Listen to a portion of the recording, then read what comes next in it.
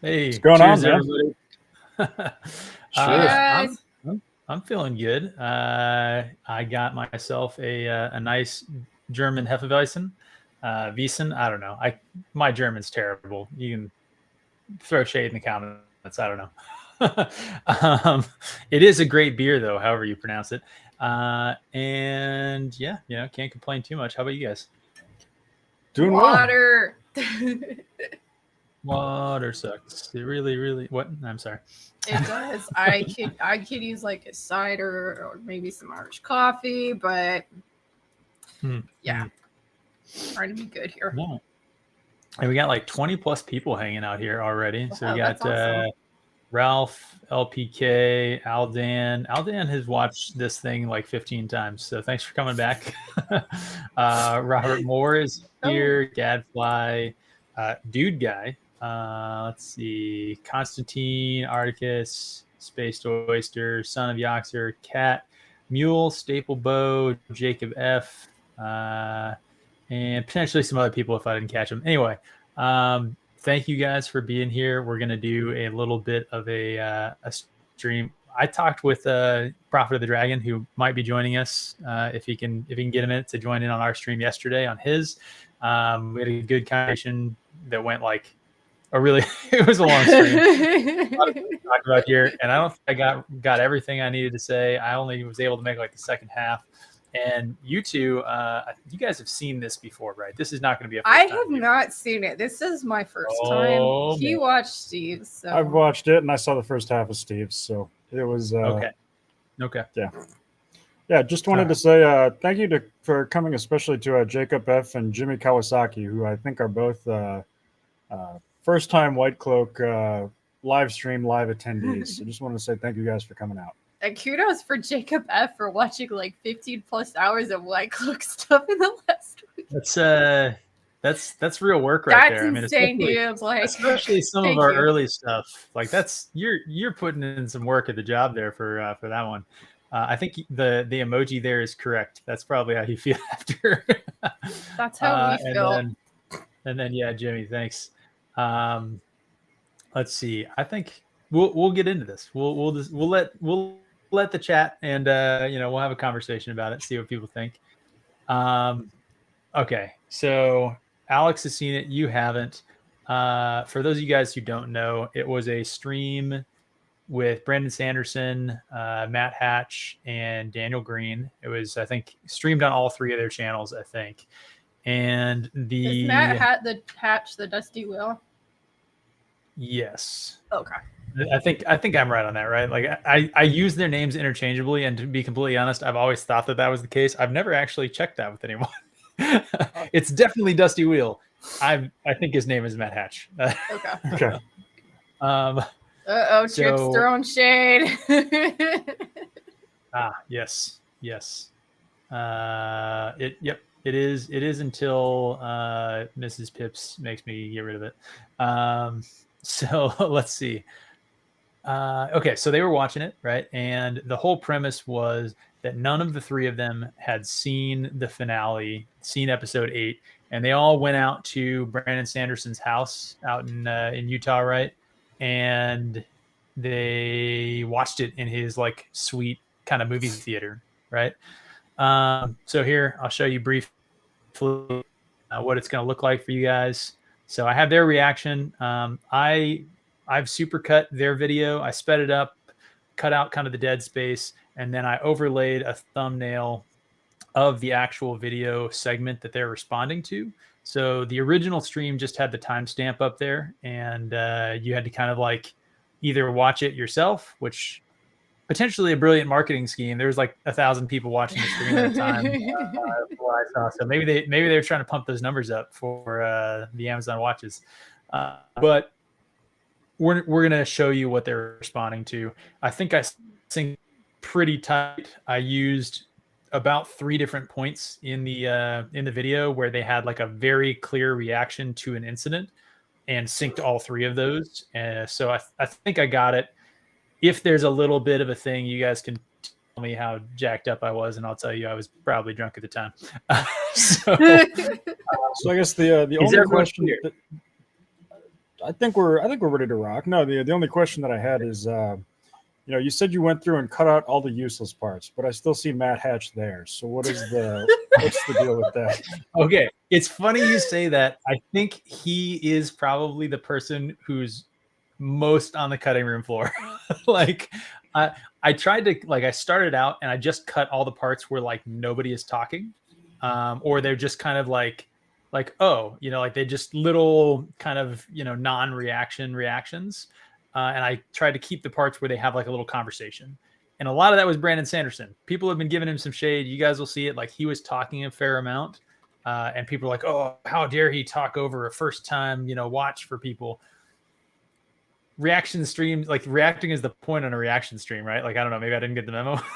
Well, it was specifically responded to on Reddit that Sanderson was like, I don't think this is a good idea, Matt. You don't want me to do this, Matt. This is a bad idea. You should watch this yourself. He's like, I thought this script was terrible. You don't want my reactions on your stream. Yes, that was exactly what he's doing. And apparently Matt Hatch was like, no, come on down. It'll be fun. Which, in fairness, if you're Matt Hatch, anytime you get to go on with Sanderson is probably huge for your channel. But at the same time, fuck, I love me when somebody gets dunked on for their hubris. God damn, that was funny. Spaced alcohol. The answer is always alcohol. That's you've been on this channel long enough. You know how it is. You sacrifice the liver to protect the brain. That's how it works. So if we are ready, here we go. A couple more comments here. Sanderson complaining instead of enjoying it. Matt Hash himself said Sanderson speaking didn't bother him. That is true. He did a couple times say like, no, it's fine. But anyway, I think we dive into it. You'll see where I cut it. In order for us to not get crazy flagged for stuff, I will probably pause it a little bit, kind of as we go. Anyone who wants to respond, like, just say pause, and like I will. We'll try and go for it. Hopefully the stream doesn't get taken down. I know that if I tested this, I just posted the video to our channel. Mm-hmm. It did not pass the algorithm check. So we can't just straight play it. But I think if we sit, we pause it, we go through it, I think it should be good, as long as I don't let it run for too long. So you guys will have to suffer through as we attempt to do this. I just think that showing the scene they're responding to, I think, is so critical to seeing what's going on, right? Especially if I'm going to cut out sections so it doesn't follow the full time of the episode. Anyway, all right. I'll stop talking and I'll let these guys talk. In the chat, let us know if the audio levels are working for you. I think I have this like maxed out, so I don't think I can go much higher on the stream, the video. I apologize. We might be able to turn maybe our audios down so you guys can, boost the audio on your end as high as it'll go, and then we'll be a little quieter. Just let us know. All right. You guys ready? I guess first thing I want to say is I'm super excited that Brandon Sanderson has evolved into Mike McCarthy. And with them sitting like that, Daniel Green looks like their adopted kid. Like, Sanderson and Hatch are like a gay couple, and Green was just like adopted into the family, and then they're watching it as a family.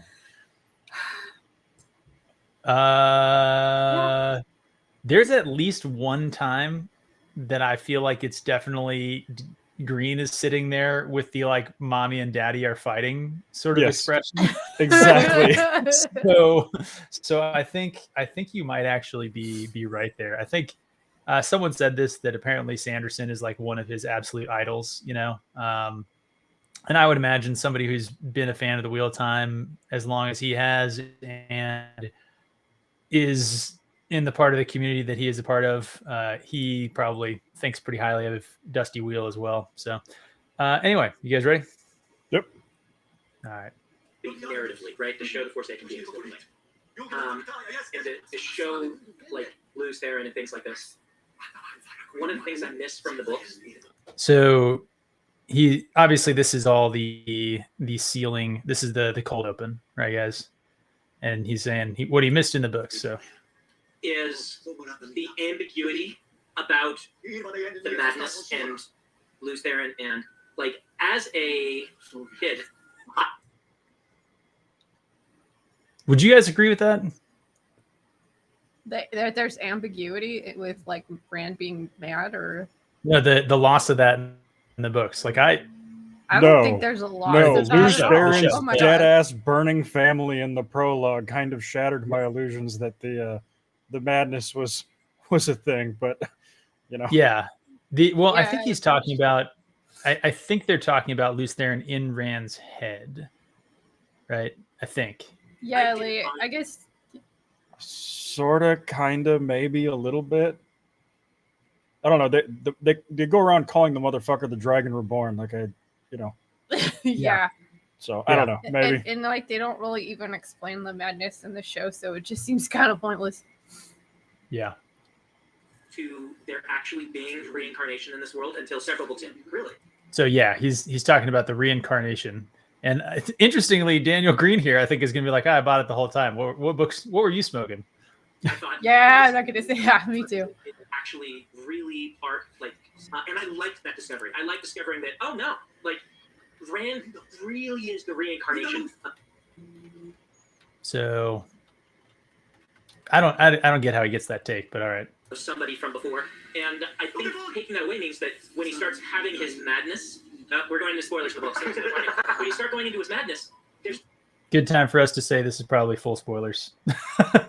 Yes. Like, If it wasn't no, clear seriously, before. like him saying spoilers for this season, like, like it's none of that stuff is in the show. Okay. Yeah. I just mean, yeah. He does a couple times. They do get into some spoilers in the show, or in their live stream. They get into spoilers, and we will also be getting into spoilers. So yes. never going to be any question, right? Like, I mean, it depends. oh, was that me? I think that was Wasn't I at the end last time? I thought it was like the last. I still think the question to be made, which is, Yeah. is this real? Is this really him or is Rand? You can do that. So You can do yeah. that. It's one of those little things I missed from the books. But I love that we got this for the last one, yeah, in all the yeah. episodes. First and last one. Yeah. You get to see my. What do you guys think of the inclusion of this?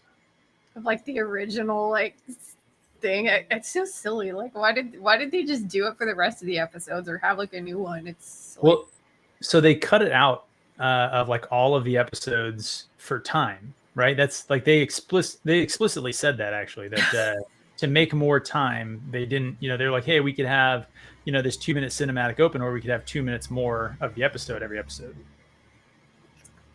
decisions were made, as Alex likes to say. Like, what?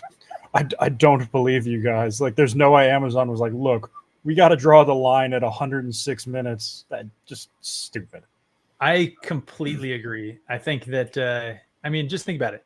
This is already made. Like, we've done some video editing.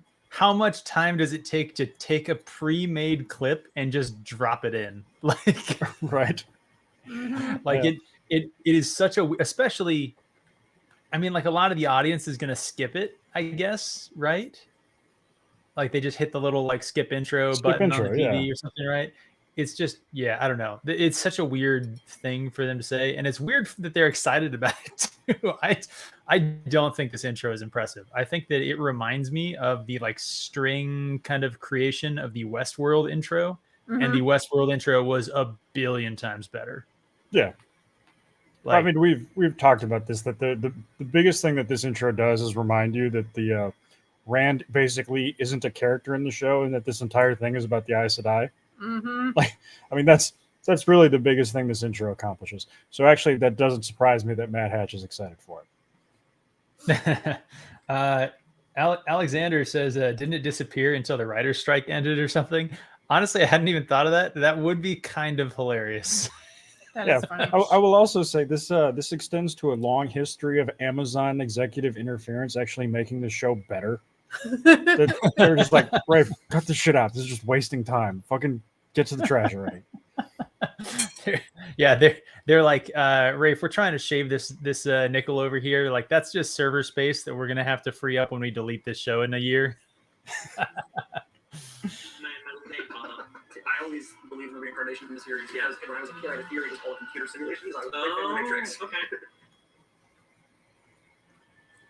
All right. He was a big fan of the Matrix. There you go. I think that's funny that, well, I don't know. I was never confused by that. I'm not surprised that people got it. All right. I think we're about to get some pro Whitecloaks comments. I like that two sides for the Whitecloaks. They're the bad guys, but they can be on the right side. I mean, as long as he's alive, they could be on the right side. What do you think? That's just blatantly not true. When Galad's in I was like, charge, they're yeah, on I the was like, right what about- side too. Like, Yeah. I was like, what about Galad, right? Like, what? you Also- homeboy, you wrote it. Like, Yeah. I know. Bro. Also, Peter Nile was not a bad dude. Like, I mean, he was a schemer, but like, he was doing the things that he was doing because he believed Rand was a false dragon. Which, like, That makes newsflash, sense. every previous dragon had been a false dragon. Like, Yeah. he was right every single time until he was wrong. And the only people who knew that he was wrong was Moraine and Swan. And like, they basically conspired to like keep it a secret until the events, like until things could happen of their own sort of pace. So Yep. yes. Pe- LPK, I also fell out of my chair that Daniel Green was a huge fan of Incredibly Successful Thing. Space Oyster, no, it was not paid. It was not Peter Nile or Nile, who was with the grape soda and Morgaze in the sitting room. That was actually Valda. Yeah. So. But you'd think the show would just latch right onto. Oh, well, you'd think, but then you think of their casting decision, and then you remember, like, that's not a good look. Yeah. Rafe Judkins, like, we race swapped the sexual abuser. It's like, dude. One of my favorite characters in the book. Bornhold, for sure. Right there. Prophecies are just the lies of freaking witches. Yep. Let Steven piss. Well, I gotta say, I actually agree with him in the show. It's just the long dead witches, and you know what? Like, they mean nothing in the show. Remember when Varen was dropping like hints and stuff? Like that did not come to fruition. Yeah. Also, the like prophetic visions of Min are Min's visions like Fucking lie. like okay. Maybe we can have a discussion about this. Steve, first of all, you're here. Welcome. How are you?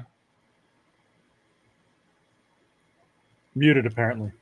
Good. Yep. Good response. Okay. Well, while Steve is deciding if he wants to unmute for this, what do we think of the Min prophecy or Min's visions? Hey, right? I'm making sure my sound's okay. I'm at work. Okay, give me a break, bro. Okay. Okay. I can't. How am I gonna miss watching again the best video ever to be put on the internet? Like, I don't know how I could ever miss this. Well, it's even better now until we get taken down for a copy claim.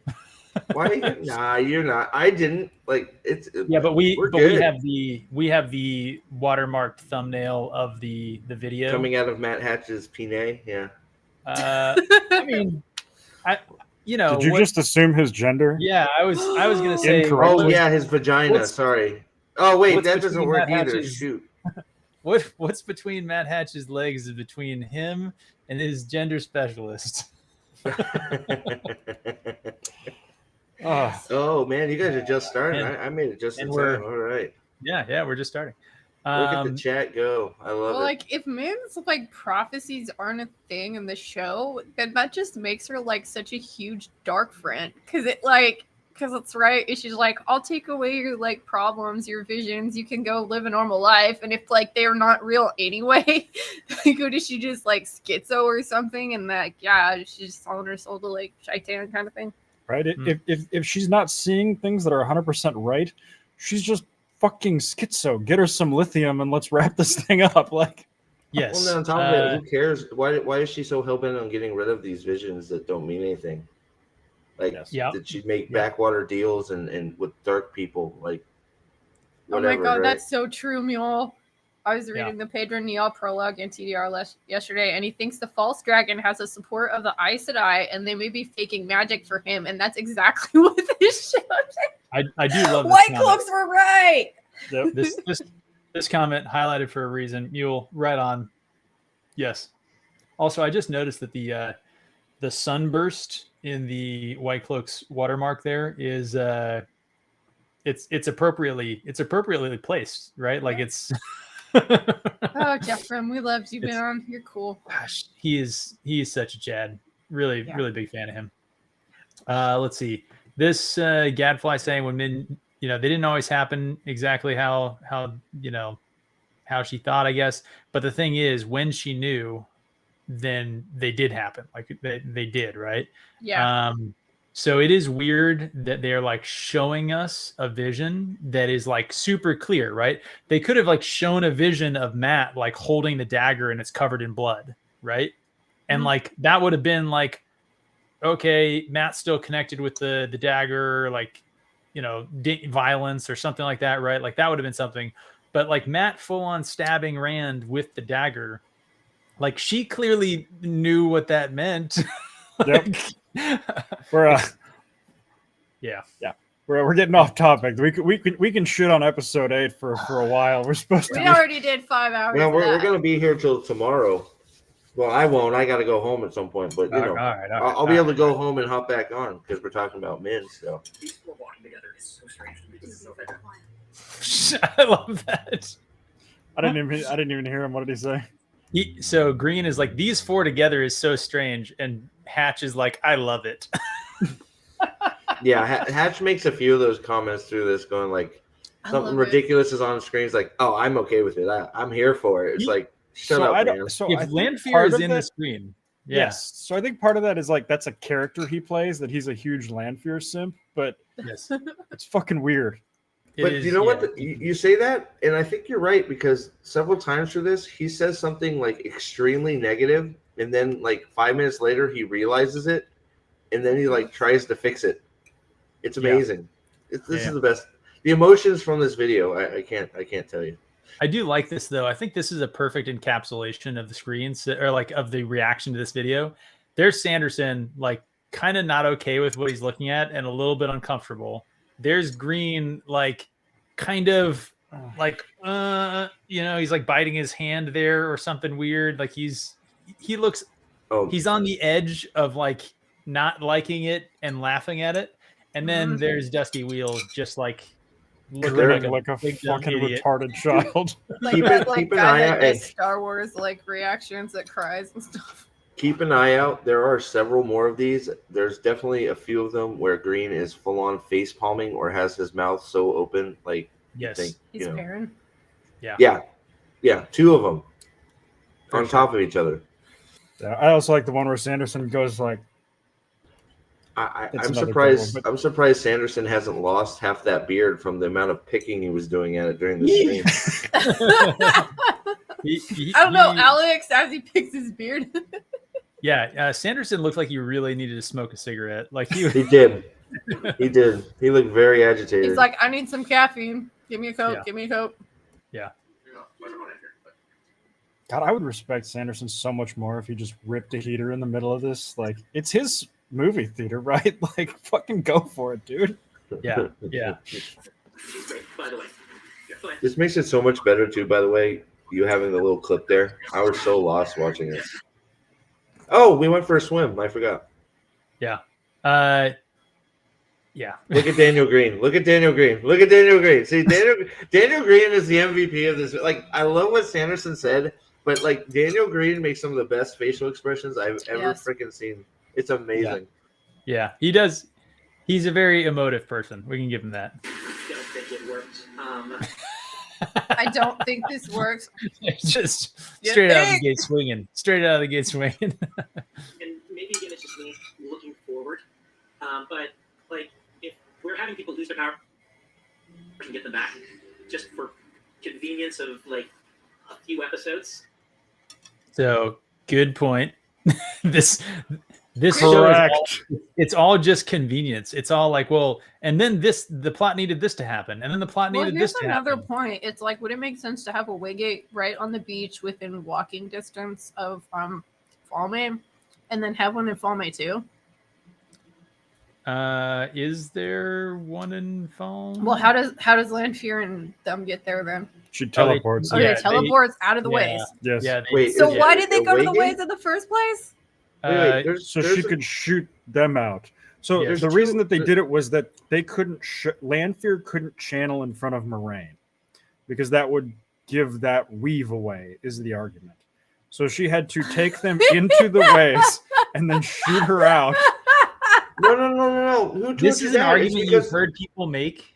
This It's is the the only plan. thing that makes sense. No, this is the plan. Lanfear's playing 85D chess.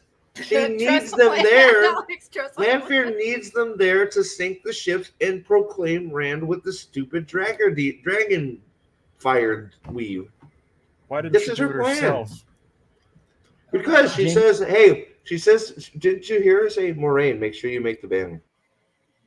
But Make why sure didn't you she raise do the it banner, herself? which I'm not really sure that raise the banner would indicate like make a big, Shenlong flaming thing. And also, why would Moraine listen to Lanfear? I know. I'm still stuck on why are we with Lanfear again? Like, we're all Lanfear dark is friends. like, Congratulations. Lanfear's like, make sure you raise the Hold on. banner, and she's like, Lanfear told me to, so like, let's do that. Let me address something. I don't think any of these guys are going to change their minds on their reviews. The reviews are still going to be showtastic and dripping with I love this show. But this video is forever. This is an instant reaction to what their eyes are seeing on screen, unfiltered. Yeah. This is their actual opinion before they had to convince themselves of things because they know their audience. So yeah. That's just that's why I love it so much. Yeah. Toby. Actually, before I forget, Steve, how long are you actually able to stay on? I know you said that you're doing this from work. Probably about an hour if you want me. I mean, I can hop out whenever you need, though. All right. I just wanted to. We have another guest who is probably going to pop in with us, and I think 3 is a good number. So I think when you have to cut out. If you want me to jump out, I can, man. No. I can be quiet. Absolutely not. I think okay. that's good. All right. No. I'm just trying to think Manage, ahead. yeah. I can't do 8D chess like Lanfear. I have to do like 2D. True. It really detracts from the idea of losing powers, getting powers back. I don't think we needed it. I tried on that one. I love the I trieds. How did anyone ever count the number I'm of gonna. I tried? It's at least 5. I think it's definitely it's way 5. more than 5. He says at least 5 when it's in the Ashendara scene alone. He says more True. than 5 times. I want to go back and look because it's a lot. It's a lot. And it's not like I try. It's like, guys, I'm sorry. Like that was the big one for me where it's like, I'm so sorry, guys. I really tried. It's like, wow. It's like, geez. Tell us how you really feel. But yeah, sorry, go ahead. I like how it played out this season. Did you? Episodes actually did like I'm sorry. Some of his little comments like that. I like how it played out this year. And so I like how it played out this season. And then Sanderson just says, "Did you?" or he just says, "I didn't." Or it also didn't work. true. Yes. It's just like, there's so many good one-liners from Sanders. Like, you like that? I thought it sucked. It's like, what? It's like, whoa. Like they're just such little like, I'm just gonna cut you off at the freaking knees and then just walk away. I think it's really funny because he's trying to be like some of these. He's like trying to be respectful. Even he's like, Oh, for no, sure. he says, I like that. And Brandon Sanderson goes, really? You like that? And like, I love that the subtext is, wow, I thought you had better taste than that. Like, Doesn't Matt work for Brandon Sanderson? yes, Matt does, Hatch yeah. is Sanderson's YouTube guy. Do you think a couple times Sanderson was like, well, I've made a terrible mistake? It would be funny if we got an announcement. Matt Hatch and Dragonsteel have parted ways. It's just like, oh my god. He said too many mean things about the Wheel of Prime. You know, that's you can't have it.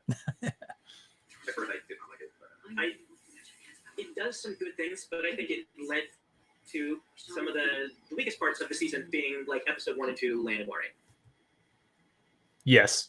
Yes. Right. Yes. Decisions were made. The bitchy Moraine and like just limp dick flaccid Land was the worst part of the show. Like, Ew. yes. Inter- And sorry, you haven't seen any of this. You're just trying to actually pay attention. He's like, I'm sorry, I forgot people might actually like watching this. Yeah. Oh gosh. I feel like unintentionally savage. I feel like he is Oh. just That is some like passive aggressiveness there. yeah. Yep. Chat, yes. Let's see. Clan is just miserable to watch, and yeah, for sure. I tried getting that trending. I think that'd be good. I think we could probably do that. Yeah. Mule talking about a renewal announcement doesn't really mean anything. Spending the money on season 4 means something. Yeah, I would agree with that. Was there a season 4 renewal announcement? No, Okay, everybody was saying, people were like, "Oh yeah, we're gonna get a season 4 renewal at New York Comic Con." Fuck no, you're not. They And haven't it even didn't said anything happen. about season 3. Like, come So on. that's what I was asking when I saw Mule's comment. I was like, "Damn, did they announce it?" Because No, they did not. Oh wait, I'm New York still- Comic Con's happening? Is that happening now? Yeah, Who knew? Yeah. Oh, sorry, my bad. I was gonna say Comic Con is dead anyway. Like, I feel like they will announce a season 4 at some point, probably like right before season 3 comes out to try and like boost some season 3, like hype, I guess. But I think when season 3's numbers are as bad or worse than season 2, I think they will walk back they won't actually do any work on it. They'll announce that I'm still it's like renewed. 50-50 on whether season 3 comes out. Oh, I think season 3 will come out. Oh, season 3 is coming out. It's well, coming. one- we've had this conversation. Yeah. I mean, they released the Flash, and well, that was one that nobody thought they were going to finish, but it was half done. So And they they're shouldn't so they're have. just like, Holy well, shit. that's right, but it's like it's half done. We might as well just we spent the money, might as well at least release it, right? So I think that might be where they're at, though. It's like no more money, just get the thing out so we can be done. Yeah, potentially. I feel like I'm just calling it figures on the screen. Okay, yeah. So the answer's on the screen. Yeah. Okay, I'll let the answers on the screen. Oh gosh, nice resolve, right? I think it's so funny that his favorite character is Lanfear. Like, Lanfear is like supposed to be the joke of the 10 of 10 girl who's never been rejected before and is rejected for the first time, and it just causes her to spiral. Like, Yeah. What does it say about Matt Hatch that that's his favorite person? Like, Like in the book too, or just in the show? I mean, I could see it this show. I In- mean, in it's so both. interesting. in both. he's a Everything. big, he's a big Lanfear simp. That's weird. You, That's you know weird. what another favorite, guys. So chat, there's a few games you can play with this video. Okay, one is just watch Sanderson's facial expressions, watch Green's facial expressions, and then see if you can pick out the moment where Daniel Green decides he's done furiously scribbling because there's so much to write down, and he just gives up. Because there's a point where he literally almost throws his tablet there because he's had enough and he's done writing. So just keep an eye out for that one. That happens a few times. The It other is worth funny moment that Green has where he switches is when it becomes abundantly clear that Sanderson will not be pulling punches, and he's just kind of like, "Oh wait, I can play Yep. too." That's actually a good summary of it, because yeah, he's kind of a little bit, and then all of a sudden Sanderson goes on like a little bit of a lengthy diatribe at one point, and then Green just rattles off like 5 things that were wrong with the last scene. Yeah, well, I mean, they're feeding off each other at a point, but that's like his idol, like openly, like that's his idol sitting right next to him. So I mean, they're one of them. Yeah. So yeah. I don't think it worked, mostly because it led to a weaker start, which is a problem, right? A weak start from Moran and Land, who are two of our strongest characters. For her, but it enabled, in my opinion, Rand stay put in Kyrian. That was it's Rand to stay put in Kyrian. That was a great directive decision. Yes. Yeah, he's absolutely right though. It's like Rand is simping for some woman and they spend a whole episode getting it on, and then it's like, I don't really love you. I don't love you either. And then like the next episode, oh my God, I'm so desperately in love with her. I'm just going to follow her everywhere. It's like, God, shut up, Sam. And I'm taking the previous, my previous statement about the 10 of 10 rejecting into context here. What does it say about Matt Hatch that his ideal vision of Rand is just sort of like sleeping with, but not even dating the 10 of 10 who can't handle rejection? Like that's his fantasy. Like he doesn't even fantasize about like getting with and marrying. Like his fantasy is simping. Like dare to dream a little bigger. Aim higher, dude. Aim higher. Have some self-respect. Yeah, for sure. But she didn't have the mechanism to feel powers taking out, and so it allowed them to establish what they just have to Rand and Lanfear. Yeah, and the Rand stuff at the beginning is good, right? No, it's not. Yeah, there's a couple times where he's like, yeah, but I think good. so. Steve, you said this yesterday, and I think you were dead on, right? When he says things are good, he tends to like, yeah, the Rand thing was good, and then he moves on. When he's talking about things that are bad, he spends like a minute describing why it's fucked up and the follow-on implications of that thing being fucked up. He's extremely vague when it comes to when he says anything that's this scene was good, but Hopper's looks like a puppy. Like it's like, and he'll go into massive details, right? Whenever it's negative, just watch massive detail. Anything positive, it's just like Rand was good, but this whole scene was stupid because of this, that, and the other. It's like you can tell. Just if you pay attention, you can tell. So Stablebo in the chat has a great comment that it's just Sanderson throwing him a bone. The other thing that people need to realize is, and you get this if you watch more Sanderson, is he is a highly inflated speaker. So for him, good means adequate. Adequate means bad. Bad means flaming trash. Like, so you need to scale all of these comments down appropriately to what he says versus what he thinks. Well, he barely says any negative stuff ever. That's why this is such an odd out of the box moment for him. He doesn't do this. He doesn't do this openly negative anything, even if he feels that way. He'll just say, "Oh, I like this," and then just sort of be quiet. At least from what I've seen. I haven't watched him in a while, but I mean, that's how he used to be. We got about 57 people in the chat here, which first of all, awesome. Wow. You guys are great. Hit the like button, all that other stuff. But for those of you who weren't here at the very beginning, Alex, I think, had a good like insight into this, where apparently it was on Reddit that he kind of explained like how this viewing ended up happening. Yeah, it was he got jumped. Hatch reached out to him and said, "Hey, I want to do this with you," and Sanderson went, "No, you don't." I told you that. Didn't I say that? Yeah. This was totally Hatch's idea to try and get some quick YouTube hits and get some and he didn't realize that Sanderson hated it. So this totally backfired on Hatch. I love it. That's actually what happened. I love it. That is hilarious. It's especially funny when you think about it that like, okay, let's be honest here. I've said it. I think lots of people have noticed this and said the same thing, that Sanderson not having watched the season of television that is currently airing new episodes that he is the executive producer for and one of the authors for the source material is wild. That is insane. That is such an indictment, right? But then even morbid curiosity. It's one level above that, right? So he gets asked to do this big production live reaction, and still doesn't bother to watch the preceding episodes. Like, I don't think I've heard anyone else point that out. They're like, imagine someone invites one of us on to like, hey, you want to watch episode 8 with me? I would feel like obligated to watch the previous 7 episodes to be able to talk intelligently about like what I'm about to see. Right? That's a great point. I That's a great watched point. every It's fucking like, I will episode do- of Star Trek Picard to go on editorial stream. Yeah, That same. was a thing Same. that happened. That's dedication to the craft right there.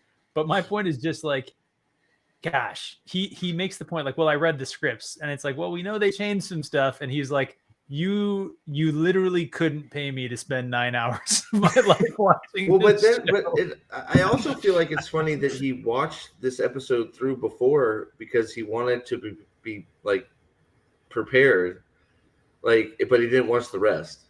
Like, he pre-watched this episode, so he had something to say instead of like just having a fresh reaction.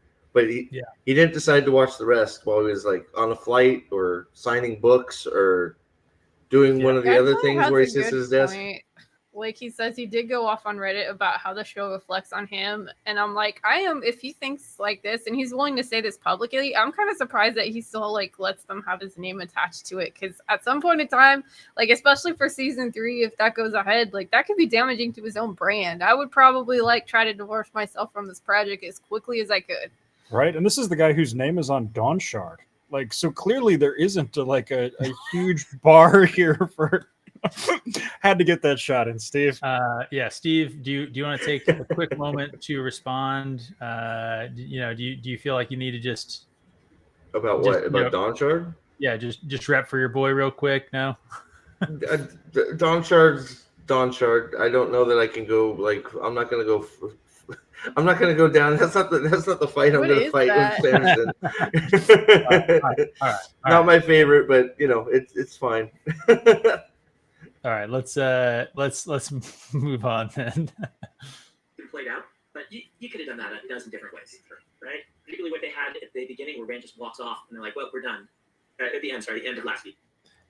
Terrible decision at the end of last season, right? Like, I like that he brings forward the like so much stuff is the problem of previous episodes. So he kind of hits him back on season 1 again in this conversation. Yeah. That doesn't fit his character. To me, it feels strange to have him just be like, "Tell him I'm dead." Yeah. Yeah. It's very strange. Green again, identifying some good stuff. I mean, we have to kind of accept that as the Rand who walked away from his friends in book 3. Yeah. And okay, I feel like this one is worth responding to. Rand did not walk away from his friends in book 3. Like, that's not a fair summary. He did not. I disagree with that whole thing. He physically left them, but like walk away from your friend, like no. He's trying to protect his friends because he was like a danger to them. Like, oh my god, like how could you still misunderstand something? He's the whole start of book 3 is basically like all of these people that he knew and cared about were like all sorts of like messed up, killed, tortured, like bad things happened to all of his friends in the second book. And he's like, I'm gonna go mad and do like bad stuff myself, and they're getting hurt for being near me. Like, I need to go off on my own, and like I just need to go, punch the Dark One in the throat, and like if I'm the dragon, then let's end this. Let's go to the last battle. And like I'll die at Theo Ghoul, Yeah, and also it wasn't all his friends; it was Perrin. Like, because Matt was in Tarvalon. Oh, true. Yeah, it was Perrin. Yeah. You know what? Actually, it's even better than that. He wasn't actually even leaving Perrin behind. He was just running away from Moraine. And after watching season 1 or episodes 1 through 8 of season 2, like, yes. Me too, buddy. Me too. It's like, I feel that. Damn. Yep. I can make that tweak, right? That Rand did exist in the books. He just existed earlier. It does fit. By the way, I love him. Shut up. That's not true. So you cannot do book 3, Rand leaving to protect his friends, without doing book 2, Rand becomes a man. Like, that's... Yeah, it just makes him... It makes him suck. Like, yes. Him saying, tell my friends I'm dead, and then going and doing this whole... Like, he sucks. Yeah. He really does. He's not even the least bit likable. Like that's hard to He's a say. jerk. I mean, you like leave all your friends. Don't tell anyone that like what's wrong with you or like what happened to you or Well- anything, and they all think you're dead just so you could go bang Well, Lanfear. it's- Jeez. But I see it's people even in the worse than chat that, talking right? about Yeah. Claudio, by the way. Yeah, she sucks. Sorry, Steve, Yeah, continue. but you're right. So she tell everybody I'm dead, then go to the most popular city, one of them, to hook up with And bang, Lanfear bang for an innkeeper. bang an innkeeper for 6 months, and just to turn around and be like, oh, Egwene again. I remember her. I still love her, even though I've been banging this innkeeper for 6 months. And then totally go forgot work in about the her. insane asylum, which I'm I just- still like, who told him that Logain was there? I'm still like, Yeah, I just thought of a kind of meta thing here. Isn't Matt Hatch sometimes called the innkeeper? Yes. Isn't that what his fans call him? Yes. So is he also really into Josha? Is that confirmed? I don't know, but that was His real dream correct. isn't actually Rand like simping for the the hot girl. It's that actually tracks. That tracks. he is Lanfear in his fantasy. God, that's so awful, but probably accurate. God damn it.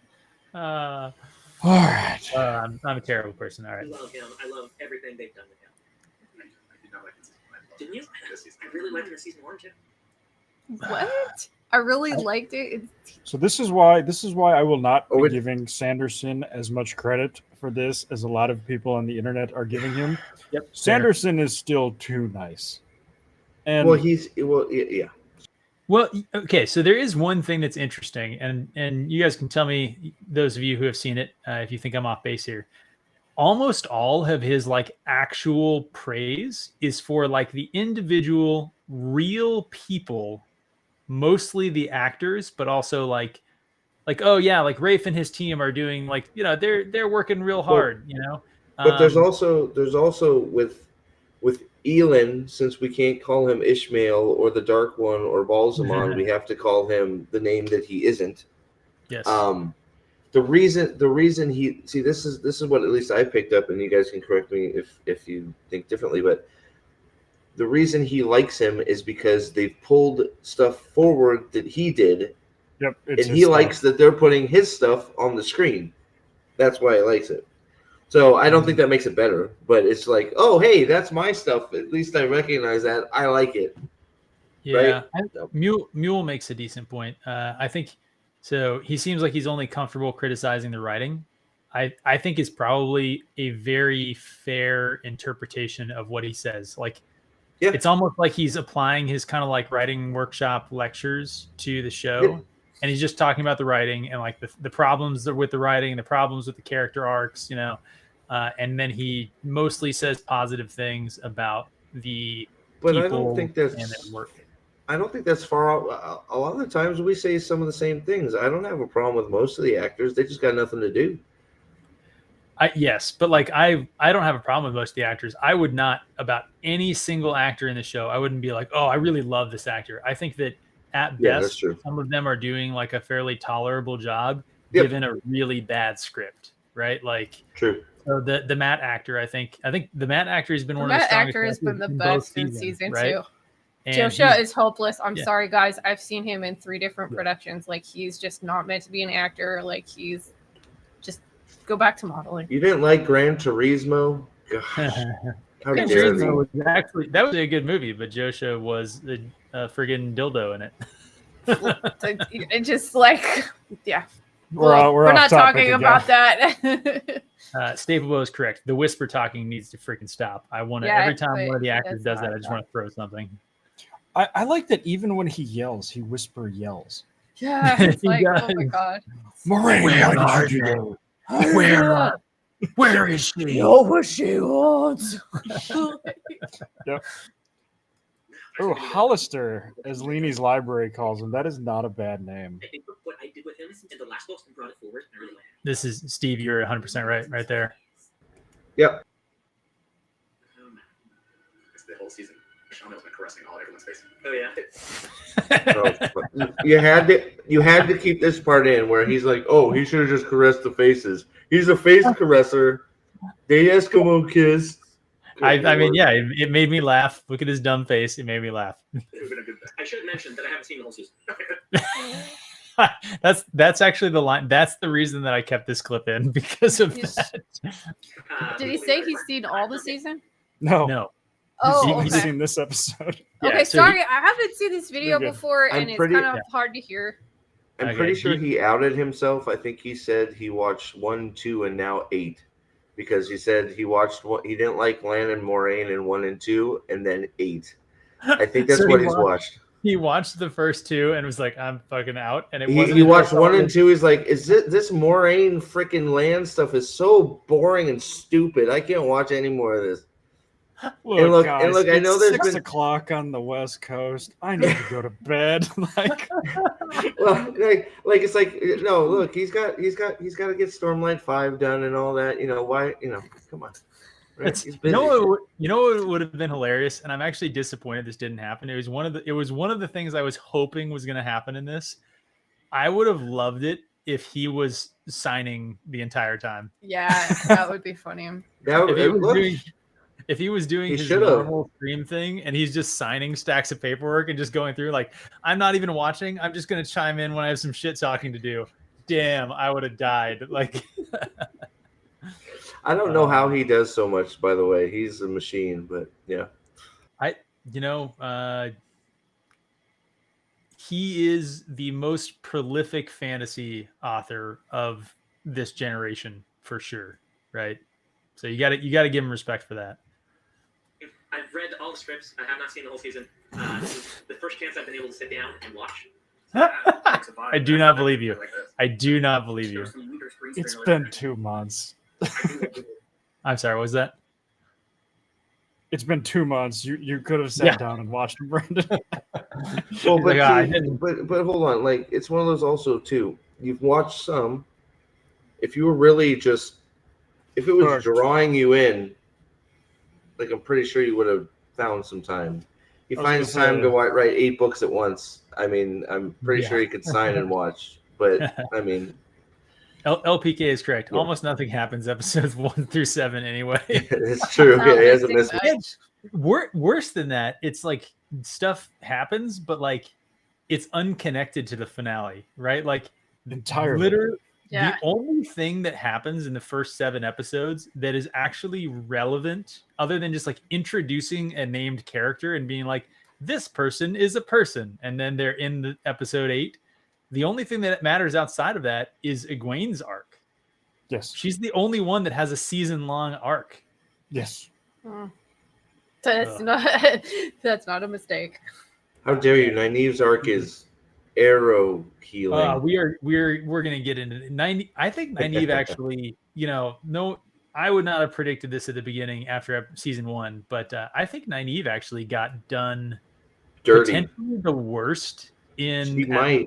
at least the finale of this season. Like I didn't think this was going to be the case as we are going through the season. I thought, Matt and Perrin and Rand were going to be the worst, but all of them at least do something. I mean, it generally sucks, especially Rand, but like they do a thing in the finale. Nynaeve could have been replaced with a Cocker Spaniel and it would have made more sense. It would have been better because a Cocker Spaniel wouldn't have pushed the fucking arrow through Elaine's leg. That's true. The Cocker Spaniel would have ran and got help. Oh man, the Barked or face, bit the somebody. face on these guys when they see the arrow part is freaking priceless. Oh Yeah. my goodness. Yeah. All right, they're about to watch the horses charge into the wall. Which is good because episode last Team week, portfolio. Yes. the clouds kind of pulling in like. Yeah, the clouds, right? Not sure you could really do that. You could not. Really, Brandon, you don't think you could have done that? It's like, yeah, I don't think the incense burners would make this much smoke. No, they would not. We are just starting the battle. This is just happening. With no lead in, yes. Hey, can we get the gate closed? That's when I knew we had victory right there. That was I'm like, What did you say? So Look We at got- the faces. Get the Look at the faces. Look at the faces. Yeah. Daniel Green, Sandy- wide-eyed, is killing me. Like, Yeah. oh, they did that. Sanderson, like, kind of gleefully, like, oh man, I've been waiting to shit talk this all week. And then Green They didn't is get just like, close? oh damn, this is looking dark. Like, this is not looking good. And then right there in the middle, like a kid in a candy shop, just that he went full retard, guys. He went. Yeah. Oh yeah.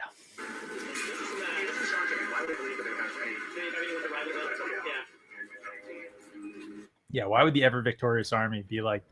Yeah, Good. why would they care about protecting the city they overtook? Why would they care about like defensive measures? Why would they care Why would about they? Why would they have 35,000 men rations? coming into their freaking city? Right? I mean, it's like good lord. It's just Hey, so Frank. scary. Hey, Jenny, come lately. Good to see you guys. Yeah, Jacob F pointing out Daniel is just cringing. That's yes. Look at the face. That is literally a cringe. Yes, and Staple Bow. Yeah, tactics. Who needs those? Tactics are for losers. You just Dude, just do it tactics. live. All they needed was one Damane on the wall, and Bam. I can't remember. Would it have been too close to a criticism of illegal immigration for them to have snuck 4 Whitecloaks into the city and have them just kill the 2 guards and open the gate? Like, I feel like that would have. I mean, Nynaeve and Elaine walked in with no problem. Like, Yeah. It would well, have. so honestly did the so much so did better. the Aiel. The Aiel walked into the city as well, Yep. unfettered.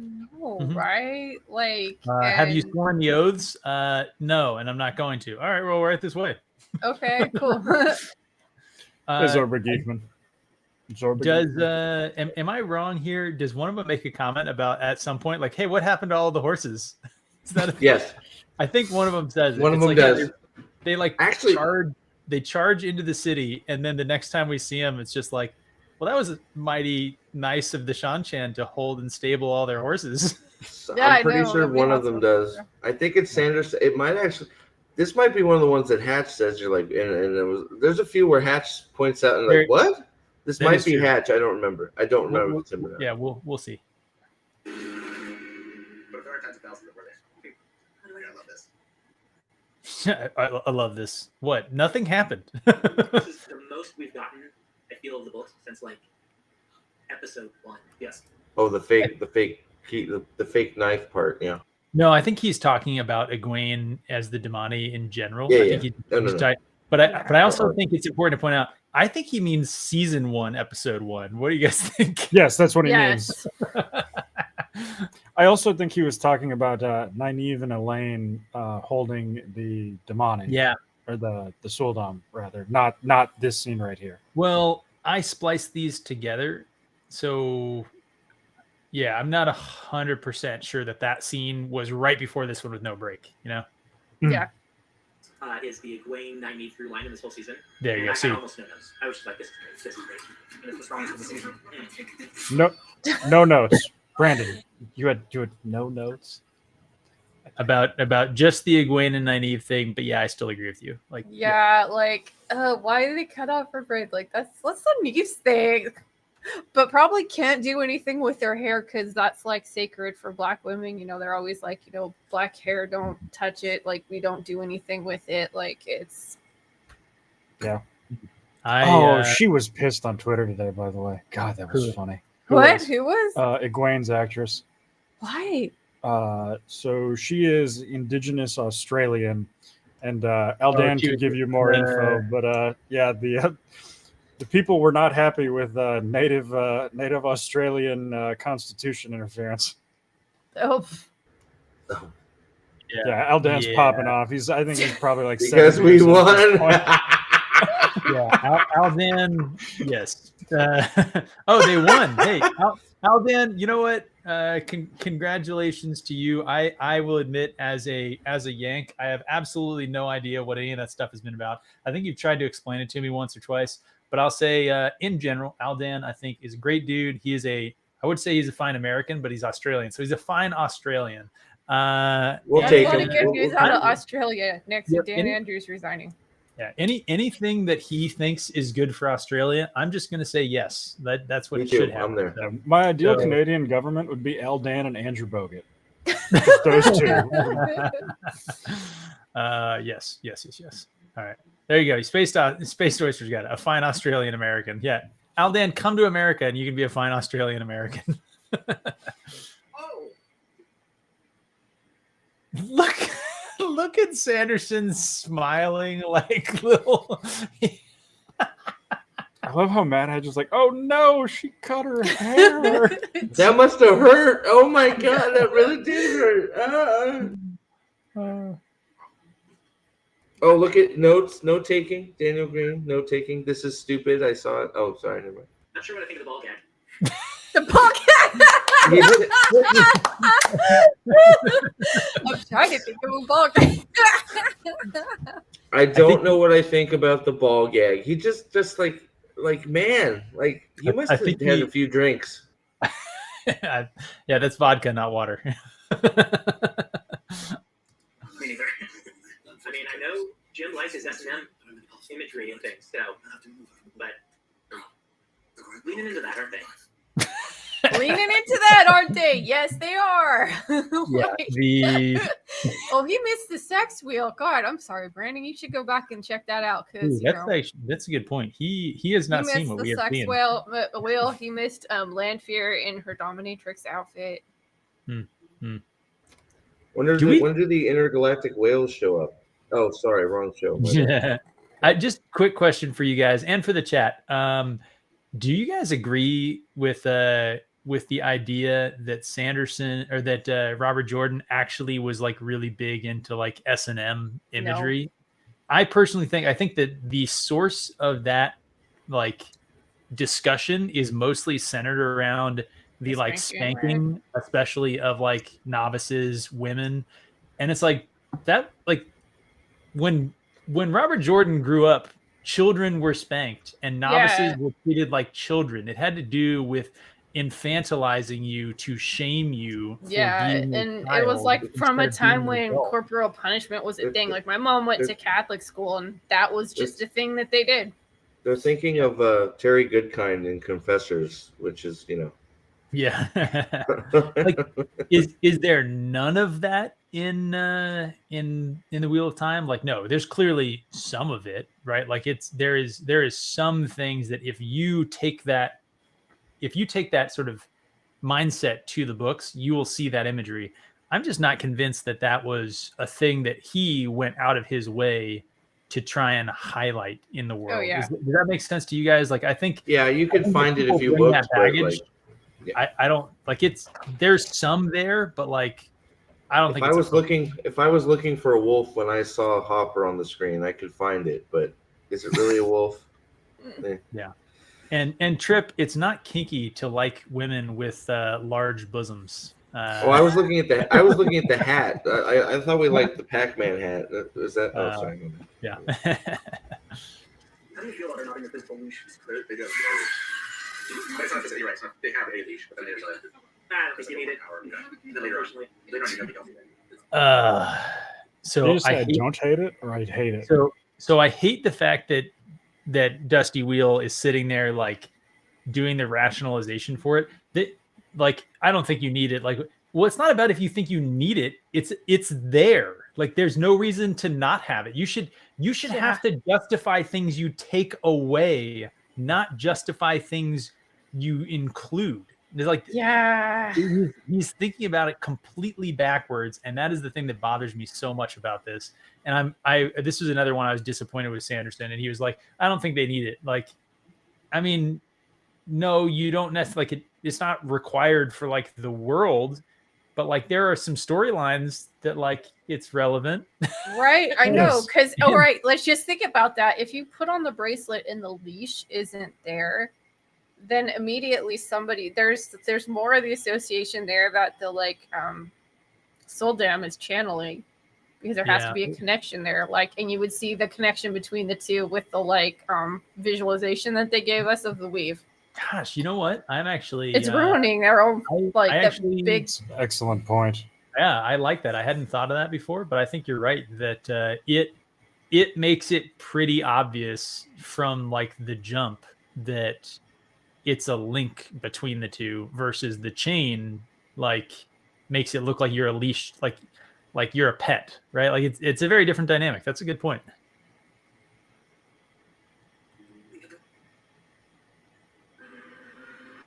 I don't want to say this, but did not like how they handled Brandon Point. I'm just gonna pause right there. Just let Did he that say soak he in. didn't like how they had Brandon Pink? No, and Egwene, Rand and Egwene.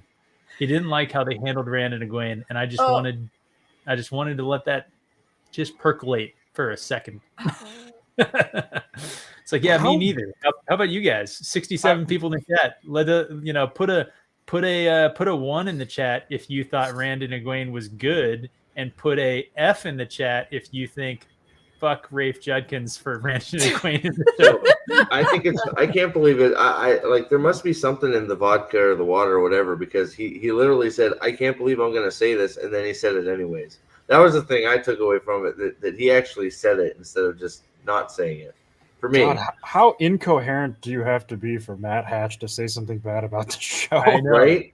I know. Yeah. Like it happens a lot. It actually happens more than I thought.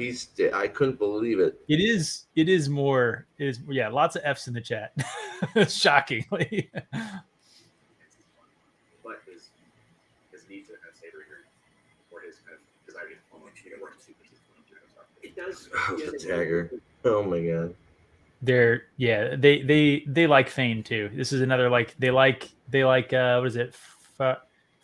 What is the name of the Ashamael's actor? It's the same name twice. Ferris. No, Ferris is a Shamael. Yeah. So they like him. They like Fane, which honestly, I liked Fane season 1 ish. I think he didn't go crazy enough, but like he was decent.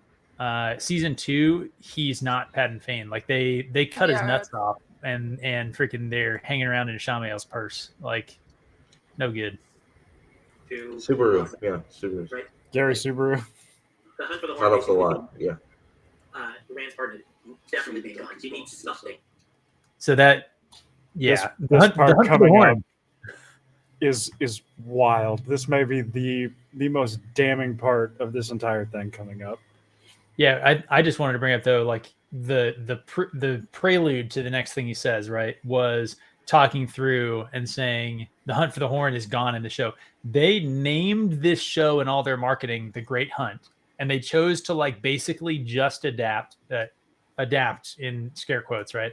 Like they basically just did the second book with almost none of the third book, other than like not Gaul and Avienda in a cage, right? But they decided to do all that, and then they didn't actually even have the hunt for the horn. Like, Jenny, there's nothing wrong with the Subaru. That's why he's selling them. They're a damn fine car. Subaru's really. You could do well to have a Subaru. That's why Ishmael sells so many. It's not a bad thing. It's not a bad. Well, he's got all those Trollocs to sell them to. You know, it's you get one fresh off the lot. Trolloc in the trunk. Go ahead and read this one, babe. From Yanan. After watching this, I don't think Dusty Wheel posts his unedited live reactions and only post cleaned up reactions. I could imagine that. Yeah, it's hard to just hide Probably. those. Yeah, I He think would be that's wise probably- to. Just gonna throw this up there, just because it's hilarious. Yeah, if Moraine is the star of the show, so well named.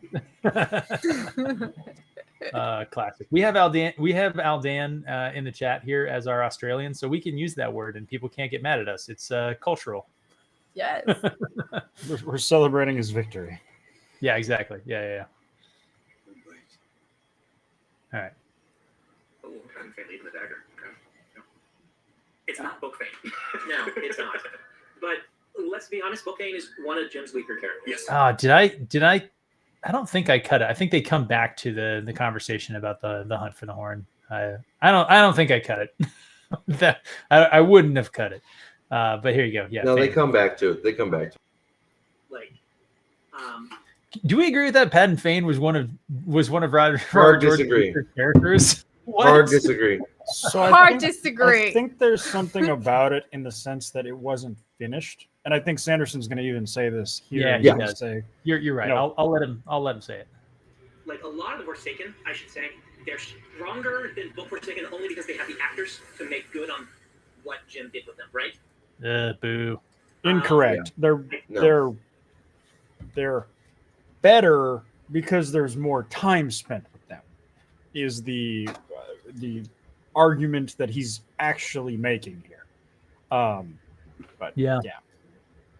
But that's not better to the story. That's like better to them being characters. But I think that this is another one for me that it's his Forsaken character on the screen, so he likes it. Yeah. And good point here that when you read the last 3 books of the series, the Forsaken do play much bigger roles in Robert Jordan's books than they did, in Sanderson's books than they did in Robert Jordan's book. I think because Robert Jordan was telling the story of the heroes, and he did not do the like nuanced evil character. Like his character, the villains were petty and sad and despicable little creatures that had mostly done everything they did for purely selfish and reprehensible means or like reasons, like they weren't gray villains. They didn't have a bad childhood, like seeing them in real life just makes it pop so much more. I think he did a fantastic job with them, but Thane is a little bit weaker. And I'll say, I was all right. Back to his part about Thane. Weak with Thane too. I had no idea what to do with Thane. And so one of the and it shows. Yeah, it shows, dude. It shows. Like Yes. maybe just done nothing might have been a better idea. Like I don't know. Phone a friend. Like. Well, I think that's true, but I think Thane sort of got lost in the mix, like right about Crown of Swords. I think it was like he sort of got disappeared. No, he is the whole plot with Rand in Farmatting in Crossroads of Twilight. That's true. That's true. That's So, true. like, That's true. I mean, all the way up through That's to, because I believe he's in Knife of Dreams a little bit as well. I'm trying. Yeah, I was thinking the last major thing he did before he gets lost was the wound, but no, yeah, Farmatting was the last kind of big thing. So I think,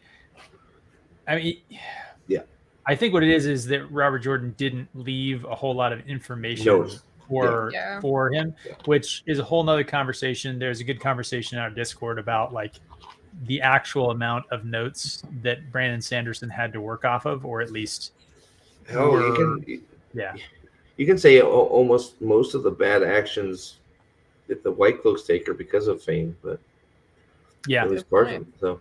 And also Elida, that was something that I think I had undercounted in my readings of the series until we had a conversation in the Discord about it. And I think it was pretty good that Elida's interactions with Pat and Thane. I mean, he literally was manipulating events like from the shadows. So characterized by a lot of paranoia, and the paranoia I think was what Thane gave her. So. But it's like, Brandon, what are you doing? I have no idea what to do with this guy. Did my best, but there's better things I could have done. He seems more closely tied to the shadow in the show, and they're not having. To me, I always interpret him as he's the respect. He admits it. See, I can take that. Yeah. And this, it seems like he's just with the shadow. Yeah, they haven't played that other side. Thank you for providing a second grade level media literaries there, Daniel. Never change, buddy. Oh, I thought you were talking about me. Sorry, I am only second grade reading level, man. I mean, come on, back off. Not you. But I thought that was good, because I think that's one of my chief complaints with Thane in this season is that Thane in the books by this point in the series already, even arguably in the eye of the world, right? So the Thane is walking his own. Yes. Well, you become more aware of that Thane as he gets changed more. And we've also talked about that too, right? Sorry to interrupt, but like the whole why is the fade tacked up? There's no reason for it. Like it's really, there's no explanation of this. There's just nothing like anything about like what happens to Pat and Thane, like what made him change. Like it's literally action in book happened. We have to tack fade on wall. That's literally all it was. maybe the Fade was not being nice enough to the Trollocs, and Did he pull a Trollocs step better. in? Did he pull a step in? He was just tired of being alive, and he just tacked Yes. himself on the wall. He Fade's just lives matters too. Okay, all right. he just nailed himself to a door in order. You know He what? just Actually, got- he put out his eyes so he could stop watching the show. Actually, you know He what? just- The Fade he is a got- lot more of a sympathetic villain than I had The actually Trolloc- thought. he just Some like of the- gets Some of the simping I've heard for this is great. I've heard it's it was actually the Sean Shan that did it, and that What? Perrin The Fade? thinking yes. So in the show, the argument Oh, is that what? the Sean Shan did the Fade, and that Perrin was just wrong when Perrin said Padden Fane did this. Which, in fairness, Perrin would have no idea that Padden Fane did that, but it wasn't the fucking Sean Shan. Thanks for fixing it. It's so much better the way you guys have said it. I like my rendition. He got a stool, and all the Trollocs are sitting there watching him, going, "What are you doing, dude?" And he just starts tacking himself to a wall, and that's it. And they're like, "Oh," Yeah.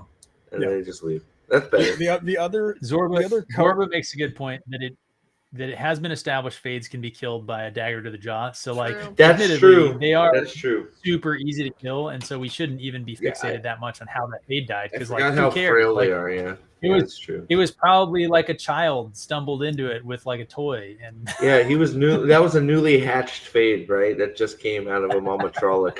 He's like, "What do I do?" Attacks himself to a wall. It's like, oh man. yes. How many Fades have we lost that way, guys? Like, damn. keep the mallets away from the Fades until they turn 2, guys. We've talked about this. This is what happens when you question your Fade's preferred pronouns, guys. Okay. Man. Again, performances help, yes. But when I read this stuff in the script, it was one of my least favorite parts of the season. Was Landon Moraine. So most of it. Yeah, seriously. Like 60% of the runtime I thought was pretty much shit. Yes. It's kind of the Game of Thrones problem. Like, and I understand the problem that the writers were in. This is your star, right? Yes. Rosamund Pike is fantastic. She is your star. You've hung your whole first season on her. Ugh, this scene goes on forever. And what do you do with Great Hunt, where she has a much smaller role? And so they wrote in a bunch of stuff to do. This scene, like literally, I forgot how long this scene was. This has been like a minute without it's even long. dialogue. Like Yeah, it's just Yeah. It's supposed to be the emotional climax to the season.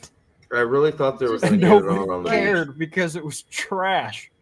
I thought I thought they were going to bond by having sexy time. I really thought we were going to go there. Yep. I would have actually like, yeah. I mean, Alana shows up somehow. Yeah, and Alexander Nurendun crushes it in the Sanderson translation there.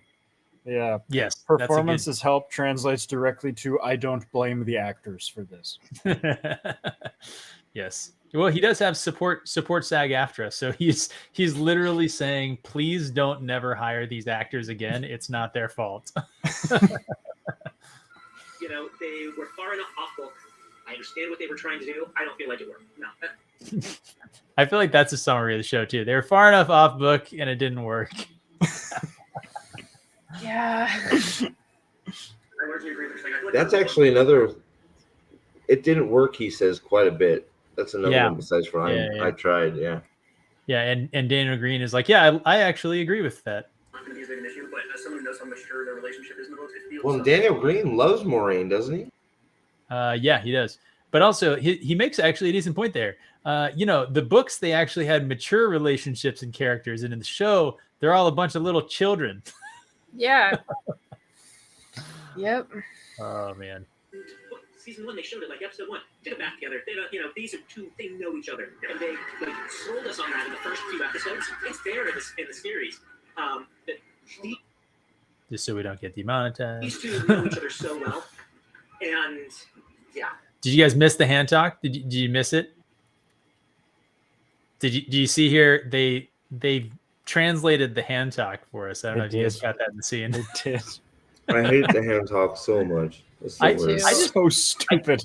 I can't decide if I hate it more that they did like really stupid, sort of like overly large gestures that use like your whole body that are not like, very small little like hand signals that you do. It's And, supposed combat discussion. Well, I mean, the thing for me was like I knew I didn't like it for some reason. Like I could tell, like I knew I didn't like it. It was like two big gestures and whatever. And then when you watch Dune, you immediately go, "Oh, I know exactly why I hate it because Dune does it correctly, and way better and how it should be." And then you see what they're doing here, and it's terrible. It's just so over the top.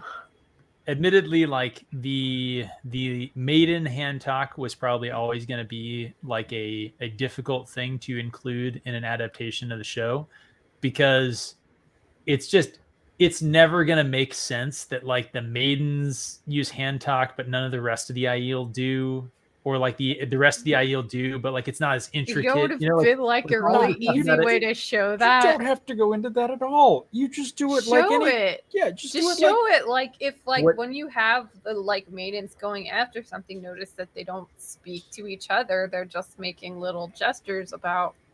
Yeah, it's like any kind of military movie. Yeah. When they're breaking into the ship or whatever, they do the. So the difference, though, right, is that the maiden hand talk is like they tell jokes to each other. So like like flashing little signs and starting laughing and like pointing at Gaul and stuff like that. Like that's just the combat. Just don't do that. Stuff. The combat related just don't do those parts. Just there's you would use it at a certain time, like when I don't know, they all go to Ruideen and like maybe they're all like trying to hit on Matt, but Matt doesn't know that they're talking about him until they see him. They make some kind of gesture and it looks kind of obscene, and then they point at him or something, and then he realized, oh, they're talking about me, and maybe he asked them what they're doing, and that's a way to explain it. Well, Well, they're so hell-bent on forcing it in. They're walking down the street using hand talk when they're standing next to each other. It's like, come on, stop it. Thank you. So that was the other thing I was going to go to, is that the only way you can build it in the show is scenes like this, where they should just be talking, especially because like they're saying things that are relevant to the other people in their group, namely Perrin, who should also probably hear like, oh, like there's an Ogier around. Like I saw him for sure. Like, yep, I know what I'm talking. Like, that shit, like that's the group needs to know that, and the audience clearly needs to know it because they gave it subtitles. So yes, like, they should have just dumbed down the hand talk a little bit. They use it in combat. Don't differentiate it a whole bunch. Don't spend all this time on it. They got ASL coaches and made their own dialect. That's where the budget went. Like you guys are. Yeah, I feel like they all did it as like some inclusivity thing. It's it's a virtue signal opportunity instead of actually just something they do. It's just like why? Who cares? Like it's flicking your fingers around. If you haven't read the book, you think Bane and Chiad are deaf. Like that's I mean, nobody. Why would anybody use sign language as a replacement for the spoken word? That's stupid. Especially when one of them has like a weird, like kind of Czech accent. Yes. She's using sign language instead of talking with a weird accent. And you're like, is she? Yeah, as the Aiel walk down the middle of a street in a city where everybody should be freaked out by them and nobody seems to care. Oh, sorry. Yeah, exactly. Hey, Derek. Hey, Jonathan. Good to see you guys. Roy Mitchell, you too. By the way, I like this change. I like giving parents something to do by finding the Aiel. I like giving parents something to do, walking behind three women. I know. He has stuff to do. Look, Rafe is all about black stereotypes. And if there's anything we know about black dudes, they're all about the booty. Like, just Rafe is all about the representation. Can we just, I don't know that this point has been made before. Perrin is walking into this city, right? He doesn't have a weapon. No. Like they're armed to the teeth, and he's just nothing. Like he walked into this like I'm gonna be useless today. Like No, he was highly confident he was going to find another one on the ground because that's where he's found his previous weapons. On the ground. Yeah. Plus, Yeah, he just good uses point. like sticks and clubs anyway. So Yeah, Yeah, Perrin he- put all of his skill points into luck and item discovery. So every Yeah, time he read the needs one, script. Yeah, he read the script. I guess that's my bad. He read the script. He knew that he was gonna find some good loot. So Well, it's not even you know. good loot. It's like gray items. It's just like, oh, backhoe. it's like a dog slicer. just Like, comment- oh, you found a backhoe. You did. Like, you found a stick. Do you want to turn it into a freaking dagger on a stick? Oh wait, that was Matt. My bad. The end of show's up. Did you guys catch What Matt's? did he say? Just watch here. I think it's gonna go back No, too far. it- but, like, it's just it's keep going. Daniel Green's face when he realizes it. Yeah, look Yeah. at Daniel Green when he figures it out here. Yeah. All right, so just watch Daniel Green and watch Matt Hatch right here as Loyal comes around the corner. How long the end of show's up? So right here, watch their faces. oh no! No, Oh no! no. We lost the pips. Uh-oh.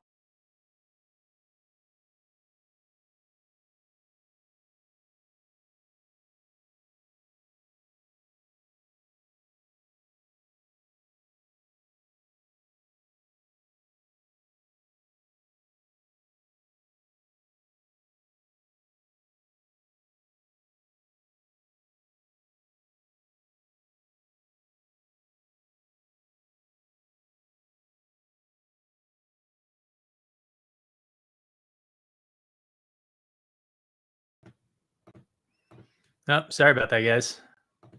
You guys back? Wrong button. We're back. We're back. Yeah, I don't actually know what happened there. Just the streaming service thing, and then I was looking at stuff. All right, how much of that got taken down? I guess. Nothing. It just like Nothing. I think it just. You Matt said watch- Hatch just did. I know, like Loyal. did Like you- how does anyone not look at Daniel that Green was a cringe? little bit slower to react. All right. Also, who's A down in the who joined us? Rock has like a room of antiquities. Do you know what that is? All right. So yeah, he basically. Oh, Pips is having a Then anyway, all right. Uh-oh, Pips, did somebody join us? Over here. So this is ADO, Aspiring Dark One. Oh, from, hey. from the All right, Discord. how you doing? I Castle brought Hops him over. clone. Yep, Castle Hops clone. Brought him over to join with us. He's a subscriber and wanted to come on with us. And Yes. we didn't know how long Steve was going to be on anyway. So now when Steve leaves, it'll be Yeah, it'll be don't- five ride, 4th and 4 return is what we're Yes, set yeah. up for. Yes. Shy, don't pass out on him, okay, Shy? All right. I was on 2 hours of sleep. Okay, I slept this night. Perfect. All right. Also, I need to balance out Alex. Can you balance out, Alex? I don't know. Yes. Okay. Yeah. The as far as Jenny come lately, her comment Daniel Green was a little bit slower. That tends to apply to a lot of things. Oh. I don't know. I was pretty sad to not have the actual hunting of the horn. I mean, the previous hunt, if you go back and read it, it's not that. Okay. Bro. We need to talk about this. Dude, We need to this talk dude- about this. Shame, Oh my God. shame, shame. The previous hunt is not that good. Like, there's just no hype. There's none of this at all. Like they just have we're having a hunt to get rid of the pores. Okay. I think this stream is actually a perfect example of the conversations we've had about like fans of the show are not fans of the book. Right? Nope. Because It doesn't seem so like many it. times he just like says the quiet part out loud that like, yeah, well the book's kind of sucked, so this is Well, also he's- this is as good as the book because the book kind of sucked, and you're like, what? He's just like, how do you say that? How do you say that and say you're a book fan? Like, oh, if you read it again, the Hunt for the Horn is not that big a deal in the book. It's like it's called The Great Hunt. The whole plot revolves around the horn and the dagger. Like, I don't. Like, how do you say something so dumb? Yeah. Well, I mean, isn't this ultimate? This sentence right here, in a better fan base, would be damning. You know, if you had just come out, if you were in the Lord of the Rings fandom and you came out and said, you know, I just don't think the Rohan arc was that good, or you know, was that important, you would be ridiculed. You'd be castigated. The you know the travel from Hobbiton to Rivendell was kind of overrated. Fane has the horn. Rand gets ahead of him, steals the horn.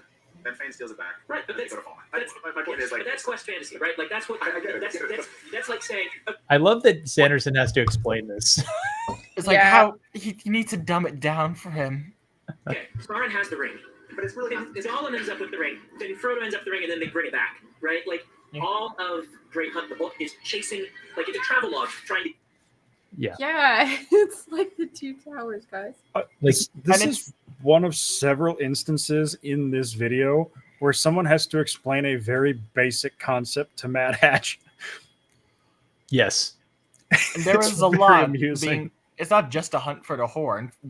Each character has a different motivation. Like Matt's hunting for the dagger, which is with the horn. Some of them are going for Fane. There is multiple things being hunted. Yeah, but I think Sanderson's point that like a quest fantasy is like, yes, you're going after the thing, and the thing keeps moving and evading you, and it's almost in your grasp, and then you lose it. Like that's the genre. Like what do you mean? Well, it's the fact that Hatch seems perfectly okay losing. Like that statement's like, oh, we don't need it. I'm on board with losing all the Great Hunt in the Great Hunt show. Yes. Yeah. And the horn. So it means when the horn was used, it's been a centerpiece of it's been a MacGuffin the entire book. So yeah, there's not a lot to have to do, but it is the centerpiece of the book. Yeah, all the Great Hunt. It wasn't that good. Oh my goodness. I was never enchanted by the Great Hunt. Shut up. Great Hunt probably has the most excited reaction of any ending of all Wheel of Time for me. I wouldn't call it the best, but it's one I reacted like, holy shit. I mean, Sanderson calls it that. He says that the fight in the sky was one of the best scenes that Robert Jordan ever wrote. And I think it's definitely there. I love the Great Hunt. So.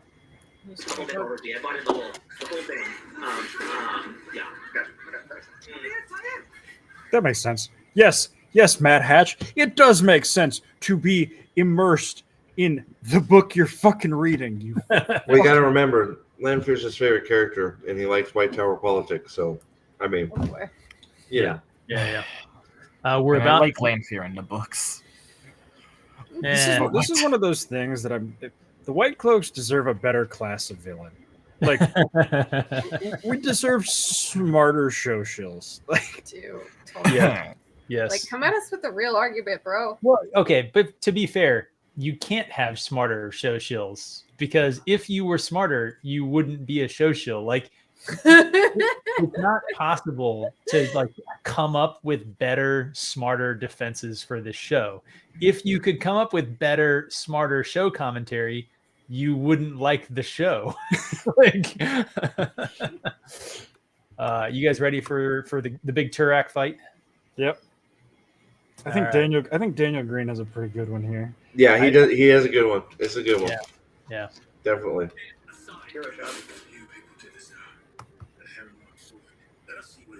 I'm disappointed nobody commented on the fact that, there's a heron there for the first and last time in the series. It's unreal that they did that. I can't believe it. It is wild that like they didn't even keep it for the rest of this episode. Like from like a prop standpoint, I'm honestly confused. Did they CGI it into this shot? Yeah, they had to. Like I thought that, somebody realized when they were filming, like, oh shoot, we need this, because otherwise he's got to hold on to the sword blade like an idiot. And they're like, oh yeah, go like duct tape one on there, and then like it would be in all of the shots, right? I mean, all you need is some golden sticker and just like cut a heron out of it. It doesn't have to be fucking macrame and gold spray paint. Like, Yeah. Yeah. It's unreal. Unreal. Gosh. Okay. One pro. You're gonna hear it from me right now, guys. So I'm gonna say one positive I can say about this scene is that we didn't have to suffer through watching Turok try and fight with his Lady Deathstrike claws. I was Yeah, just right. gonna say, yeah, we didn't have I to was see looking forward to seeing how it was gonna work. I disagree. The first time they locked blades, and then Turok managed to scratch Rand's cheek with the nails, would have been absolutely electric. And he jumps back. He touches his face, like, and he's like, "Oh, see, I've got you now." It's like, what? Do you guys think if you were writing it with this costume department, would Turok? I think because they don't actually buy that Rand kills Turok, and like Matt. So Dusty Wheel actually says this. He thinks it's silly that Rand won in this fight, which, screw him. We'll probably get into that later. But Yes, we will. Turok would have probably killed himself, right? He would have inadvertently skewered himself with his own claws, right? Like that's how it would have ended. That could happen, yes. Oh, okay. I take it back. I actually now I would have wanted to see it too. Damn it. You convinced me, Alex. For the sheer ridiculousness. There's a battle happening. Yes. I'm still like I love their reactions His to face this. is like, Look at Daniel Green losing it. You guys have Pips's wonderful little edit of the scene in there, so you can see what they're reacting to. When I watched it, I didn't, and I still could tell what the fuck they were reacting to. Yes. I know, right? The sheer, like, that is, he looks like he's trying out for casting of the Joker. Like that is a man who just, like, the shattering glass beam just happens. Also, I mean, just from left to right, Daniel Green just cracked up at how dumb this is. Right. Matt Hatch is literally the Like- new consumer meme. And Brandon Sanderson is looking at this like he's watching his family be executed by Hamas. Sanderson is so mad. Like, you can tell. Look how mad he is. I know. Like, and that's the perfect description. Daniel Green can't process what the hell he just saw, so all he can do is laugh. Hatch is like cheesing himself. It's like, what? Okay. And Sanderson's angry. You know what would have been something nice to see? I don't know if they did it or if they just didn't go into it enough. What they wanted to see be adapted in this episode. So that way, because they contradict themselves anyways when they say, "Oh, this ain't gonna happen." Oh, it's okay, this happened. But I would have liked having one of those two say, "Oh, I'm looking forward to a Turok fight," and then have this happen. Well, that's one of the things we've had some conversations with some Dark fans, and you can never get them to commit to, like, scenes that I think have to be in this season of Wheel of Crime. Like they friggin' this or we riot, right? Like they will never do it because they know that, like, whatever good scene they're thinking of, the things that they actually did like about the books, it's not going to happen. I'm just still trying to figure out, how did Rand figure out how to do this? Because it's like Logain tells him to take as much power as he can, and then he ends up, like, Well, Lan taught him how to channel in the ways. That was it happened off camera. That's got to be it, right? And then the next Master time he channeler. actually does something with channeling that's useful is he sets a Trolloc on fire, and then there's just nothing. There's no figuring out. This is, like, a huge problem with the show, is that nobody learns anything, and there's no, like, progression. It's like already, like, Egwene and Nynaeve can do everything. It's like, why are they even in the tower? I don't And know they how don't have- Lan knew this weave. How did Lan know this weave? And they don't have the excuse of Louis Darren Telemon in his head like the books, because they haven't set that up. Well, Exactly. they not only didn't set it up, they set it up with Logain and then subverted it by making it just the madness. So, like, if they actually do it for Rand, like, it's gonna seem like it's the madness. And that was the conversation. So remember, we paused it at the very beginning and had the conversation between Sanderson and Green about, like, hey, did you, like, buy that he's actually the reincarnation, like that it's a real thing, or was it just their interpretation of, like, the cosmology of the world they live in? And it's like, no, like, at no point reading the series did I ever think that Luz Theron's voice in Rand's head was just him going crazy, right? Yeah, like, me neither. I thought it was obvious the entire time that, like, no, that was actually Luz Theron in his head, right? Mhm. And they've now flipped it. They've now flipped it where, like, no, it's just going to be the madness. It was unclear to Rand, and even then he was very confident because he kept thinking things he couldn't have known, things that worked.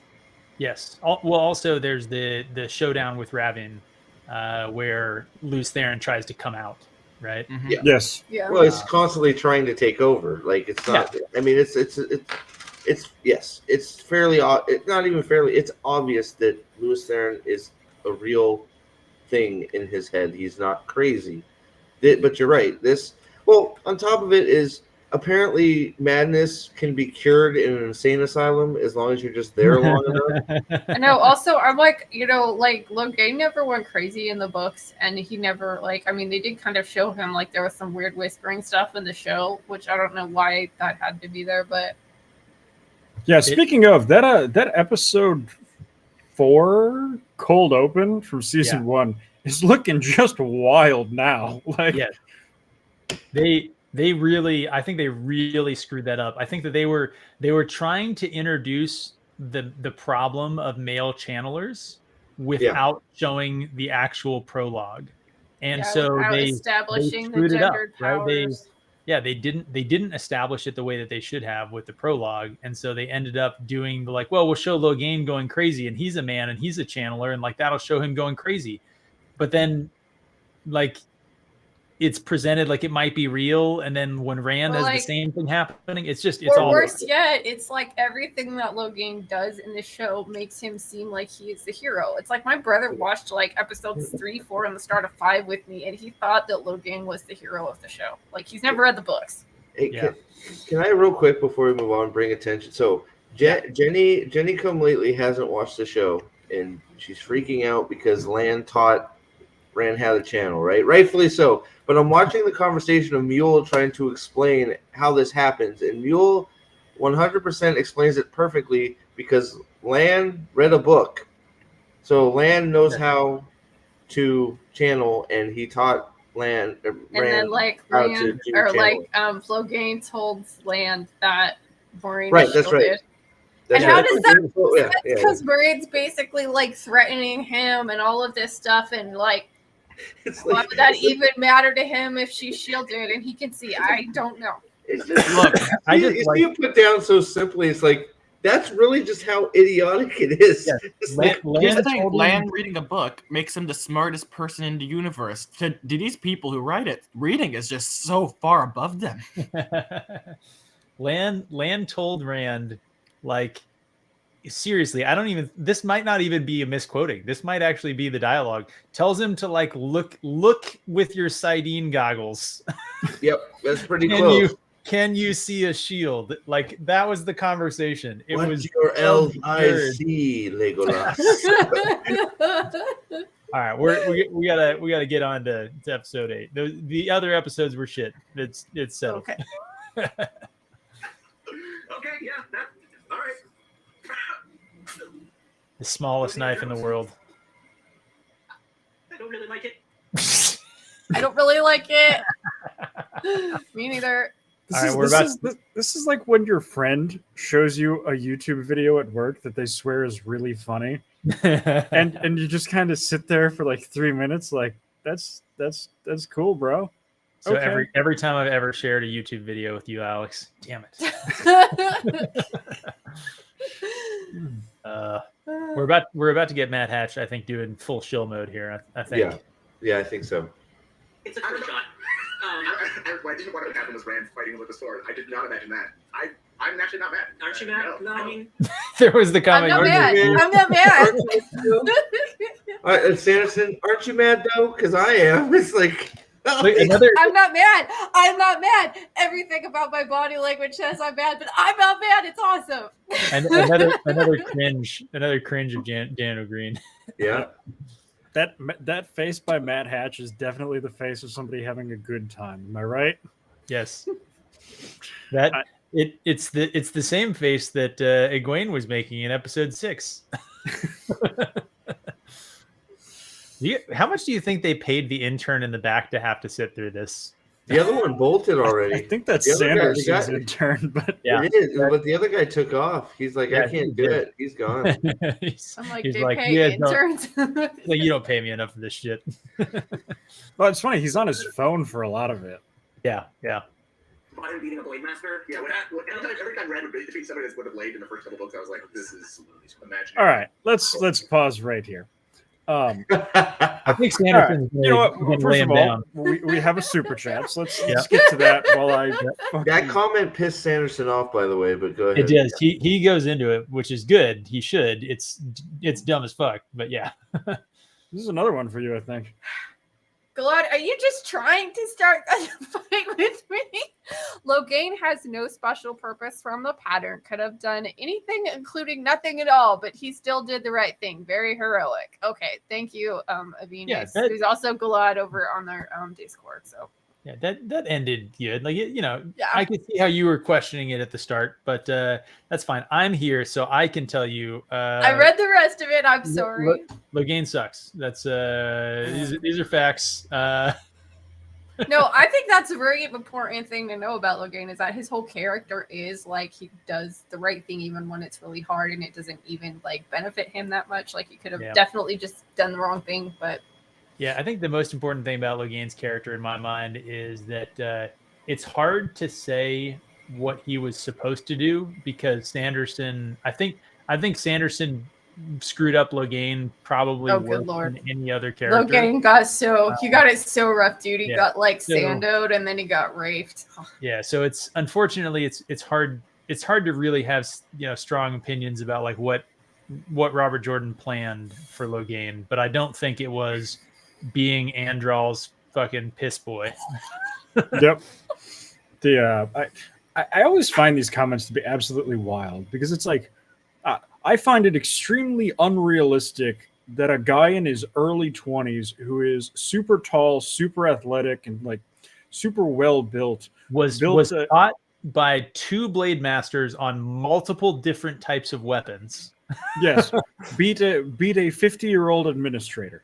Even if that 50-year-old administrator is like hyper competent, man, yeah. Once you hit that age, man, it's rough waking up in the morning, much less getting it up to do a sword fight. Like, the thing that I've always said, and you guys tell me if you kind of buy this. Chat, you guys can tell me if you think this is a fair interpretation as well.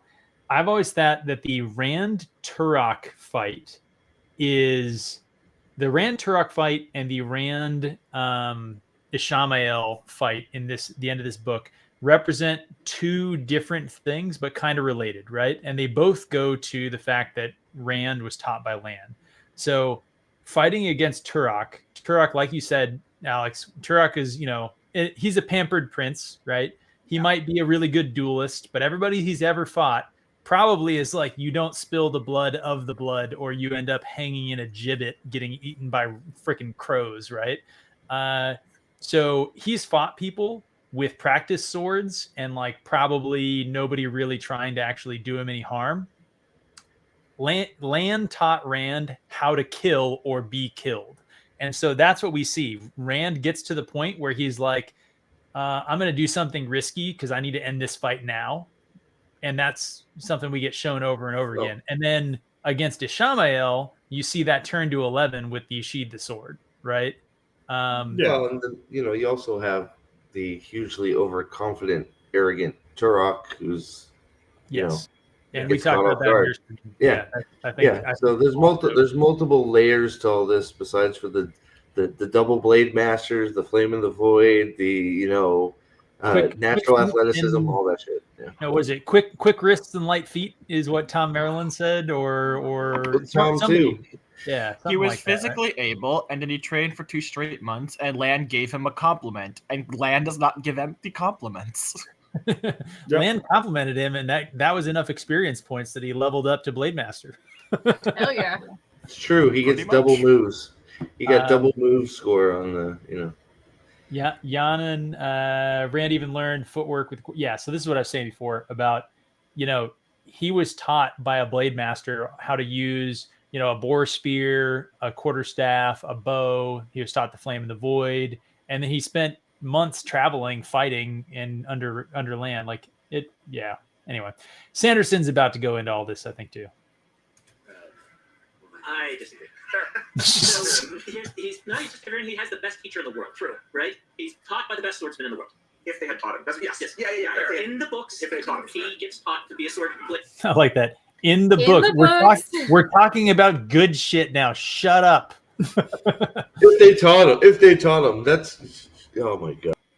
This is the part where people are throwing shade because he's like talking over the Ingtar death scene that's about to happen here, right? But also, like, this scene is meaningless. Like, they don't even get out of sight. They don't even get out of sight of Ingtar's death. Literally, his death bought them about 50 feet from the people chasing them. Well, his death is stupid. Oh, one could take out 50, then he jumps in the middle of all of them, and it's And like, dies oh, for good 5. job. And then dies. But the fact that all 3 of them missed it and didn't even be like, dude, did we just watch Ingtar? They didn't even notice they watched Ingtar die. Yeah. It happens, and they don't even realize it happened. That's how little effect it has on anybody because he's such it's a so non-entity. it's Yeah. nothing. Yeah. Best swordsman ever. But not by the time he fights Kulak. Yeah, he's still the apprentice to the best swordsmaster, and maybe had a little bit of advantage. They're all watching it. Nobody realizes what just happened. Yeah. What is Rand's arc in this season? What is That's a great one. Masima. That's a great point. The reason that I left all this in, despite the like talking over the scene and stuff, was mostly this question and his next question. So, chat. I mean, what is Rand's arc in this season? Right? Flowers and tail. Hell yeah. I'm sorry. He burned an inn down. That happened. Well, screwing one woman, then realizing that there's another woman out there that he used to love, and then going to try and save that woman. That's his arc. And a simp. That's his arc. Yeah. Is Rand opening scene, talking to him, teaching him about sheathing a sword, talking about doing standing tall and fighting for something. No, Daniel Green got it. I saw his face. They noticed it. I think though that they appropriately didn't have much response to it, other than like it was a graphic thing that happened on the scene. I don't think they realized that's Ingtar. they forgot the actor's name. Yeah, they forgot that was Ingtar. I loved that question. They're like, well, what was his arc here? And just fucking crushes it. Just gives a very solid answer to the question. I was like, oh, okay. Yeah. Back to watching. Yeah, what was Rand's arc in the books? You mean easily this? And he's like, oh, I forgot that you read that. Forgot that you're capable of processing like more than like surface level content, such that even basic things like very obvious themes are things you understand. Sorry, that's not being over. No, you're good. I'd expect it. That's why Matt and I last night were saying season 3 needs to be Rand's season. Yeah, that's not gonna happen. You said the exact same thing verbatim 2 years ago. Like, yeah, shut up. And good luck too, by the way. Does anyone here, like, again, in the chat, 68 people, we had 69 a second ago, so one of you needs to get a friend out here and get us back up to 69. Yeah, exactly. Nice. So in the chat, give us a 1 if you think that we're going to see a Rand focused season 3, which is, for those of you playing at home, it's going to be the adaptation of The Shadow Rising. That's what Rafe says. Without Roydion, without anything. Yeah. But, yeah. Or a 2 in the chat if you think it's going to focus on, as Desparu says, some type 2s, some type Bs. There you go. Put a B in the chat if you think it's going to be type B. Put a 1 if you think it's going to focus on the dangly bits. And I have to. Unfortunately, I didn't get to the dagger part, but I got to go wrap up at the end of work here. So, all right. Okay, I'll be. Steve.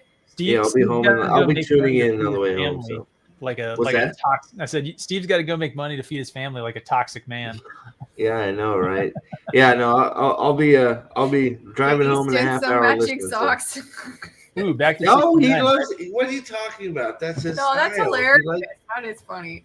he Have you literally eaten- finds one different color one that's longer and one that's short. He does it on purpose. I don't know why. That's just how he likes it. Okay. That's my boy. All right. Well, hey, All right. all hail the Lord Dragon. Thanks for All coming out, hail. man. Yeah, man. Yeah, man. I'll be I'll be there tuning for in your when I'm out of mail. work. I was like kitchen like 45 minutes, hopefully. Yeah. I mean, if you want, I can hop back in when I get home. So Yeah, Absolutely. Yay! We'll probably still be on, and you're always welcome, brother.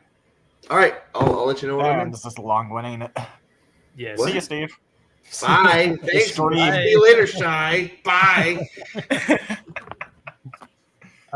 Let's see here. Here we can go. Bam. We can go back. We can go back to big size. Look at that. Indeed. We're bigger and stuff. What were we talking about? I don't know. Sanderson dunking Yeah. on the dusty wheel, asking, "Well, what is Rand's arc in book 2?" Yeah.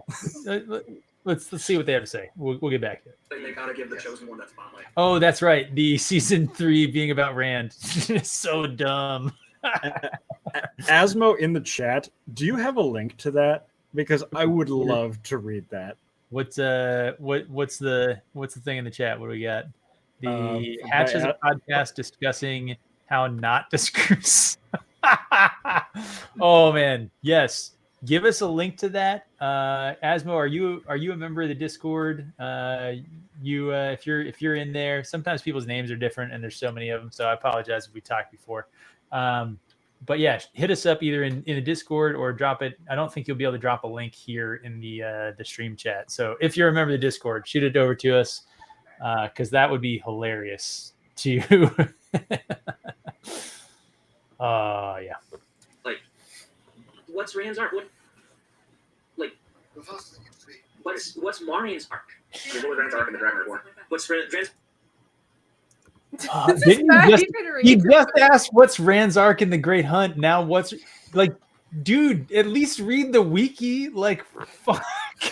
Like, bro. You know what? I actually have to give him a little bit of credit here. He's not doing the like, and at this point, I'm afraid to ask. Is that the credit we're giving him? Any normal person would have been dunked on like 6 times in a row, would have probably stopped trying to defend the shot, like stop trying to throw your body in front of the basket. But That's fair. he keeps throwing himself in there. I And know. It's Sanderson just keeps running him over. Do not funny as shit. do not confuse bravery for stupidity. That's fair. Yeah. That makes a lot of sense. You're talking a lot of sense there, Shy. Rand's arc in Dragon Reborn is that he's realized and embraced the fact that he's going to go mad and kill everyone, so he leaves his friends and tries to do it by himself. Yeah. And realizes by the end he cannot. Yeah. That's Dragon Reborn. So I like. Remember before we talked about how he, I think, mischaracterized the Dragon Reborn. He does. This is, I think, correct. So he does circle back to it, and I think he nails it there. So I don't know. Any of you guys think there's still an issue with how he describes it? I think that's still correct. I'm good with that for a 2-sentence Yeah. summary of Yeah. That's fine. And I think that's why the first time that I heard his earlier one was because the Dragon Reborn actually can be summarized in 2 seconds. I didn't know why he said, yeah, Rand's arc is abandoning his friends. No, the fuck it's not. Yeah. I think that's why he seems more mad during that book. Yep. Because he's And it works brilliantly as a lead into book 4 where he finally accepts that he needs to bring more Egwene and Matt with him.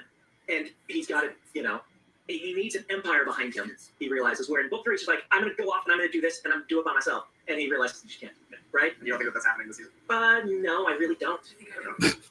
Yeah, me neither. Bro. No, are you stupid? No, like I didn't even watch the episodes, and I know that. Yeah, it's like you have, I don't know, like 20 minutes on this episode left. I didn't get it happen. God, the only thing that would have been funnier here is if Hatch got pissed and stormed off. Like that. Okay, so I have to bring this up. A lot of times when Brandon is talking, you'll see that like Daniel Green is like looking at him while he's talking. So like they're kind of looking at each other while Dusty Wheel in the middle, looking at what I presume to be the screen, right? Yeah. Do you guys think that Daniel had seen this episode in advance, or do you think that on a first-time viewing, he's still like can't be bothered to pay attention to the show? So I guess if I were in Green's position, my response to this would be, I can watch this anytime. I'm getting to hang out with Brandon Sanderson. Like, Brandon Sanderson's most off-topic, nonsensical, rambling order of Chinese food has more literary value than what I'm watching here. I can watch this when I get home. So I guess that would be my thought. But he's still... So there's a couple times where he is like really nailing some details, though. He's like, what did they do about the archer on the ridge? Like, that archer was there on the ridge for like a quarter of a second, right? Like, yeah. So he's catching some details that show that like he's paying attention, but he doesn't look like he's paying attention. And in fact, he just like scribbled some notes, on his sheet of paper on his kneeboard thing there, like on his leg, while he was looking and talking to Sanderson, right? Which, like, that's actually impressive. If that's legible. I suspect that was completely illegible chicken scratch and was an affectation. To be fair, I have not believed he's actually been writing anything this entire time and just has it there so he looks like he's doing something. He does show us at the end that he has drawn a picture of a Trolloc on the top of his page. So fair point. I mean, he has that kind of he has that moment, and then he comes back and he becomes about his friends very end here. Yeah, but I mean, but yeah, it's not as complete as what you see in the book. Got like a Crocodile Dundee hat. The show is doing a lot of things different, and it's really good at the scenes. But one of the things I keep arguing for is, what are the arcs? What is the theme? Yeah, this is a good question. The arcs are the 3 arches Nanaeve walked through. You mean one arch and 2 sets of columns? Yes. Seems to fall by the wayside for cool scenes quite a bit, and that worries me. Particularly going into like book 4, where especially when the scenes aren't cool. Yes, but I think he's making the point that we've all made before, that like the people who like this show are in it for the scenes, not for the story. They're like, the reason that they're not catching the inconsistencies within the show's own like lore and rules is because they're just watching scenes, you know? Yep. Which still baffles me because there's still, even in isolation, very few scenes that match up. Yep. Yeah. the strongest Wheel of Time book, and that's partially because of the themes of self-sacrifice and things like that.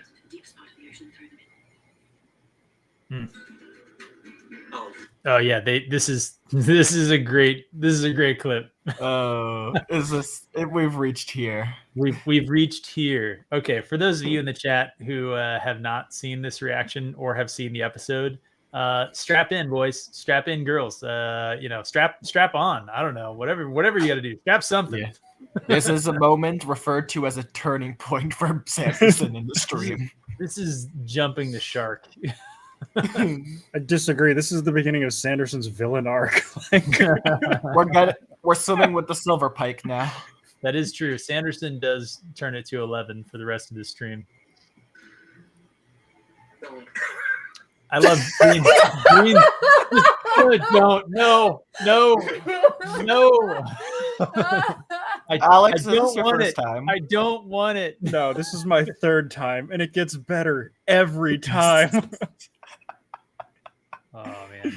Hey, I haven't seen this, guys. Like. Okay, so you're a diversion viewer. All right.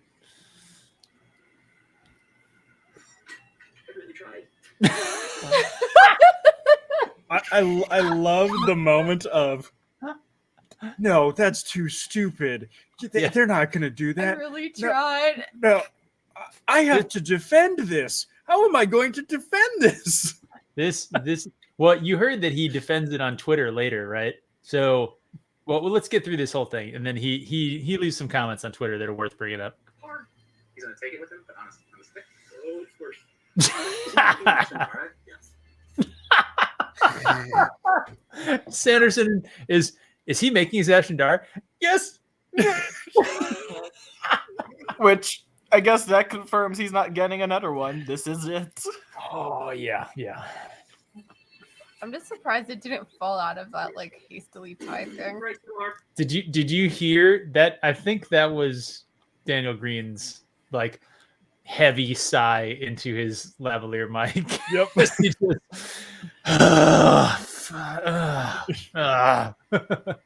The intern. I tried so hard, guys. That's how you can take it with him. No, it's the how he gets his. Wait, is he gonna keep that throughout the series? No. Look at Sanderson. Look at him. Yeah. Even Daniel's in disbelief. Like, is he gonna keep that or is he getting another one? This can't be it.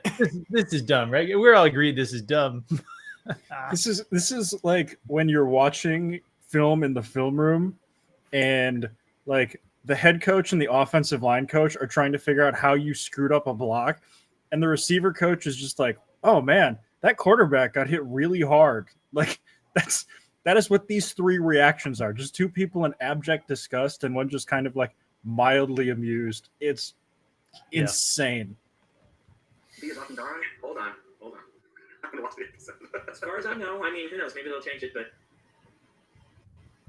Yes. So the conversation on Twitter was basically, so Sanderson, who has been given all the scripts, who clearly pushed back on the inclusion of the dagger Ashendari, right? Which indicates he probably had some conversations with them. Is like, as far as I know, this is the Ashendari. Also, it bears pointing out that they didn't just do the dagger. The stick that it is on, as Steve has pointed out, has ravens carved into the haft, right? Which would be a really weird thing for them to include if it was not the Raven Ashendari. You know what I mean? Yep. So anyway, with all that, with Sanderson implying that these are conversations he had back and forth with Rafe, with the presentation of the Ashendari, Matt Hatch still went on Twitter and was like, I can't, you guys think that that's the Ashendari? Like, nah, just it's probably going to be fine. I can't wait to have them confirm later in season 3 when Matt is just carrying this thing around the entire season. Either that or somebody is super pissed in the Czech Republic right now as they have to write a scene and like they have to redo like 5 scenes that were already filmed in order to get Matt an Ashendari and then swap in like a. They gave Matt the ultimate spear and Perrin the ultimate shield. Yeah. Gosh. That shield is something else. But by the way, I'm sorry, using the dagger on a spear is the same thing as using it. You're touching it. Yes. Go on. I don't think it was ever dependent on like. No, it's not dependent on like. It's a metaphor for using the darkness and accepting it. Like it's a metaphor for yes. turning to the dark side. And then now we're about to have some dumb shit. You still have to touch it. I mean, Maureen doesn't you put it away? Yeah. It's $5 for me to touch it, $6 for you to watch me while I touch it. I love it.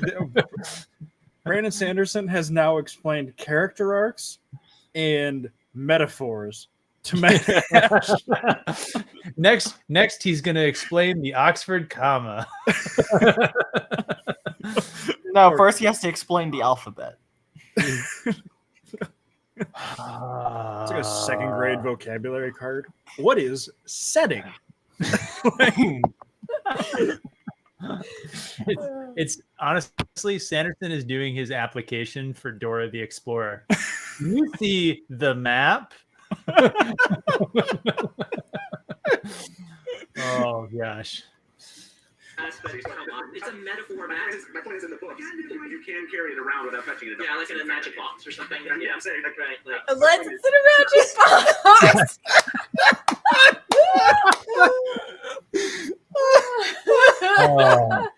Savage, Brando. Well, Savage. you know, Brandon should have known better. There's only one magic box allowed in this show, and it's clearly Egwene. Yeah, I was just gonna say. I want to intercut this with like great dunks in NBA history. Like, yeah, in a magic box, it's just Michael Jordan dunking over Patrick Ewing. Like, I do kind of want to do like an even shorter supercut as maybe like a short where it's just all of the zingers that Sanderson says and just like just nothing else, none of the big conversations and discussions, just him saying like, "Wait, you liked that?" You can No, do I it. didn't like it at all. That I'd was watch terrible. it. Yeah. I disagree. This- See, just that. You just put in the I disagree. I disagree. misses the whole point. No, opening a door. I'm not going to door with it. That's weird. Not just that, turning it into the weapon that you use. Like, Matt's arc is not about weaponizing his darkness, right? That He doesn't have darkness. Like what? Yeah. what is the joke about the narcissist's lament? It's not happening. If it is happening, it's not that big a deal. If it's not that big a deal, it's actually a good thing. Like, yeah. The it's not that big a deal, and then it's happening, and it's a good thing. yes, Yes. there's like 5 levels to it, and we just hit level 3. Yeah.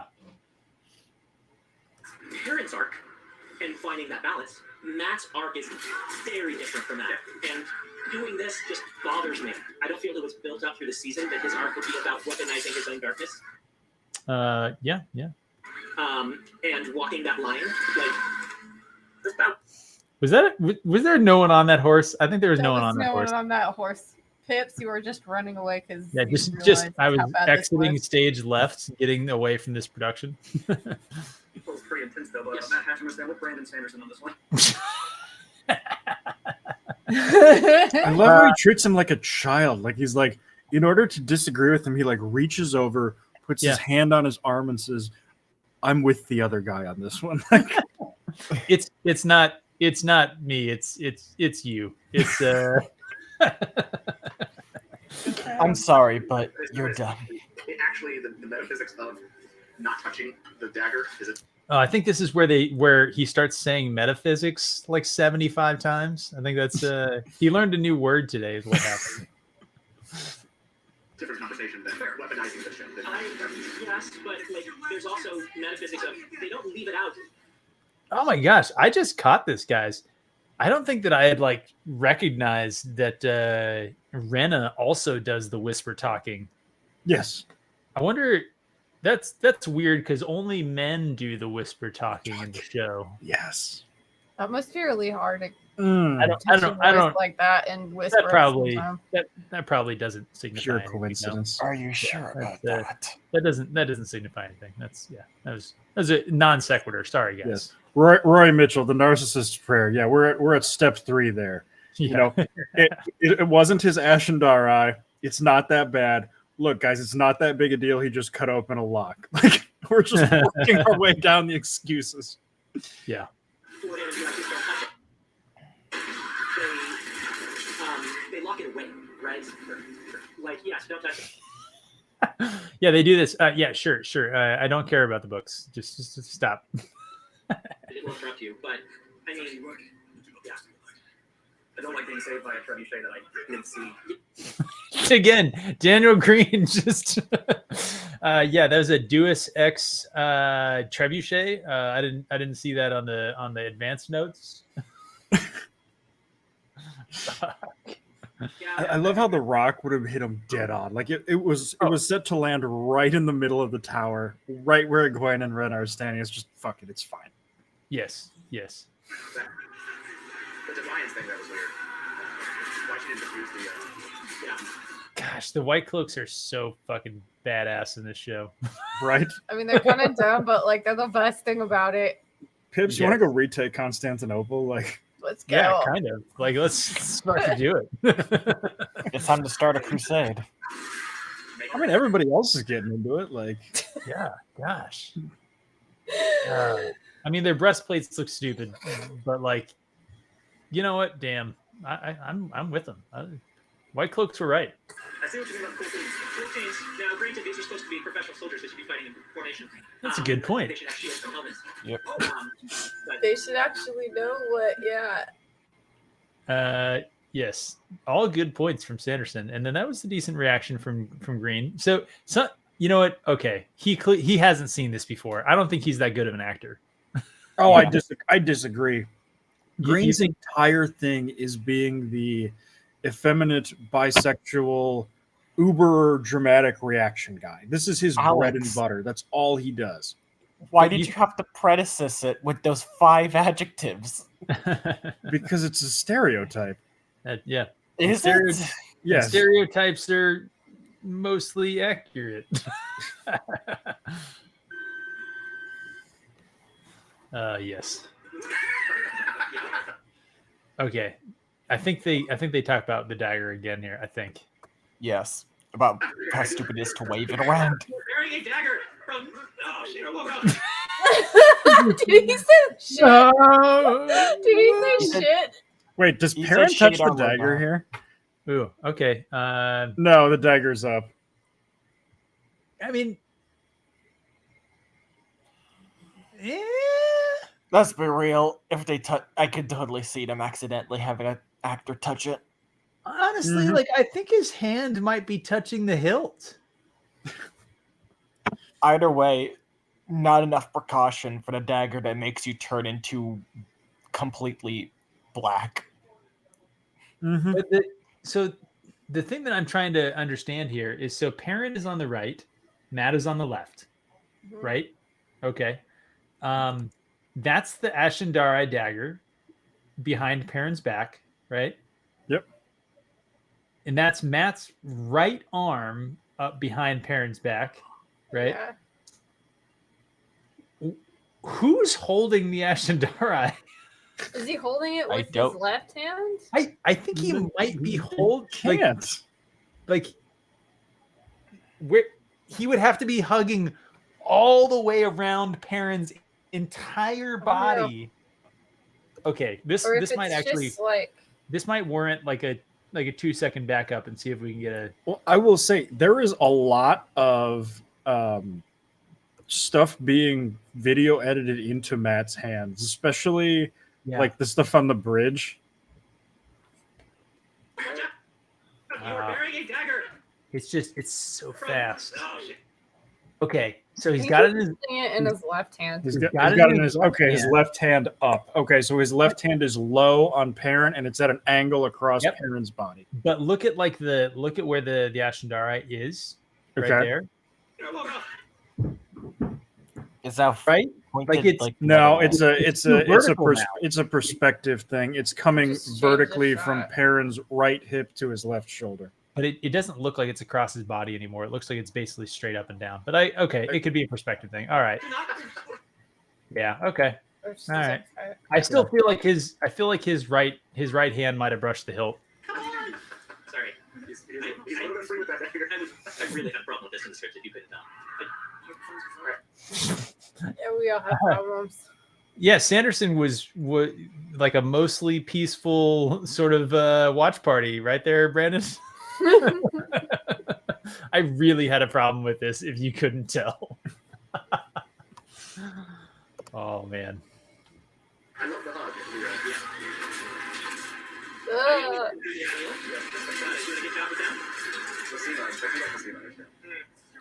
Why is that Masema land? He's a way better at like he's a much better actor at the combat stuff than Daniel Henney for sure. Are you guys sure? I watched Daniel Henney do 3 flippy kicks in a fight once. That was actually 1 flippy kick for a triple rotation, so like even more. Okay, yeah, Yeah, he I did. got you. What was that move in the Blades of Glory movie that like nobody could possibly do? You know what I'm talking about? Oh, Nobody knows what it means, but it's provocative and it gets the people going. Great quote. Yes. I'll be back, guys. All right. gonna grab me a beer. Yes. Thank you. I don't think there's any cold ones. That's fine. It's not bad. We're going to warm beers. So I clearly cut the, collared her. So she's already collared in the scene. There you go. Oh, they hit their position, but they're the two who live. Yes. Good question. And Brandon's just like, yeah, that's dumb. Yeah, that is what happened. Look at him. Look at his smile. He's just like, He's doing the same thing that I am right now, just I know. unintentionally. Yeah, like every you can't. You have to laugh. It's so dumb.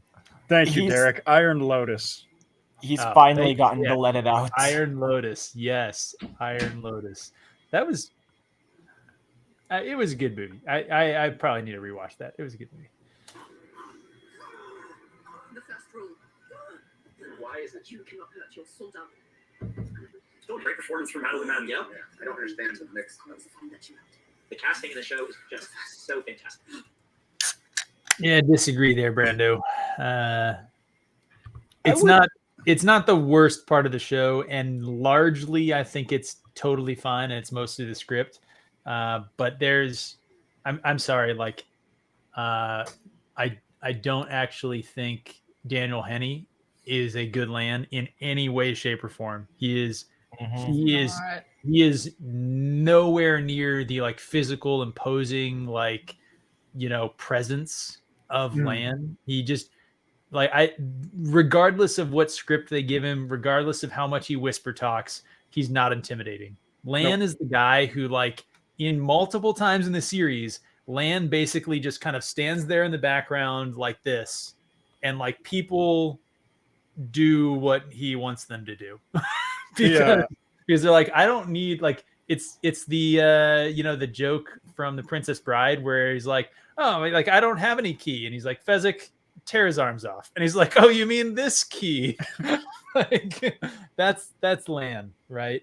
Yeah. And there's other examples of those casting things I think as well. What do you guys think?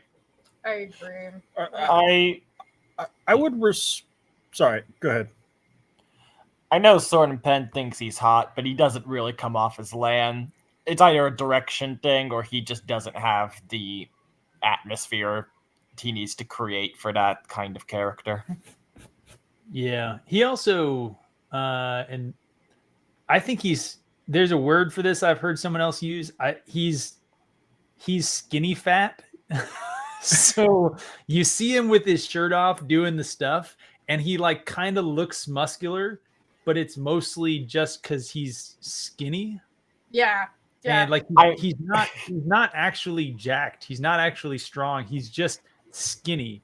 And if you think, oh, the actor is skinny, and then you're like, okay, that's not Lan. Yeah. Lan was literally modeled off of Robert Jordan's Conan the Barbarian characters. That's who Lan is, Yeah, Lan should have been the guy who played Jack Reacher, basically. Yes. Just with less humor. Yeah. My thing about there are certain things that people say about shows when they're trying to be nice to them. You compliment the actors. you always compliment the actors because people have this social phobia about saying bad things about people whose face they recognize. So, if you're sort of overly socialized and sensitive, you feel bad about saying bad things about people who you see. Whereas a lot of people will say, they'll say bad things about the writing because they don't know the writer's face. So that it's sort of just a nameless entity that they're accusing. And it's weird. You see the same thing with good directing and good soundtrack. If you hear people say, oh, the casting and the acting was fine, the direction was good, and the soundtrack was good, those are the three compliments of hell. That means those three compliments with nothing else translates directly to, oh my God, this show is the worst thing I've ever seen. So what you're saying is that complimenting the actors, the direction, and the soundtrack, which is the chief compliments that I got from season 1, I feel like. Yes. And also season 2, especially the soundtrack and the acting is what you typically hear, mainly because even Shills kind of admit that the directing is kind of shit. But you're saying that that's the equivalent of like introducing your friend to somebody and being like, she's really funny. She's got a great personality. She has a nice smile. Good points, man. Yeah, I hadn't thought of that before. I think you're spot on. Why isn't she also being controlled? Why isn't she also being controlled? Good question. Oh. Even Matt, that facial like, I don't understand. I don't understand that. Yep. I like how Matt Hatch is so used to not understanding things that other people around him understand that he will say, I don't understand that, not that doesn't make sense. Like, how low does your self-esteem have to be? Oh, that's a really good point. That's sad. That's a really, feel bad for really this good guy. point. I think, like, honestly, now that you say that, like, I'm not sure that that's ever like the first thing that I go to in a conversation. You typically are like, that doesn't make any sense. And then maybe like after you've like, it's still not sinking in, then you'll get to like, hey man, like I'm asking you this because like it literally, like, I don't understand what you're trying to communicate for you. Can you break it down? Right? Like sometimes especially like a technical conversation where you're just like, hey, it seems like the two of you guys are like taking this thing for granted, and like it's not making sense to me. Like I'm not understanding it. Can you tell me like I'm 5 and like explain it to me again? Like I've had to have that conversation before, but yeah, the starting point is just, this doesn't make sense. Right. Yes. Dark. Look at his face. Now, Rena was even more evil in the series than she was in the other show. Okay, I'm sorry. I think we might actually need to play this part again. Dang it. It's going to be annoying for me to figure it out. Daniel Green was making that face and he blinked like 10 times in like 4 seconds. He looked like a man who's seen something terrible. That's all I'm saying. But then she was evil. But I still have pretty big problems with this. I will have to see how it goes in future seasons. But Egwene freeing herself really undermines a whole bunch of what's going on with all of this. You don't say. Yeah. Interesting. Hey, Tell me more. Who had this on their bingo, by the way? Whitecloak bingo. He's saying this is dumb and terrible and undermines everything, and yet all of us saw it coming a mile away. Yep, season There was 1, no we knew doubt this was about gonna it. happen. Like literally, the things that we got on bingo was like we thought of the dumbest thing they could do, and then they did it. They did it. I legitimately think Steve's bingo card literally only has Perrin turns into a werewolf missing. Which, yeah, I mean, and that's probably season 3. I mean, they're saving that, right? Like that's the big finish. Steve underestimated how much character development time Perrin was going to get this season. Yeah, he thought Perrin would get more than 10 minutes or so. So he was off. Right. There you go. I think this is the moment that Steve was alluding to. If you look at Daniel Green there, he looked like he was about to go write some stuff. And then I think just gives up. Yeah, but she did. And like part of the idea that I feel Green needed to learn was there's some situations you can't get yourself out of. Yeah, right? So There's some situations you can't get yourself out of. Yeah, like apologize. these writers are sort of beginning to know. Yeah, apologize about That's the audio sexist. there overgoing that if you guys couldn't hear. So he's talking again about how Egwene freeing herself, the whole point she needed to learn was she can't do it all herself. And I think the live chat in this stream was talking about like, no, they left that they gave that arc to Rand.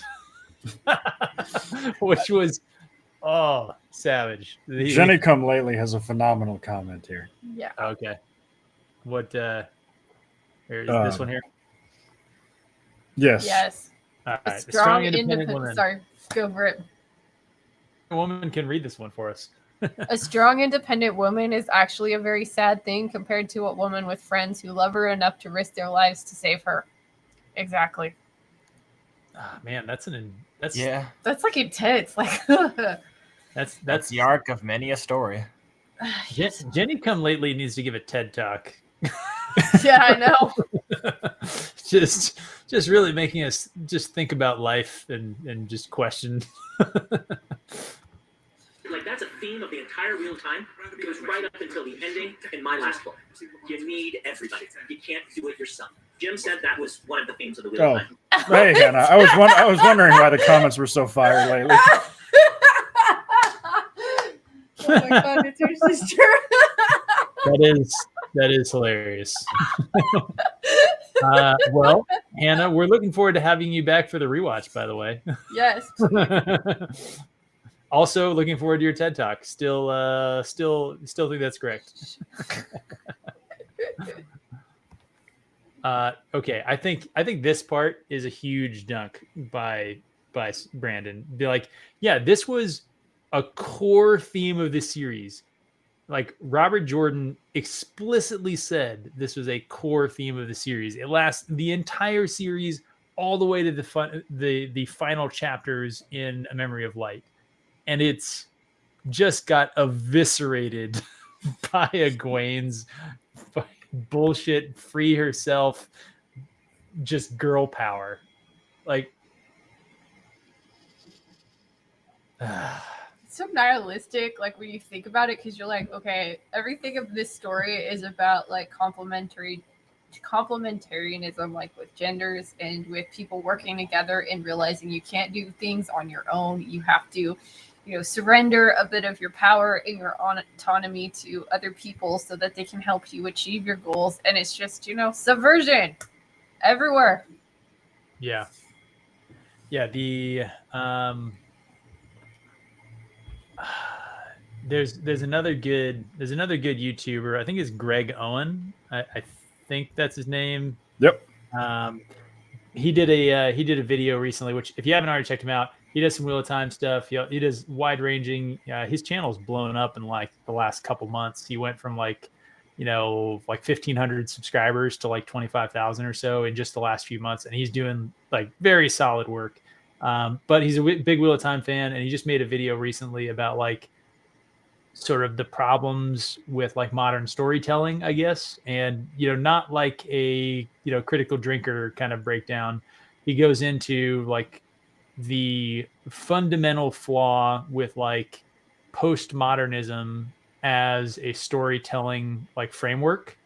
And one of the things that he does, or that he goes into, is that subversion is pointless on its own.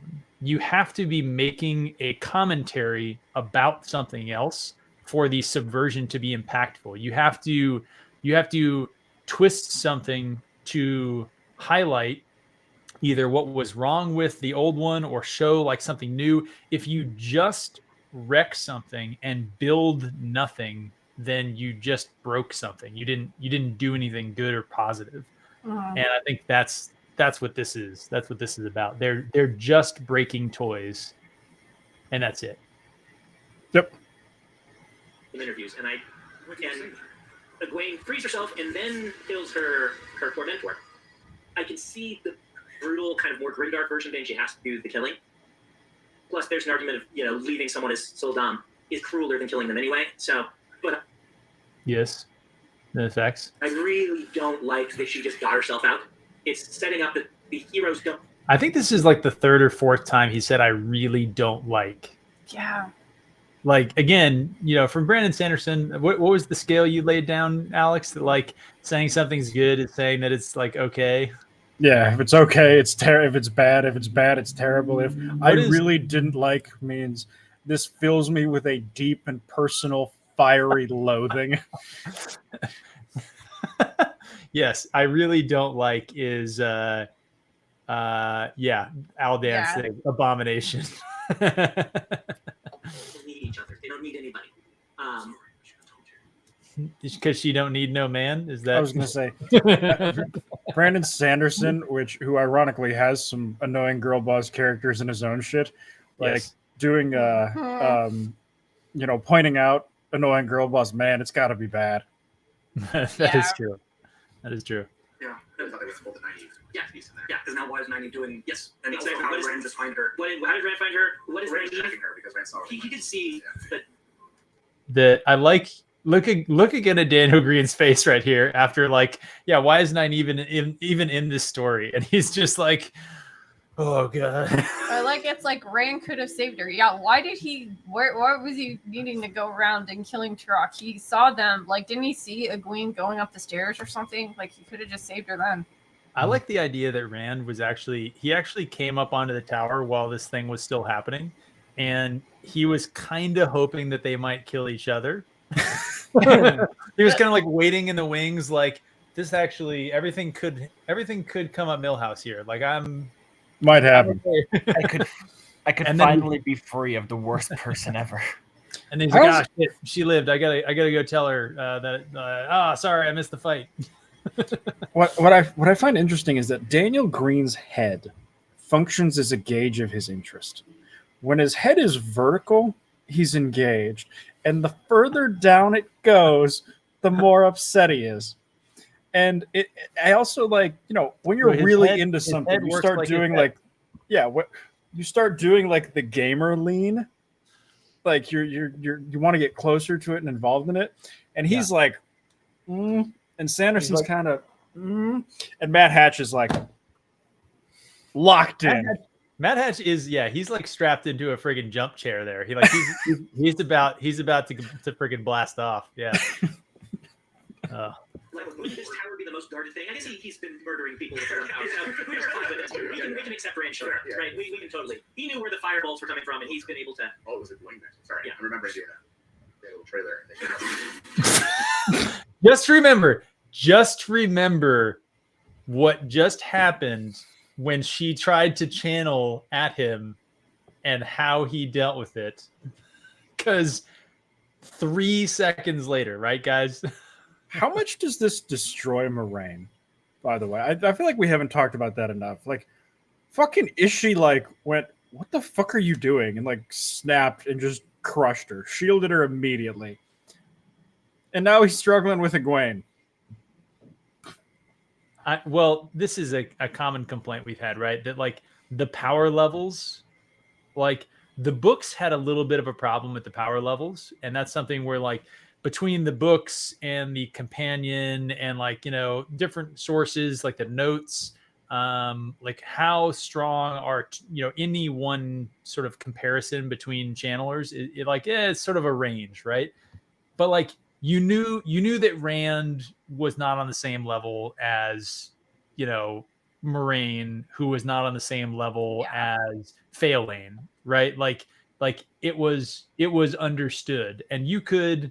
It's kind of like the hotness scale. Like on a good day, a 7 can bag a 10, but like a 3 won't ever, like no matter how drunk the 10 is, like the 3 is not happening, and the show throws that out completely. That's how a 4 second should be able to handle that. Yeah. Good job. I love it. Beard too is such a good beard. Yep. Where does complimenting an actor's beard fall on your complimenting the actors, the directing, and the music? See, my first thought actually didn't go there. My first thought was, wow, maybe Daniel Green isn't lying and actually is bisexual. But like, I mean, I'm not gonna call him Misha Collins, but the thought has crossed my mind. But yeah, no, I feel like that's pretty high up on the. We are digging for something good to say about this. Yes, yeah.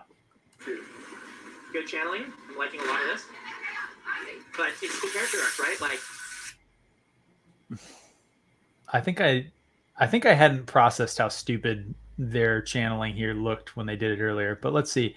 1, 2, 3, 4, 5, 6, 7. Okay, they do have 8. All right, they do have 8. Okay. Yeah, Eldan, I know he's.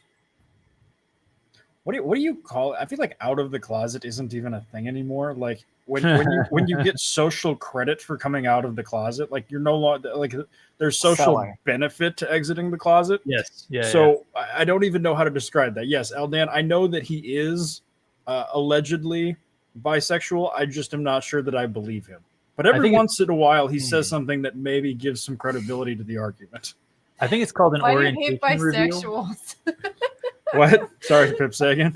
I think it's called an orientation reveal, and there's usually confetti and glitter.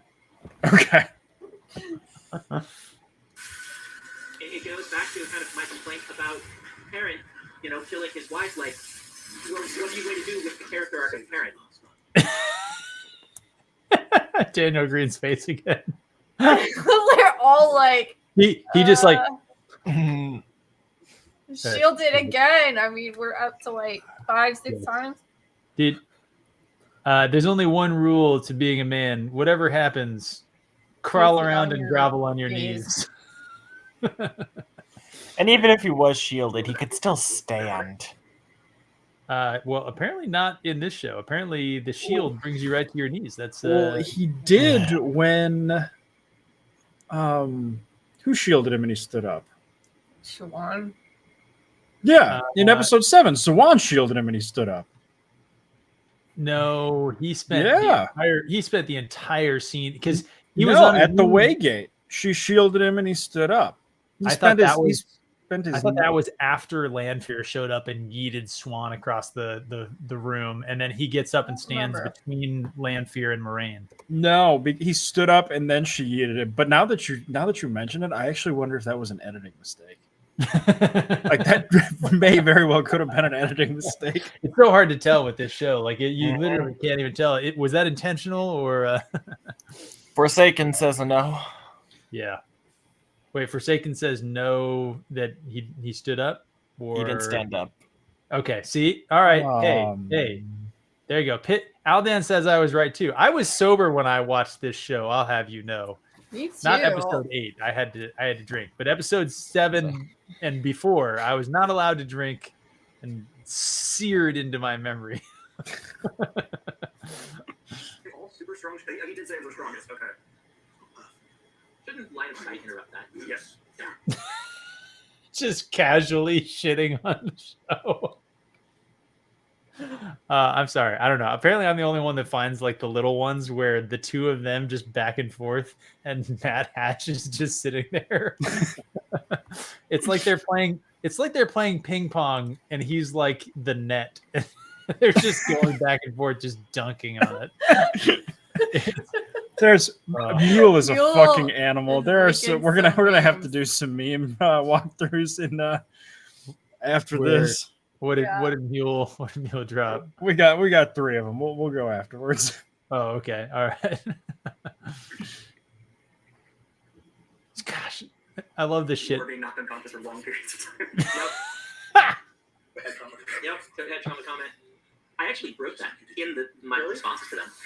Was it related to the fact that he almost died in the womb and had suffered from a loss of oxygen? Oh goodness! But there is the Raven. We can see the Raven on the staff, right between his hands there. So I hate this. Yeah. Well, then again, they've screwed up Easter eggs so many times. Like it doesn't actually necessarily mean anything, right? Yeah. Can you imagine being a Shamael and just walking out and seeing that Matt foiled your plan by tying the dagger to a stick and using that rather than just using the dagger? But then still did exactly what your plan was. What you wanted? Yes. It's like the convoluted thing where Matt escaped from his prison cell. Like, remember, I was like, all right, so he's here and he had to break through the dumb wall that he shouldn't have broken through because it didn't have a window versus the other one. He finds a girl who isn't a prisoner but is there hoping that he breaks through to then tell, like, it's like it's mind-boggling how stupid this is. We need to make a video going through Lanfear and Ishii's plans for this season because it's Lanfear alone. When you think that like Bail Doman was given the stuff to take to Moraine by Lanfear, like throws the entire season into like. So Moraine was just working for Lanfear the whole time. And only in episode 5 did she become aware of it and make no changes to her plans. Like I said earlier, and then Lanfear literally just tells her, like, oh, raise the banner. And she's like, I mean, I've been doing what you said the whole time before this, Everyone's so I might as working well for the keep doing Lander. it. Like, ugh. In my reviews, I'm like, they need an MRI. Yeah, so bad. And you know, I feel His laugh. He's laughing. His laugh. I'm at glad that. I'm not the only one. Oh man, fantastic. like the Horn Valier with the tainted dagger. Oh shit! I love it. It's literally tainted. It is tainted. Yes, it's It's literally tainted tainted. together, It's painting the yes. horn. Okay, they don't bring this up, but the get the horn to Rand. I feel like that's a total non sequitur. Wait. Why? Do none of them know that Rand is here? They don't. They don't know Rand is here. I don't think any of them know They- what the horn does. Perrin thinks Rand is dead. Well, presumably Matt might have told him that it happened off camera, I'm sure. But no, actually Matt did tell him. He's like, yeah, his hair looks like shit, but he's alive. He did tell him that. That was a Did I he? love how there have Yeah. been 2 call outs of Rand's freaking hair in this show. Like Logain Yes. says you can see red in his roots, which is hilarious because he shaved his head down to a 2 and then he dyed it. It looks so bad. And then Matt said his hair was awful. Yeah, but Matt did say Rand is in the city. I don't know how he knows that, given that he hasn't seen Rand in the city. No. But he does say Rand's here in the city. So I Well, guess why actually would they that's have to give it to Rand. and then that was my other point. What is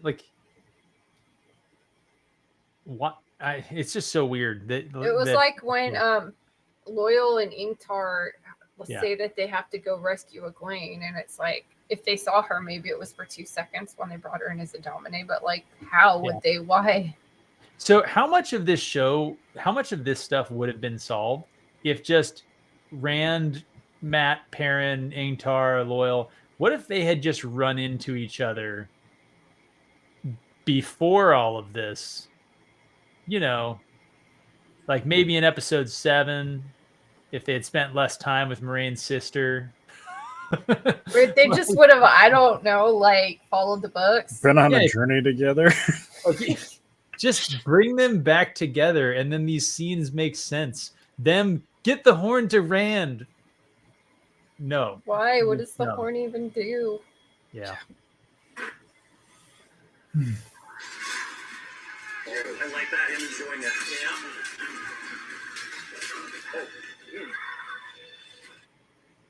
All right. We have to decide here. I think that Perrin should have died here.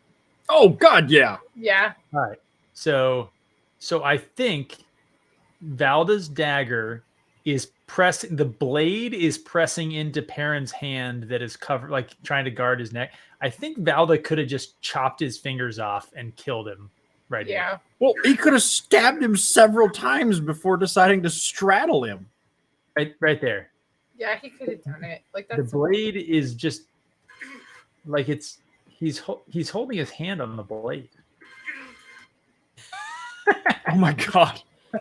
He could, all I'd have to do is honestly just tip it, just tip it, and you're cutting his carotid artery. Salvis, if you want to see a crazy amount of cuts, watch the Perrin and Avienda versus the Whitecloak fight. Oh my God. There is And a they're sequence nonsensical. where there are 9 cuts in 2 seconds where, because Avienda couldn't get flipped over, they cut it 15 times. It was like the scene in Taken 3 where Liam Neeson has to jump over the fence. But of course, 80-year-old Liam Neeson can't jump over a fence. It's that level of physical incompetence. Trip, I hate that you're right. Well, this is was the joke that I made where the 2 of them are sitting there and it's the same room. So we see Matt in that room, and then we see the 2 of them in the room, and he's not in the shot. And then we see Matt again in that room, and it's they only have one set, and so it is very clearly Matt was under the bed, or he was sitting in one of the high back chairs, kind of this is super awkward. Like, So, are you guys gonna bone or? like, exactly. Oh man, yeah. If Valda was serious about killing Perrin, yeah.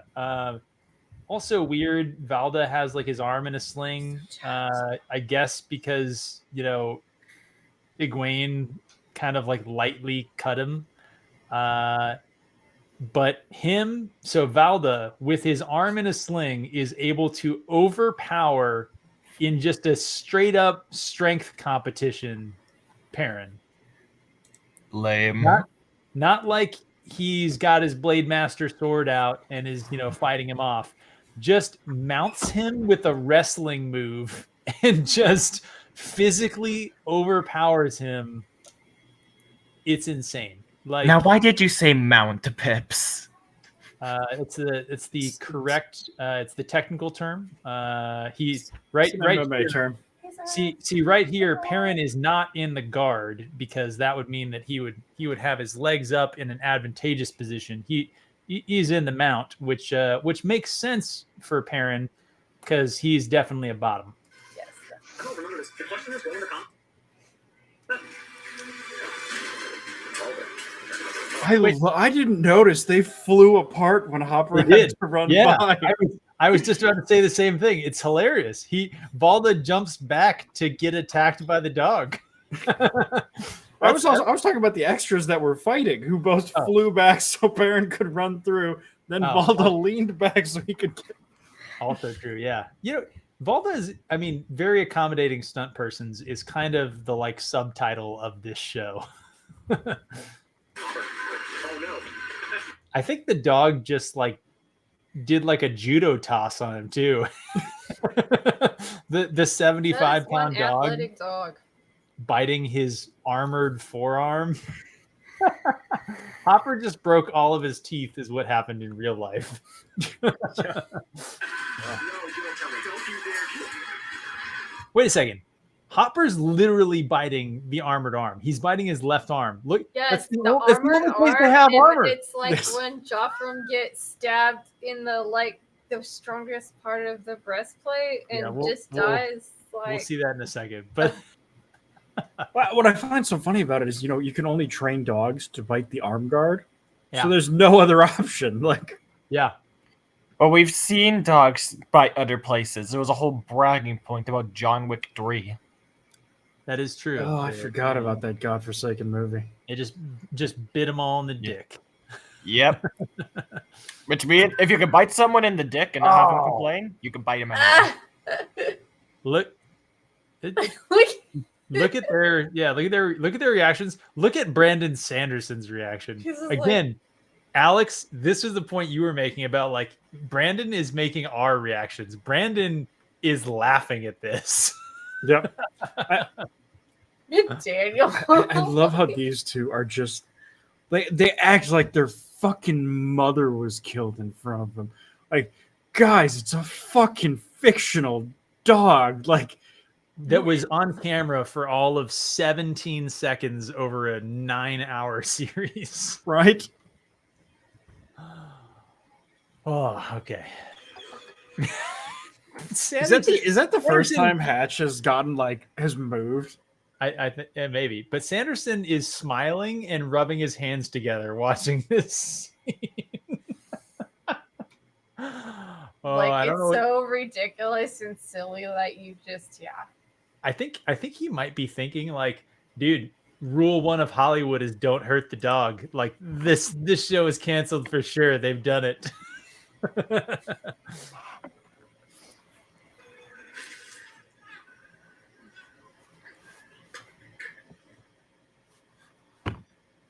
I also like how there wasn't even he didn't even help him up. It was just basically like, he didn't even say get up. He just kind of walked off. Like, Yes.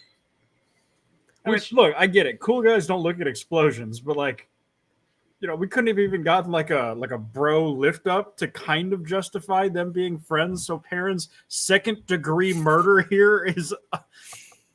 So I can forgive that because Bornhald doesn't actually like Valda, but he killed Hopper for like duty obligations.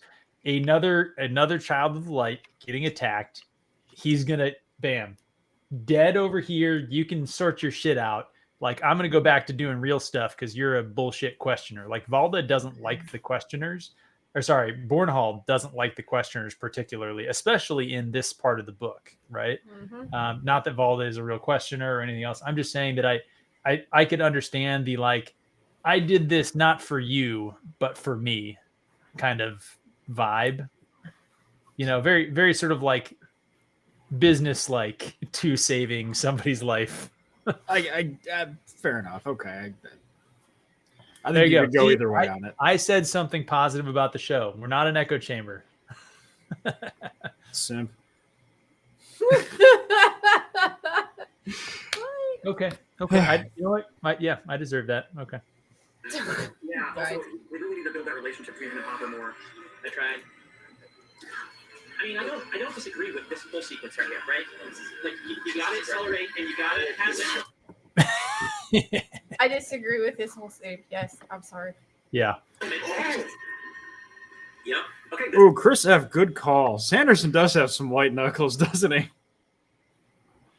True. I'm for that. That's good. That is good. Like, Oh, Gosh.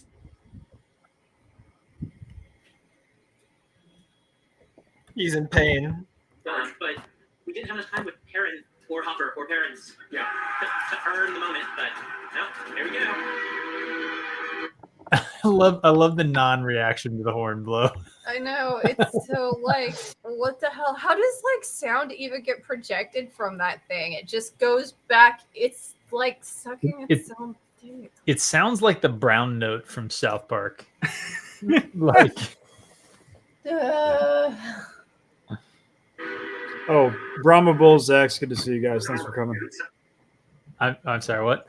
I just wanted to say thank you to Zach and Brahma Bull for coming on, for being here. Yeah, thanks guys. And also Mule, yeah, you know, put that tweet that out. I'll retweet it. Yeah, whatever.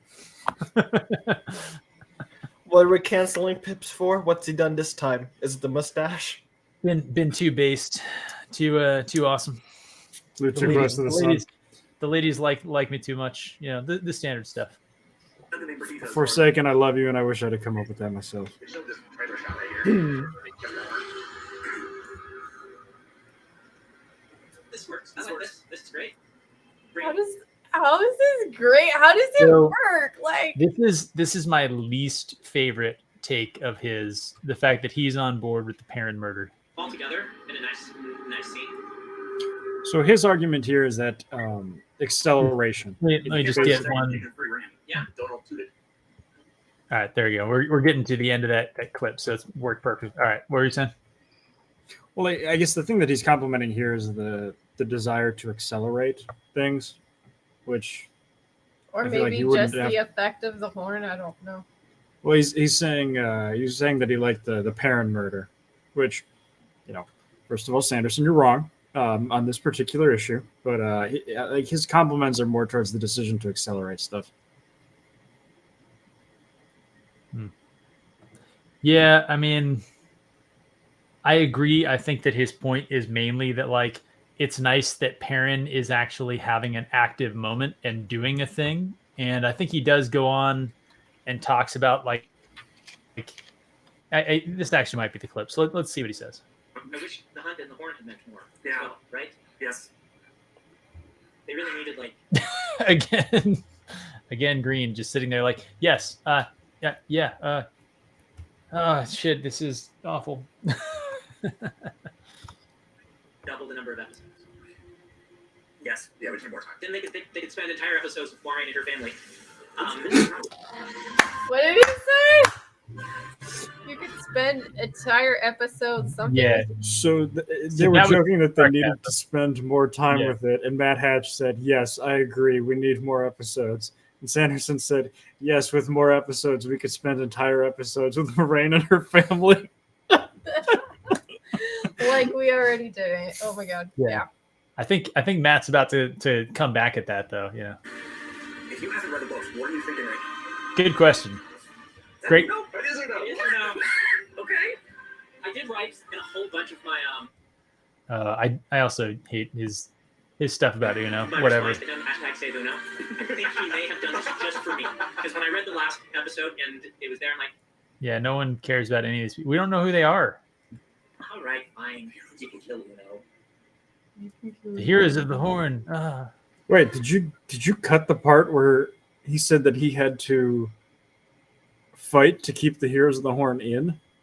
No, that's That's in okay. the, That's coming up. Okay. Yeah, I think it's at the very end when he talks about it. Yeah. I would set that up. The hero's better to like horn, but like into the air also. Like I want to see. The terrible shouting. Nice, yeah. That was good.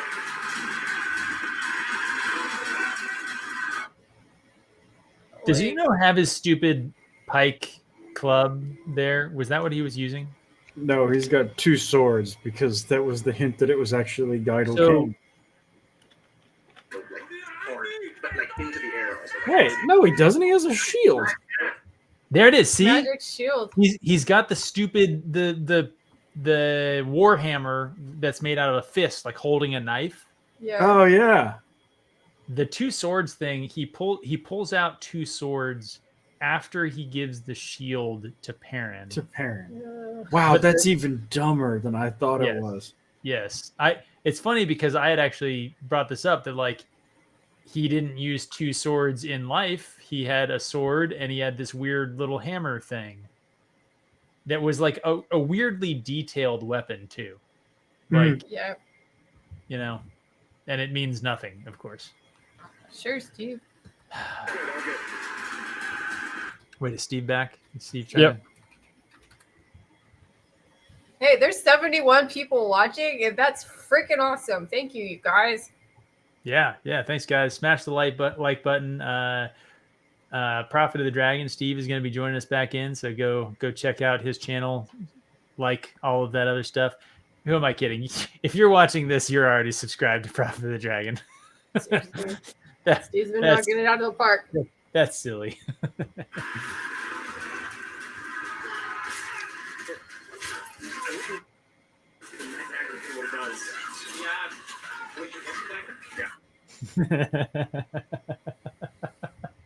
I wish we got to see what the dagger does. I wish it wasn't the dagger. Yeah. Yeah, fair.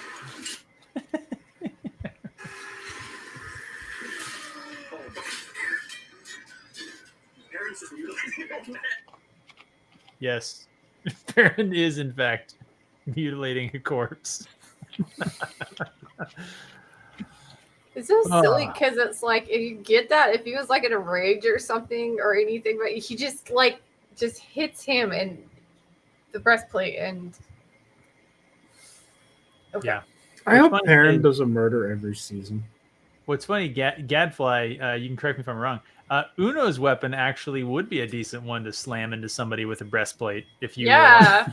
if you were gonna kill a dude with a breastplate, like a war pike, like a spike, a war spike. you know, Yeah. like that actually is designed to go through armor, right? Ugh, yeah. Still, the Whitecloaks is still looking good. Hot Dane. I'm still here for it. You know, like no homo, but like he's looking good. Yeah. No, he did kill Hopper. I mean, no, I agree with it. Wrong. So Dane just totally missed Perrin, by the way. That's all that's all that happened. That was such a bizarre cut. I have no idea what happened. Like, Yeah. Loyal showed up out of nowhere to grab Perrin. But he did it after he had he grabs him as he's already missing. Yes. And then So like Uno popped up and didn't hit Dane with the shield, but Dane flew back anyway. Yep. Although he was so like fuzzy because he's a hero that it's hard to tell. I don't know. Maybe he force slammed him or something. I don't know. Maybe he was drunk. Hold me back. Perrin is still trying. Like, what do you think? Perrin is trying to go and kill Dane now, or did he just wanted to continue desecrating Bornholm's corpse? Well, Tracy Sorrell, good to have you here. But yes, oh my god! Like, why is he having to hold him like he's having some kind of rage. Like he is not. And then he's fine though. You see this? Yeah. Literally, he was hold me back, and then he's now completely fine. Yeah. That's it. Like he goes from hold me back to just having a conversation with Una. In one little like quick supercut, right? Yeah. Alexander Nurendun, correct. An NBA game, yeah, where every 5 seconds someone like stubs their toe and starts crying. Yeah, I mean, it's really just, like this. The fight coordinators, it's not even necessarily the fight coordinators. It's just in general, the shot editing is awful, right? I think you're right. Sword and Pen did a good breakdown on that particular interaction. But like all of the quick cuts, like episode 7 was terrible for quick cuts, right? And this episode topped it. Like it's worse. Like, is the only scene that didn't do that was it the big like circle drone shot over Moraine and Lan on the beach? That seems to be about it. Yeah. Yeah. ADO, unless you can think of a scene where they didn't do rapid cuts other than that, I think that's probably it. Can't think of any now. All right, I think this is the facial expression, of them pushing the arrow here. Yeah, this didn't more. This didn't go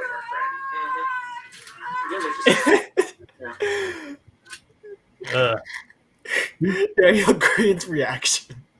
See, my problem with this is I can't tell if Daniel Green is cringing at the bad, like, decision making that the show is making, or if he's just like that squeamish. Yeah, I think It could be both. no, I think it's two. I think it's okay. Let's be honest. What he's actually doing is he is emoting Pretending for the to camera. be, yes. Right. That's what he's actually doing because, like, the real reactions of his are the like, what am I doing with my life? Yes. This over the top stuff is, and the Oscar goes too, not doing great acting to counter that. Elaine Tricand right there. She's like, she does not look like she is in excruciating actual pain. Namely because she would be like, she would unconscious, have fallen back, right? Like she's sitting up. That's anyway. She has maintained too much dignity. Yeah, probably. Yeah, she looks like she's on a bed about to give birth, but yeah. Maybe that's foreshadowing, babe. Dignified and how she should be. All right, let's see. Is Steve back yet? Yep. Ha! I sensed the disturbance in the force. did the tower Exactly. take any damage, or did literally just the gazebo on top of it fall down? Just the gazebo on top. Yeah. Tower's fine. Which, interestingly, from here it doesn't even Look damaged. Yeah. And if you pay attention, it's like exactly where they were standing, where it's shot. Oh, How yeah. do you even make that in editing? Yeah. You can Yeah, make it be anywhere. Yes. It definitely hit them directly, and then everyone around them was dead. It's like the eye of a hurricane. The middle of the projectile explosion is the most calm. It's like with dodgeball. If you catch it, you're safe. But if you get hit and don't catch it, you're dead. With the arrows, I could see it. Yeah. The White Towers, yes, earlier on, which were fantastic. I don't understand why I didn't take a sequence from the book. Nynaeve's accepted test. But yeah, if Nynaeve let Egwene go here, I don't understand. then Okay. He loved Nynaeve's accepted test. This right here. Who did? I'm sorry. Sanderson.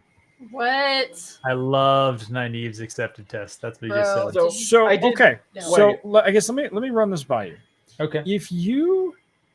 So the majority of the problem with Nynaeve's accepted test is non-verbal. Like, with the exception of the third one, it was just, well, no, I can't even make that excuse for him. Nope, Sanders is just a simp. Carry on. I will say it was often brought up that he hasn't actually seen the episode, just the first draft of the script.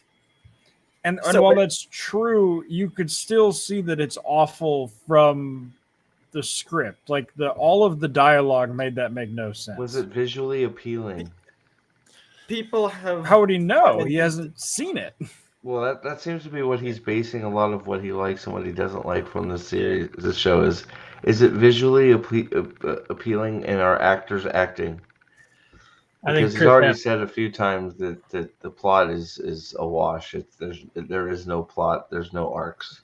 Well, here's the thing. If you guys remember, a lot of the times in behind the scenes, if you hear the writers talk about their show, it's not at all what they actually fucking do. So, again, who knows what he thinks actually happened in the episode? I could also see that. I could see where he got like a first draft of it that actually made sense, and then it ran through the ESG filter. It got more and more fucked up. Yeah. Yeah. That's my best faith interpretation. Yeah, I think that's fair that because that was episode 3, right? The Yeah.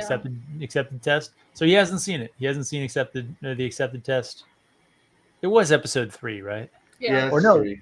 By my logic, him saying, yeah, it's 3. 1, 2, Okay. or yeah, it's 3. I couldn't remember if it was the initial episode drop or not.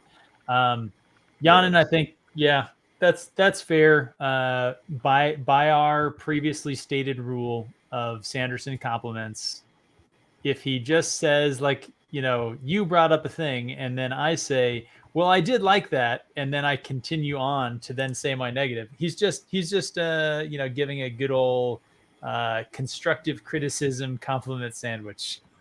Nynaeve has something, right? Yeah. And it's okay. I like that they're foreshadowing the block, but No, Why are they foreshadowing a block? They should know that already. I was going to say yeah, they do have it already. It's not foreshadowing, but What block? We don't even know what the block is. so the compliment. Please just so the- tell us what the block is. Yeah. So the compliment sandwich there was, I liked the accepted test. Why isn't she doing anything in this situation? She has nothing to do. I do like their foreshadowing the block. if we're given the non-simp interpretation, that was what just happened. Yes, you're quite literally right. He did do the compliment sandwich. Yes. For this show, maybe it's more akin to the friggin' Hell's Kitchen meme, the idiot sandwich. The Chef Gordon Ramsay, the "you are an idiot" sandwich. Yes. Oh, you got to see the arrow scene already? this is No. not. This is Oh, which arrow scene? The push through? Yeah. Push through, yeah. Okay. Yeah, I love how he's freaking out because Rand is doing nothing. So, Alex, I know you had some comments about Daniel Green talking about cuts and directing and stuff like that, right? Yep. Yeah, it's not communicated very well. Which part? Like all of it? narrative. Oh. Right before taking the opening. Whoa. Let me Okay. jump back to the beginning. Oh no. Let's see. See if I can figure this thing back out. I think you're at like 46 something. Yeah. I've done that before. There you go. There you go.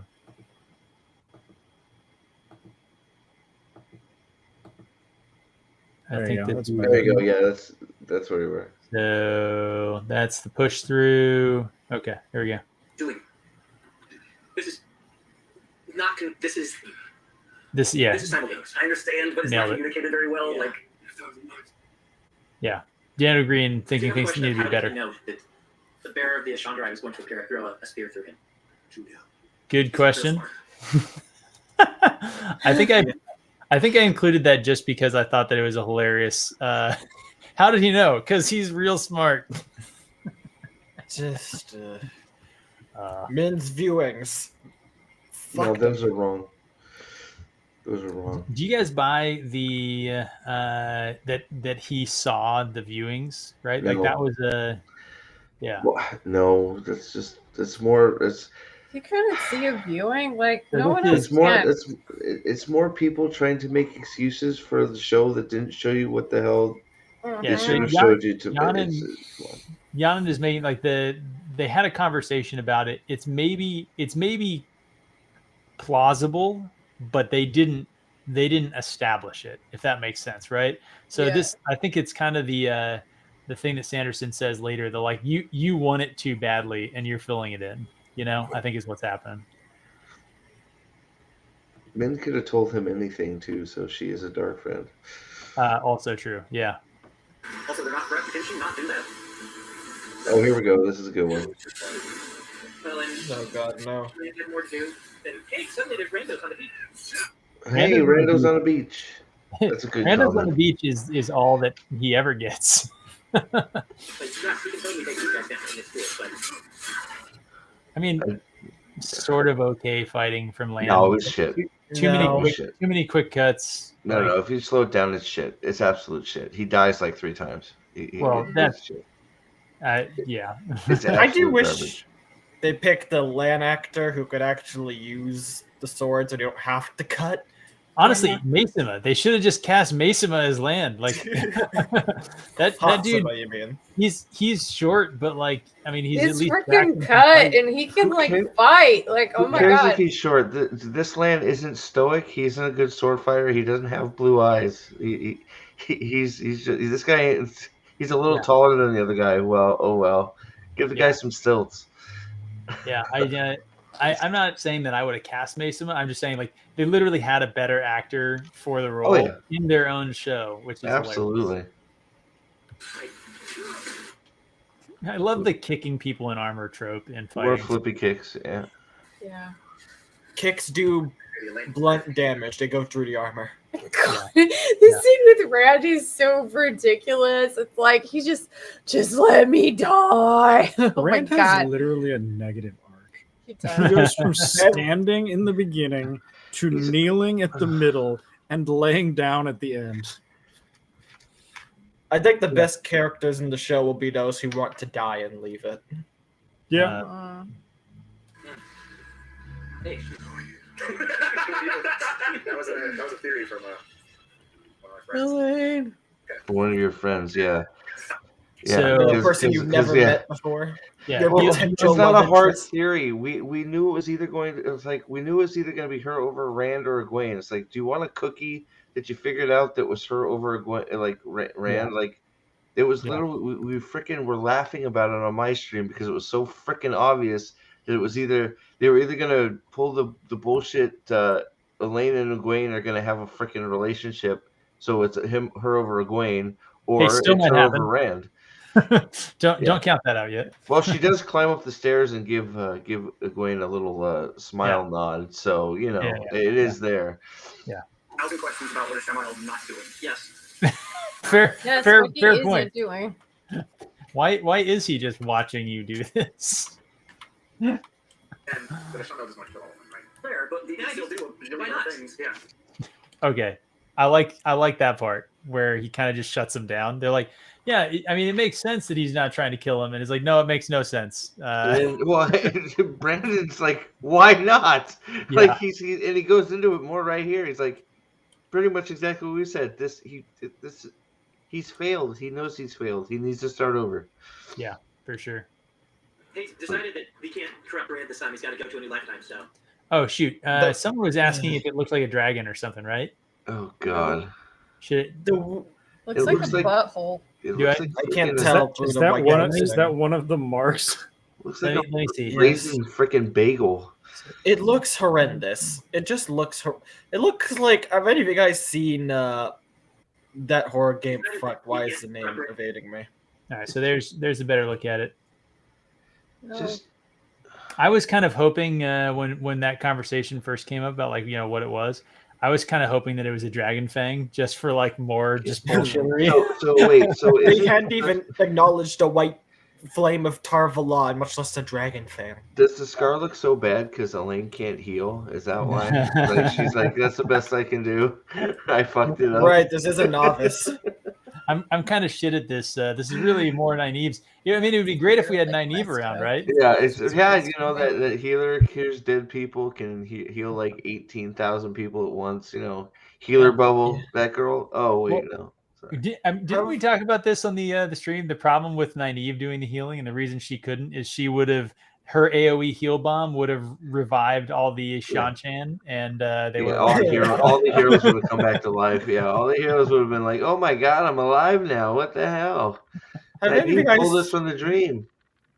Have any of you guys played or seen anything of Soma? No, I know of it, but Scary Game's too scary, man. Come on, Steve, you fucking. No. Hey, this isn't a game stream. I'm a big capital B wimpo. There is something in Soma that looks very much like that wound. I saw one down at the Starbucks this morning. It was a Danish. You shouldn't eat food. You shouldn't eat food that looks like that, man. Cinnamon raisin bagel. Hey, Smile a while. Good to have you.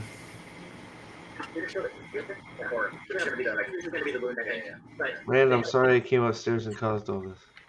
Look at Daniel Green through this. Like they're he's talking, gone like we're on the total Like I said, side. he's clapped it out. Is he lost the notepad yet? No, it's still there. he hasn't written anything in a while. Yeah, he is not. He is giving this is what we call 1,000-mile stare. Yeah, these look like so he looks like he is enjoying this immensely, isn't he? He's enjoying this. Look at Matt. He has gotten dumber by this scene. Like, look at him. You can see the brain cells decaying. They're just like they're trying to fire and they're not. There's a little drool coming out of his mouth down there. You can see it coming out. Like Sanderson's like, why did we do this? This was so dumb. Why did we do this? You could the hamster wheel is it's ground to a halt. But I feel like we're not giving Hatch enough credit. He's got some absolutely wild facial expressions, He's got some unintentionally. Yeah, he does. But that's okay. I like it here. Oh, sorry, my bad. That's like his go-to phrase. That's okay. I'm okay with that. Yeah, I think Daniel Green is still taking the Oscar for. He's the MVP of this train. Yeah, most like absurd sort of facial feature wise. MVP is Daniel Green. Yeah.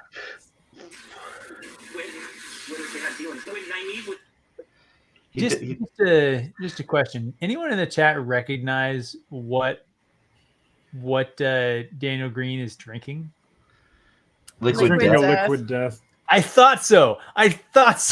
What is that? I do see LD. I think it's liquid death. It's like an energy drink or something like that, right?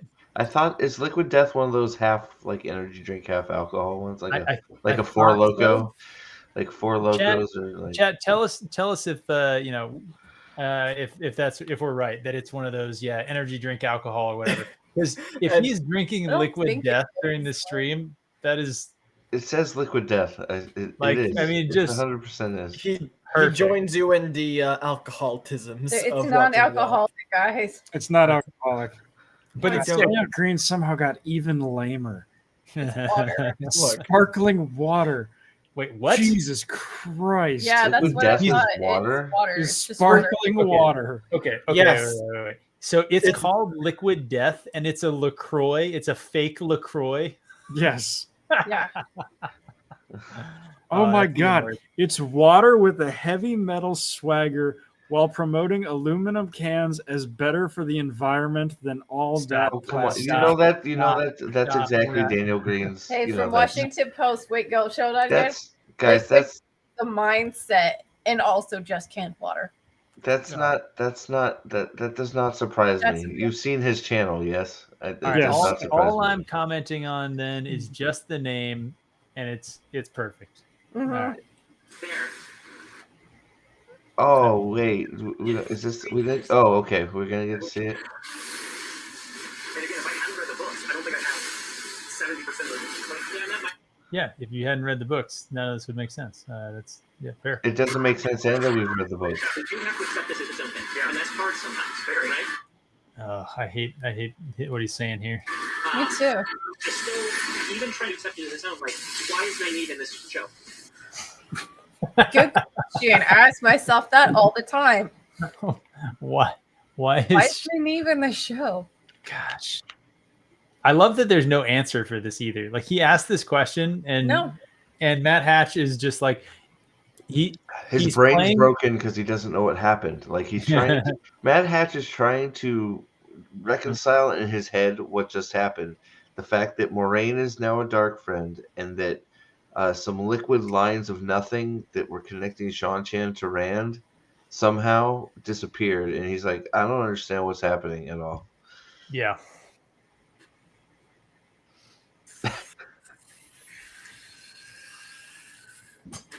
Look, Daniel Green is so happy. So just so we're clear, the standard for Matt Hatch of things that are cool is Rand looking at his hand and seeing the heron on it. Did he just say that's cool? Did he? Yes. That's, oh my god. Yeah. That's what he said there. And I think not cool. I think the heron is actually on there like backwards. It's also, so it's backwards. Yeah, go ahead. Sorry. Also, I just want to point this out to you. So is that a heron or a dragon? It's a heron. Yeah. It's a heron. It's a heron. The heron being branded into your hand makes sense when you have a leather wrapped hilt with a brass heron on it, right? Yes. Because then there's a piece of metal that is hot, and that transfers heat very efficiently and rapidly, and that will burn your skin. The leather around that would have to be basically on fire for it to burn your skin, because leather is an insulator. Doesn't transfer heat. When his hand is full on the blade of the sword, the burn that he would get would just be the whole palm of his hand. The whole palm of his hand would just be burned. There wouldn't not to mention that his hand isn't cut. And the heron's in the negative space. It's etched into the blade. The heron is etched instead of proud standing out on it. So none of that's correct. If anything, it should be a square of burn with a perfectly good heron negative, negative space. Right. It's like they even get that wrong. And the heron's backwards, and he grabbed the blade, and it's not the whole palm of his hand. It's like, I don't know about Chad, but the way I always pictured it was he burned his whole hand like freaking Home Alone when he grabs the doorknob and he's got the big McAllister M on his freaking hand. I pictured that on his freaking hand. There's a big old heron on the whole freaking palm of his hand. That's how I pictured it. It's the stomato. It's the Jesus Christ palm injury from the nail is what it's supposed to be. But instead of a hole, it's a heron. Yes. In case you didn't notice, Robert Jordan was very subtle with the Christ imagery. Oh, I thought he liked S&M. I thought he was he was. I thought he was a leather and lace type of guy, Alex. My bad. The point that I was just making though is that all of those stupid things that all of us just said about like why this is an absolute failure of a scene and is completely stupid and just pandering is the thing that prompted Matt Hatch to be like, I like that. I like it. Here's the thing. Fine. My big thing is, why did you not just CGI the heron on the hilt again? You did it once. Just do it again and avoid the stupid shit. Because these things are done by committee, so the committee that was in charge of doing the stuff for Turok scene, they're like, oh, we need to put a heron there because he says something about a heron and it doesn't make sense unless he sees a heron. And then the people that did this scene, they said and then on top of that, it's like, well, we already shot the scene with him holding the blade. There's no point in us CGIing a heron on the hilt because his hand's on the blade, so why would we do that? I do agree. I think that they shot this scene before they shot the Turok scene, and probably and then they're like, "Oh, no reshoots, and they're like, "Well, Turok can't have the great line about a Bladesmaster if Rand never pulls his blade out because he just does the kill everyone with the power." And so, they did it for just that one scene. It's never there again. And the heron, they put the heron on the hilt just for that line. In episode 1, season 1, we called out this as a problem. Yep. Like immediately, every single person that actually likes this content and saw Rand's stupid sword and they're like, "Where's the heron on it?" You know what's funny about it too is that a lot of the people at the time were like, well, that's a thing that's important in the books, but like that's just not going to happen in the show. And it's like, nope, they had to get their Easter egg in there, so they still did it. It's just a clown car of stupidity, you know. Yep. Anyway, all right. I'm super excited it wasn't land fear like everybody was telling me it was going to be. Like, oh, it's an illusion. That's why the heron's on it. She just misremembered. No, dumbasses. The show's just bad. I love when like you see some of these things that I just haven't seen before, and you're facing the paint for the rest of us. You know. I love how he's just like, ouchie. Yeah. My hand hurts. Maybe I should have grabbed the blade like that. And then he sees some seagulls, and he's like, I hope I don't get pigeon shit in my eye. Yep. Why is he dead? Why does he not resurrect? I think they're about to talk through that. Like, I think he's dead. I don't know, but I think he's dead. Why did that sword? I don't know. I don't like that. Even Hatch is like, why did the sword kill him? That doesn't make any sense. It's like, Well, his answer to that was, why did the sword kill him? I don't know. The dude who read all of your season scripts. Balefire. Yes. Not you. That's someone's actually. No, said I'm agreeing with you. Yes, somebody was. Yes, you're whoa, right. Whoa, Somebody whoa! said They were saying they were. Oh my God! Did they not get how that works? No. Though? Lady B. The excuse was somebody said, or a few people. I don't know if it was the theory. The more we have to think it out because it doesn't make sense. So we have to do the work. Is that the reason he grabbed the sword like that is he channeled balefire into the tip of his sword and then stabbed Ishmael with it. And it's like, are you freaking insane, bro? That's not how the Force works. Exactly. That's the conversation that I had with a person who was saying that Egwene was able to put the Idom on Rena in like a clear attack. She like throat punched her with an Idom, and the 100%. episode before, if she even like raised up to try and hit her, she got like force repelled. We did a whole episode showing she can't do it. Sorry, go ahead. So, you know, she rose up and throat punched her with the Idom, and I was like, how did that even happen? And they're like, well, the Idom is love and is makes the Marath Damani complete, and the Idom wouldn't be viewed as a threat by the Idom. So if you're just putting an Idom on a Marath Damani, that's not an attack. That's a good thing. Yeah. I'm like, so what? So Egwene saying, I'm going to kill you, that was an act of love? Well, apparently the Idoms are thinking, and they're people sentient. Are they like sentient? So wait, Idoms are people too? They have humans inside them? Oh my God, this is getting complicated. This is getting really complicated. Do Trollocs have Idoms too? Are they the children of Fades and Trollocs? I'm getting so confused at how this works.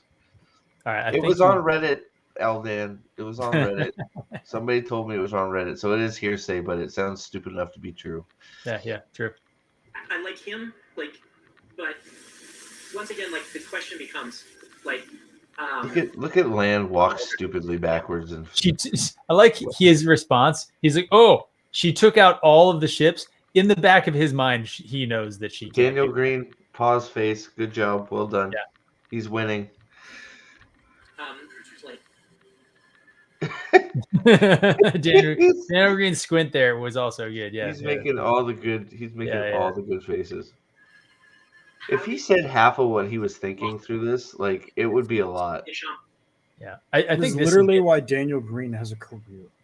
Yeah, but anyway, sorry. Go ahead. What, the Wheel of Time or his facial features? His facial features, but most importantly, not saying what he's thinking. Oh, yeah. You're right. Yeah, because I believe that. I think you're absolutely right. In all complete fairness, I think being able to do facial features should be complimented, considering some people. Well, yeah. Well, not gonna name names. As an actor, sure, but I guess I've always heard the currency of the internet is not reality, is genuineness. I forget the phrase, but it's basically being yourself is the key to authenticity is the currency of the internet. Whereas it seems Green more plays a role, which it works for him, fine, whatever. But I'm still going to ridicule him for it. Fair. Philosophy. Well, Perrin have a shield, right? But that's what I really look for in these sorts of things. How does Brandon present a contrasting philosophy between what Shamael is? Yes. Look at his But- face. His soul is dying right now. Look at his face. Well, yeah. Why does he deserve to win more than he's capable of winning? Yeah, I'm also wondering how the Trollocs at Winternight were probably from a rain if it's yes, you can do. Mm-hmm. Also, how they killed the archer that was on the ridge if you were focusing on this. Yeah. Yeah. Daniel Green spitting some mad facts. And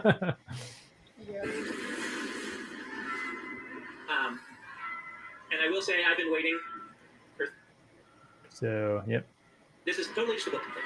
Been waiting for 30 years to see Rain in the Clouds.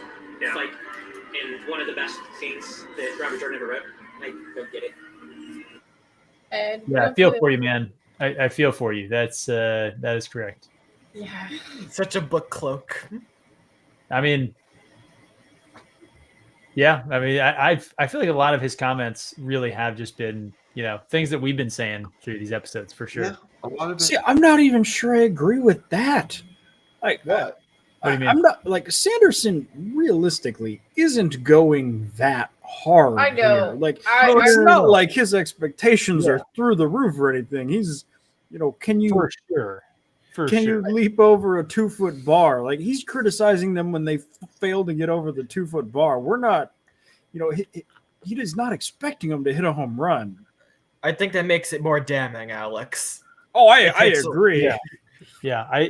I think what I meant was that every time I see like other people doing some good reviewers, so like the Pen and the Sword Reflection, her channel, right, or which has been doing a lot of these reviews. Season 1 just finished, and then now just did her season 2 episode 1. So her channel, watching Sanderson's reaction, like you see all these people who are doing like what I would say is, again, to use the word, the currency of the internet, right, the authenticity, the authentic answers, or the authentic reactions. When you see people just like sit down and just real talk about this show, they all sound like book cloaks because their forebrain, is forced to deal with what they are seeing on the screen, and they're like, this is shit, right, guys? That's why like all the subsequent reviews and all that, where they've now thought about it and said, okay, I need to sort of pull back or just ignore everything I said on the. Hopefully, all the people didn't see that, so I can sort of reel that back in. Well, the cat's out of the bag. This is instant thought, and you're on camera live, and I think this went exactly the opposite of how Hatch thought it was going to go. Do you think that he doesn't actually know? Do you think he's so in an echo chamber? Because like I've seen plenty of people on Twitter and Reddit. So like we have been since season 1, his comments, that came out with season 1. We've all been on the side where like, yeah, I think Brandon Sanderson, like I don't think he likes this show. I think that he is trying to contort himself into a way where he can say, well, if you consider it to be like a different telling of a story that's kind of similar to Robert Jordan's story, it's its own thing and it's okay, right? Like he does these convoluted sort of positive statements. We've said that for a while. Do you think that Matt Hatch, who knows Sanderson personally, is he in the same echo chamber as like the Twitter of Time echo chamber, where like they legitimately think that Sanderson loves the show? He has to, because he asked him to do this. Like he would have never asked him to do this if he thought otherwise, because this is what happens. What just happened right here. You asked a person who has basically been shunned by this production. They throw scripts at him, and then he goes, hey, you probably don't want to do this, or you do want to do this. And they say, well, we'll see, maybe, blah, blah, blah, blah, blah. And then the guy tells you, nah, you don't really want my live reaction. And he goes, nah, we should do it anyways. And then you get this. So I think Hatch even after this, still thinks he likes it. Because he heard him say a few times, I liked it, sort of, here. Well, I did Yeah. Hmm? No, go. I don't even think it's an echo chamber thing. A lot of people from even like the Red Hand never really said like whether or not BS would like it or not, because he hasn't said anything directly against the show. This was a touch and go thing until this. This basically finally confirmed his side. Well, there's still people who I think that people in the Discord. though, like I'm kind of a hard time because everyone was making it out like this is some great thing. It's like he really hasn't said anything like really negative about the show. Like it's all been very like oh, why did they do that? Like you have to wait until the show's about to be done, and they we can see we're only like 2/3 of the way through this kind of this super cut here. But here's the thing: is he's not gonna. I think he said a ton, like a ton. Now, now if you're expecting Sanderson to come out and say something like, "Oh, this is the shittiest scene that was ever filmed," I would not. I don't expect him to say that. I would just expect him to say something that maybe shows that he like understands and respects some of the thematic like things that are going on in the story. But he's already said things in here that like make me question that. Like some of his answers that he said about like the Rand thing and like Rand abandoned his friends. And it's like, I know that's technically what happens, but like he was supporting what the other people were saying in their thing that, oh, Matt is just a shitty person because he abandoned his friends and that's why it's okay in the show.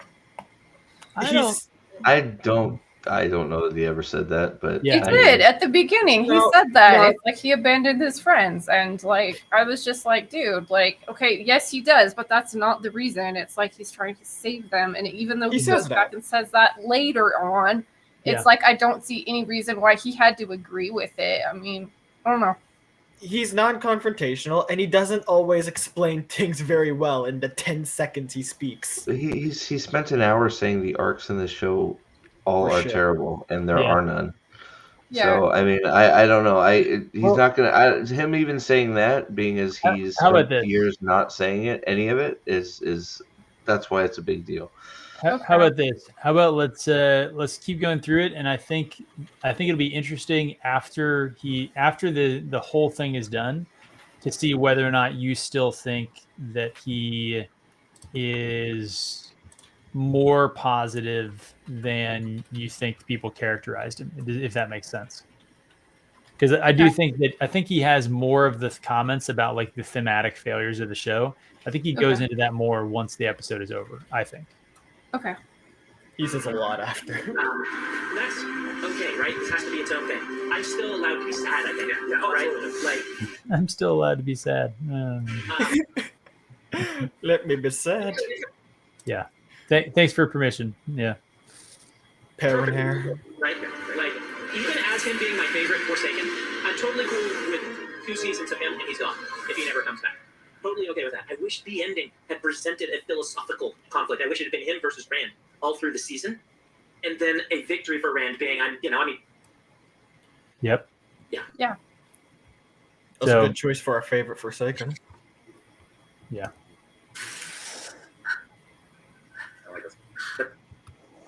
I don't like this. Yeah. I don't like this part. I don't like it. Something's bad happening to Lanfear. Lanfear can go too far sometimes and get wrapped in some webs and then go make her own later on. I mean, I just don't really because it threatens the idea that maybe she dies. Oh, I like the whole scene. I'm trying to connecting this Smilgidian with my head canon. Yeah, it is. Anytime. Yeah. Yeah. Yeah, that does add things. So I think he's about to tie consistency. They're playing loose to free with their own rules. This is the first time we've seen Lanfear shaken. Yeah. And she got stabbed. Yes. Do they still teleport? Yeah. Teleport, right? It looked like a fold a little bit. Yeah. All right. So Fast and Loose Thriller. All right. So now the show actually is over now, and they start going into like a little more of long form conversations about some stuff. Matt Hatch says some things that make me want to throw things at him, but let's see, Lady Balefire, if you think he comes out more critical on what you were talking about. Yeah. Nearly anywhere. The script. This was still my least favorite episode. Yes. Of the season. So there you go. he says flat out again, the finale is the worst episode of the season. And if we recall, for all of you playing at home, Rafe Judkins wrote the finale for this season. So he just said that Rafe Judkins' episode is his least favorite episode of the season. I think that's a big slap in the face. Like from a super nice. Yeah, but he's also only like watched like this is 3 episodes. No, but he read all the scripts. So he said from the scripts, this is my least favorite episode. Okay. Yeah. Oh, no, this is over 1 easily for me. Oh yeah. Of season 2, this was still my least favorite episode of the season. I would say this is weaker than about a third of season 1's episodes for me. There were some good episodes from season 1 I put above this because this was just I'm confused. What I remember writing to them is like, if you can earn this will be a lot of the problems with this episode are actually previous episodes. In that the scenes are all good, a lot of them are good, but like what you're having happen doesn't feel built to character wise.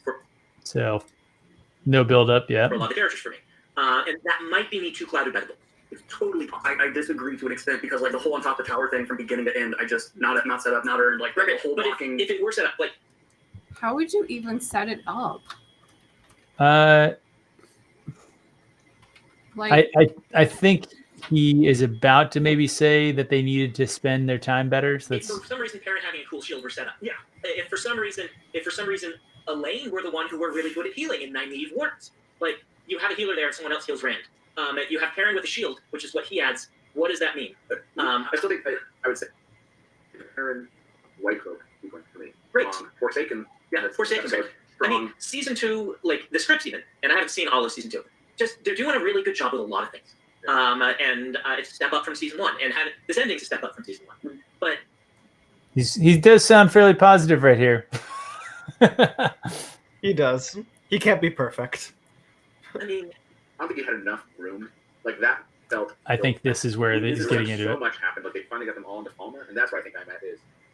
There was so much to do in that time, and it was. We needed at least another half an hour to kind of do some building in this. But here's this. I know people are going to dislike this. Instead of that half hour, we get Moiraine and her family. Yeah, drama. So, I think he is getting at the like. That's what he meant by if it was set up, if it was earned. I think this is what he's connecting to that. But again, how would you set it up? Like, how would you justify any of the things that happened? Like, how would you? I mean, because the gist I'm getting is he's okay with how this ended, but like if they earn their way, so what? Rand does nothing. He's kneeling on this thing, like. So they did right. So they failed to set up anything at the end. Yeah, and make that meaningful. He's not. I'm not. The Rand one is hard to set up because it's such a flop, sad scene, right? But like the Horn of Valyr was not set up. There was nothing like there was you'd no have connection. to like basically totally redo it. I'm taking this as the hero pose at the end with all of them standing up there going, "We are the Dragon Reborn together." Okay. None of it was set up at all or earned. That's a good way to look at it. Yeah. Yeah. Okay. Yeah. I think that might actually be very much what he's talking about. Okay. Well, let's keep going. I believe I remember him making the distinction of if you're going to do the show, either focus on the Moiraine stuff or focus on the plot stuff. Don't take away time with the Moiraine stuff and then try and do plot stuff and fail at it. Yeah. If he said that, I hope that he meant as like, like everyone knows when they're going to their boss and they're like, hey, like we could do this or we could do this. You have like the throwaway Koa that's supposed to make like the other one look better. So you're like, yeah, we could do this totally sensible thing that I think we should do. Or we could like do terrible things that will turn out horribly and, gnashing of teeth and wailing. Like you're not supposed to pick the throwaway Koa. Yes, definitely. If you go back and watch it, I actually really enjoyed it. It's a great, it really is. It's their strongest actor doing good drama pieces, right? But the problem is that's what the cost is this. Yeah, it does not link or pay off because you have these scenes, then you can't do this justice. And so either the whole show should be lean into the Moiraine drama stuff. Gross. Or all it's doing is preventing you from having the time to set up Perrin's arc. And even like This is what I Egwene- was referring to. Yeah. Okay. Yeah. Egwene does so much in this season. Like, and nobody else really gets to do anything. Rand gets to stab. Okay, that is 100% true. Egwene is the only one that has an arc. Yeah. Okay. Right, like- I feel like we're glossing over the fact that Brandon Sanderson and Daniel Green just had to try and explain opportunity cost to Matt Hatch.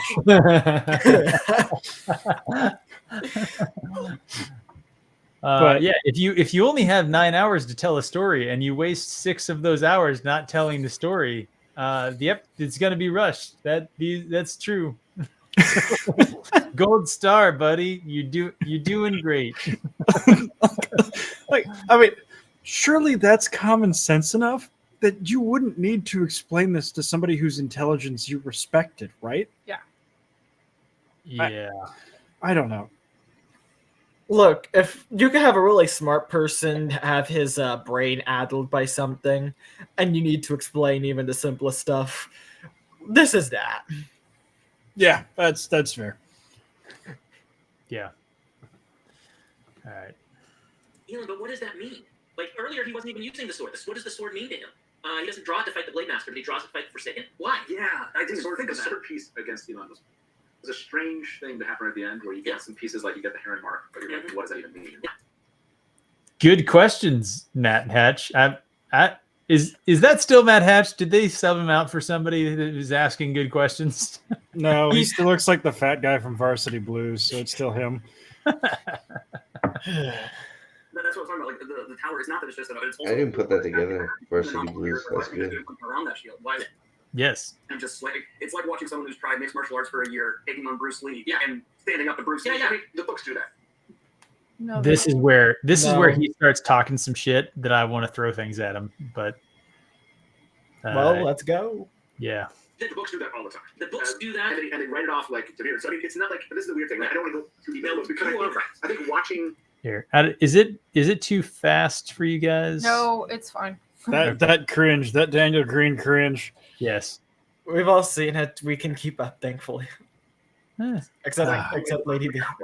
With my book eyes, if that makes sense. And that made it really difficult because we got them all to Falma, and I was like, okay, I got into the trap of believing that you got into Falma, so it's going to turn into the book in that moment. And so, for example, The trap. Why The did got the trap trap that it's that gonna sure. go into the book. My show about a book is going to be about a book. Like, this is crazy. Just We We dude. need to be careful. We can't allow the adaptation to adapt anything. That statement is completely what's wrong with this whole production. I don't think It's I a really trap to expect Yeah. your book to be in the show. Like that sums up what is wrong with this whole show. It's a trap to expect what you love to be on the screen. It's crazy. I think I hadn't like even really caught that before. You're right that like they are so anti to what they think of the book cloaks that it's a trap to want to see the book that you read and enjoyed actually like brought to life and to see those scenes and characters. Because if you fall into that trap, Well, it's like it would be like being a book leads to being a book cloak, and being a book cloak leads to being a bigot. And well, they'd be that's like that's the so dark they'd be side. like Sanderson. Oh, so Sanderson saying he's sad he didn't see the sky. Well, you fell into the book trap because that's a book scene. It's like, the fuck are you talking about? Are you serious? Are you having a go at me? Are you being serious? Yeah. Good lord. I mean, isn't the perfect modern parallel being like leftists have been calling people on the right early 19th century Germans for so long that when we have an actual instance, they are, because they don't want to be associated with that group, they are now on Team Hamas at the moment. It's like, I mean, this is the ideological trap that many on the left have fallen into with current politics, and we're watching it happen to Matt Hatch about the Wheel of Time. Yeah. I can watch Sad. the Egwene 90 of Elaine stuff, but it was like I expected that shot of Nynaeve showing up as a Sul'dam, that we were going to get the payoff. To mean something. It's like, we're going to get this payoff. Okay, Matt, that isn't about expecting the book. That's expecting that when you watched 2 episodes of Nynaeve and Elaine in Falma trying to figure out how to rescue Egwene and That going they'd through, actually rescue her. They actually do. You thought They that do wasn't something. a complete waste of your fucking time. You thought that the people who made this show respected you enough to not literally waste your time. Like, Look, his time isn't valuable. That grave is coming soon. It was literally, we can't have Nynaeve do the healing thing again because she healed bubbled everybody, and we can't keep doing that. That's why they didn't do it. Not because it makes sense or because of a storyline. It's because she did it before. We can't do it again. Because, right? I mean, like, when has that ever been a problem in storytelling to have a character consistently, do the same type of thing? She's getting better at it. Like, yeah, called learning. Like, it's like, whoa. I don't know. It seemed like a great time for her to overcome her block, but like, why? Yeah. Well, what is her block? What block? Yeah, all it is she just doesn't like being told what to do by some old ladies. That's all it is so far. The chat is on fire here. Articus points out that Mad Hatch is literally the names and places meme. Yeah. Salvis brings up a point as well that he feels bad for Hatch because basically the only people that stayed were like the loonies who basically treat the show as a religion. Yep. So he basically, if he wants to appease that, can only continue to preach the word of Rafe. He's nurtured that group. I don't feel bad for him. He's nurtured that environment. That's a very valid counter. So real quick, I don't feel bad for him because he's nurtured it. And on top of that, if really we are to believe what he says, that he doesn't make any money off of it, he's doing this of his own accord for popularity. Not because this is how he feels. This is his conviction. He's doing this because he feels that this needs to be out there. So, because he wants us all to believe that he doesn't monetize his channel, The Dusty Wheel, which I don't believe. Damn. But so he's nurtured this environment and apparently for free. So that means that's what he wants to be around. So I don't feel bad for him. Yep. And it doesn't have. I don't know if I'll feel differently about a second watch, but I know non-book readers liked this episode. That makes perfect sense, right? It has good scenes, it has good acting. The thing about it is, though, I still think my complaints stand, even if you're not a book reader, in that it's spectacle, but whereas, like, I want media where character arcs and mesh with thematic arcs, mesh with physical arcs, right? And when Rand stabs Elon, it is 3 things. It's not just a cool scene. It is a cool scene that is the culmination of his character arc and of the themes that the media has presented. I want. Look how much Mad Hatch is blinking. Like, he's feeling very threatened by this conversation. An ending like when Luke blows up the Death Star. The theme being trust in the Force, and those who you love will be with you, regardless, right? And yes, it's a very simple theme for Star Wars, but they hit it. They show he can't do it. Then later on, he can. He trusts in Obi-Wan, and it's kind of trusting in your forefathers and things like this. Like, and I want moments like that, and I want to be able to look at when this happens and say, "That's what this means." Well, I mean, Pips, of course he looks threatened. Can you imagine having an IQ of 82 and having Brandon Sanderson try and explain like a tier 2 concept to you? Alex, let's not get into IQ. You're not Dane. That's true. That's Dane's bailiwick. He can try that. Fair point. But like these people, they're supposed to be friends, right? So like it's just so bizarre to this is the boss. This is the boss worker relationship. It does feel a lot more like that, to be completely honest. Like this that's why I said like it's I wonder if Sanderson was like I need to make some changes at my company after this. This is I didn't want to do this, and I'm going to tell you why right now. I want to go eat dinner with my father, but we're here instead. Lecture. He does get to that. I think you hit it on the head. I think lecture is the exact right word. This is Professor Sanderson trying to explain something to a very dumb freshman in his English class. He might be holding out hope that he'll give him like a glimmer of critical thinking and help him turn.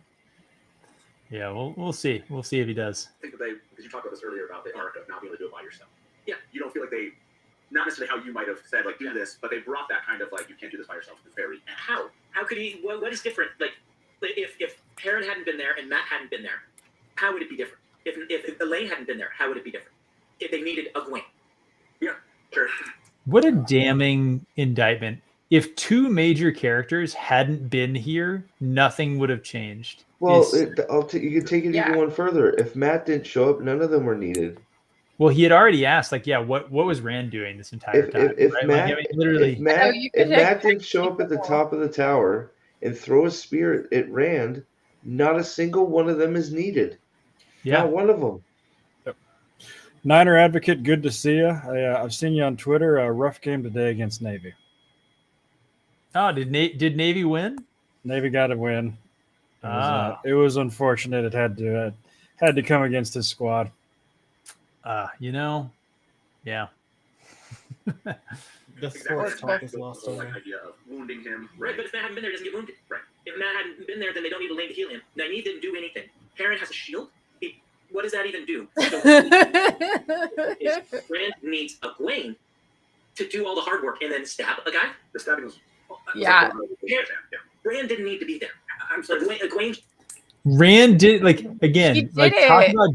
Talk about damning that, like, But this is he's basically saying in the show. Pips, you cut it off right before All right, the uppercut lands. All right. Just needed a sword.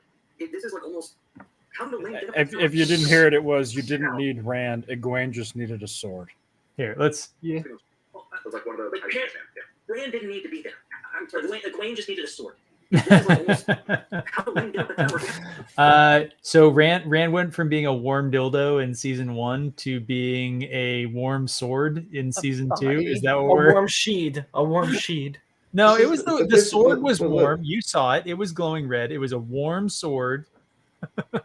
Look, and I think this is the most literal heated dildo. in actually confrontational he gets, because I think he's just done and wants to leave. Yes, because the rest of it, he's saying some things, and then he'll say something nice, and he'll say, but that's just him. This is him just being, I'm done with this conversation. Stop saying stupid things. His blood sugar's getting low. He's a little hangry. Yeah. I think he's getting caught up in what we all can relate with. We're watching it, we're distracted and trying to process, and now he's finished, and now he's like, "All right, I'm complaining," and just keeps then we got going. this dude trying to make, like, you don't think this, like, no, he didn't do that. Are you crazy? Are you watching the same show? No, they didn't do any of that. Matt Hatch's face as he looks towards Daniel Green as he's about to say something negative about the show is like he's Mommy and Daddy are fighting. He's thinking, is Wayne Brady gonna have to choke a bitch? He's like, no, wait, no, Lady B, this is A2 Brute is what he's thinking. This is Mommy and Daddy are gonna take me to the fire station because they don't like me. Mommy and Daddy are gonna disown you, Green. On top of that, like it's almost like one of the infamous Indiana Jones things. You're moving to the story, nothing changes. You take Elaine and Nynaeve out, no change, except for that one healing that was just set up for Rand to go. But if you take the same thing with Perrin and Matt. Yeah, it was just this one little localized fight. It wasn't anything beyond that. I thought the heroes again, it's one of those, like, man, like, we didn't have enough time to see the heroes do even more potentially. Well, it's set up and payoff. If we're hunting the horn the entire time, then we know we need to get the horn, and this is the last battle. And if we don't, like, one line of, if you don't get this to Rand, it all ends, doesn't, let me say, these things are really hard, right? And what else is really hard is finding good casting and directing it well, and they cast and directed really well. And I don't say the sound score is good. Say the music. You guys expecting him to not say that? It's not going to happen. He's going to say that every time. No. I think you might have missed it when you were off stream. Alex set up the equivalent of saying, like, when someone asks, like, "Hey, is this blind date you're setting me up on? Is she hot?" And someone's like, "Yeah, she's got a great personality." That's got a nice smile.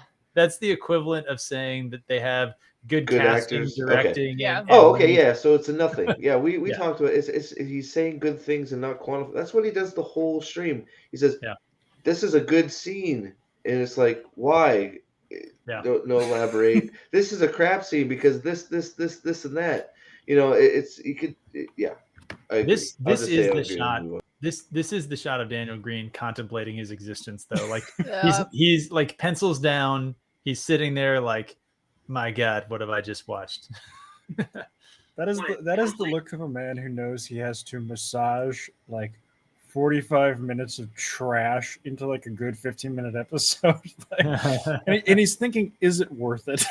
He's thinking, how am I going to put a review together of this episode? Seriously. He thinks, how am I going to survive Twitter? He's looking at his notes and being like, oh my God. Yeah. Like how good the stuff that's good in this episode was good, but it still bothers me that so many of the characters didn't have to be there, and much of it doesn't seem to mean anything. I'm going to disagree a little on the direction. I found the direction to be very, it just faded to the background. I wasn't engaged by shots that felt very... She doesn't even have a nice smile. That's bullshit. Yeah. She's fat and mean. Daniel, it's like when one of your parents starts Dude, talking, you're like, yeah, I have a Christian too now. This is where Sanderson's like, Daniel, dude, fuck. It's like, stop. I'm trying to go light on this shit. Stop. You're right, but shut the fuck up, man. Like, I'm trying to go eat some friggin' steaks, man. God. You're trying to break up with your Dad. girlfriend. Your little boy just says, he's saying he doesn't like you. Fuck We off. got dinner, Yeah. man. Shush. My friend doesn't like you. I don't like you either. Daniel, if we have to do a categorical listing of everything wrong with this episode, we're never gonna eat. Never gonna be. The Yeah, best never part gonna would have be. been, it would have been so good if he's like, all right, you're right. The directing was shit, but the actors tried. It's like, okay, can we move on? It's like, oh my God. It would have been too bad. That would have been gold. Oh, well. Yeah. So when I say that's cinematography, when I say direction, getting good performances out of the actors, Sorry. right, and setting everything up and things like this, like directing for me is mostly can you get the actors. So They're making on board. sure like the props don't fall Yeah. over. Well done. Also making sure actors are there on time. Yeah, no, but that's right. It's the most milquetoast. Like, good job making sure you got the film in the case. All he's Make sure- complimenting them on. All he's Make sure- complimenting them on is like, well, none of your major cast members quit this year, so like, Turn, Oh, you know what, I'm you did a sorry, he big hasn't job seen turning them. on He that hasn't- camera. You got that shit on film. Way to go, guys. It's just like, what? He's complimenting stuff he hasn't seen. He hasn't even seen the directing. How can he know? It's true, ADO. He hasn't seen it. Oh, Getting- that red he's sky like- on Mars was great. It's like, it was great, Brandon. It's like, what? Sanderson is basically saying, he's like, well, the fact that we're watching episode 8 means that you didn't leave the lens cover on episodes 1 through 7. Yeah. So, That blue sky I don't on think that's Mars. a Wait, guarantee. Total Recall. No, oh, it was what? I'm so confused. Shit. yeah. We went to Mars. Was giving a fantastic performance. And so, yeah, the directing is also just like organizing it all. It's Rafe's job, right? Getting everything together and all the pieces together and stuff. The most memorable part of that, I know, I think, probably- Literally getting people to That's not what a director I'm sorry, does, getting but okay. people on set. But sorry, he wrote this shit show, Brandon. Yeah. I don't think he knew that. I don't think he knows he wrote this shit episode. So what were the three things Yeah, that I backed it up. matched? I backed it up. Sorry. And so, yeah, the directing is also just like organizing it all. It's Rafe's job, right? Getting everything together and all the pieces together and stuff. The most memorable part of that, I know, I mean, is probably Hopper Yeah. and the Whitecloaks. Oh, yeah. Yeah. Hopper, Perrin, and the Whitecloaks. Hopper, absolutely not. Perrin and the Whitecloaks, I'll agree with that. I think that Perrin had easily hit the best episode for his character in the show. Not like was awful. Book Perrin. Not Book that it Perrin was died in good, but season yes. 1. Book Perrin died in season 1, right? So like this is Well, this look, is if you're not just Book Perrin. looking at it as a actual A to B plot like Yeah. thing happened, it's like, even though it's stupid, yes, Dog got killed, Perrin got mad, Perrin killed Jeffrem for revenge, and you have a least freaking, that makes even if it's a sense. stupid storyline, it's still a storyline. It's just this is Spot, see Spot, run, Right. Spot, run. Yeah. Alexander Nurenden brings up an excellent point. Does memorable have to mean good? No. No. Free to slaves. Damn. Okay. You know, hey, that puts a whole new twist on it. maybe he is actually secretly, trying to tell us that he also thinks it's crap. Maybe Brandon Sanderson's Aes Sedai. Yeah. I also like, we've said Matt Hatch looks like a lot of things here, but in this particular shot, he looks like a kid who has to explain to his parents in the principal's office why he did something bad.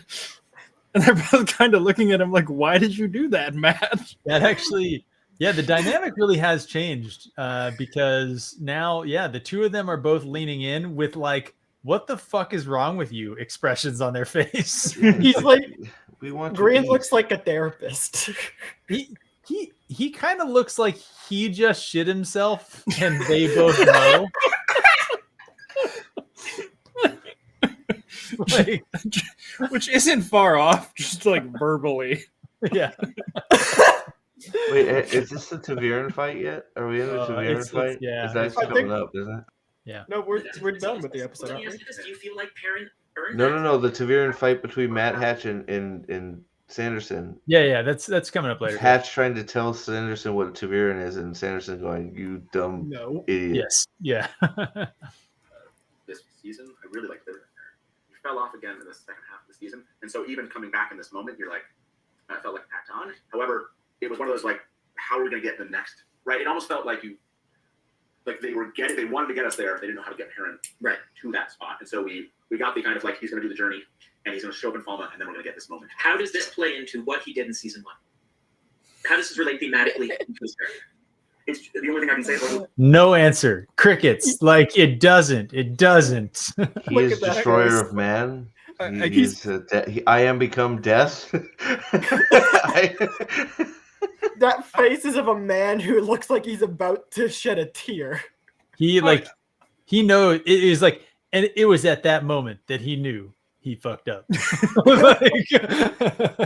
a lot of funny edits you could probably make here. Someone please make them. Again, this is Professor Sanderson embarrassing a dumb student who handed him a very shitty draft. He was like, hey, come up to the front of the class. We're going to do an experiment today. I don't even think he would do this to his dumbest student. No, yeah. but Gadfly is right. Gadfly talks all the time about the merits of the Socratic method in education, and we're watching it in action here. Yeah. Yes. Yeah. I think. Yeah.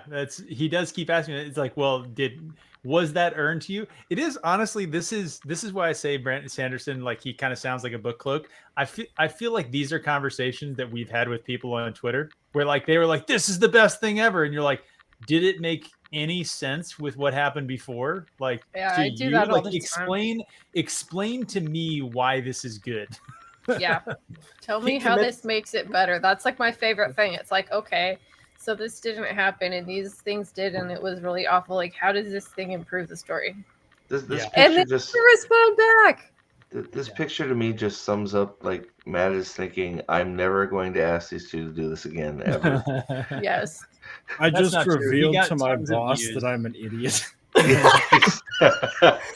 doesn't have alcohol to say. I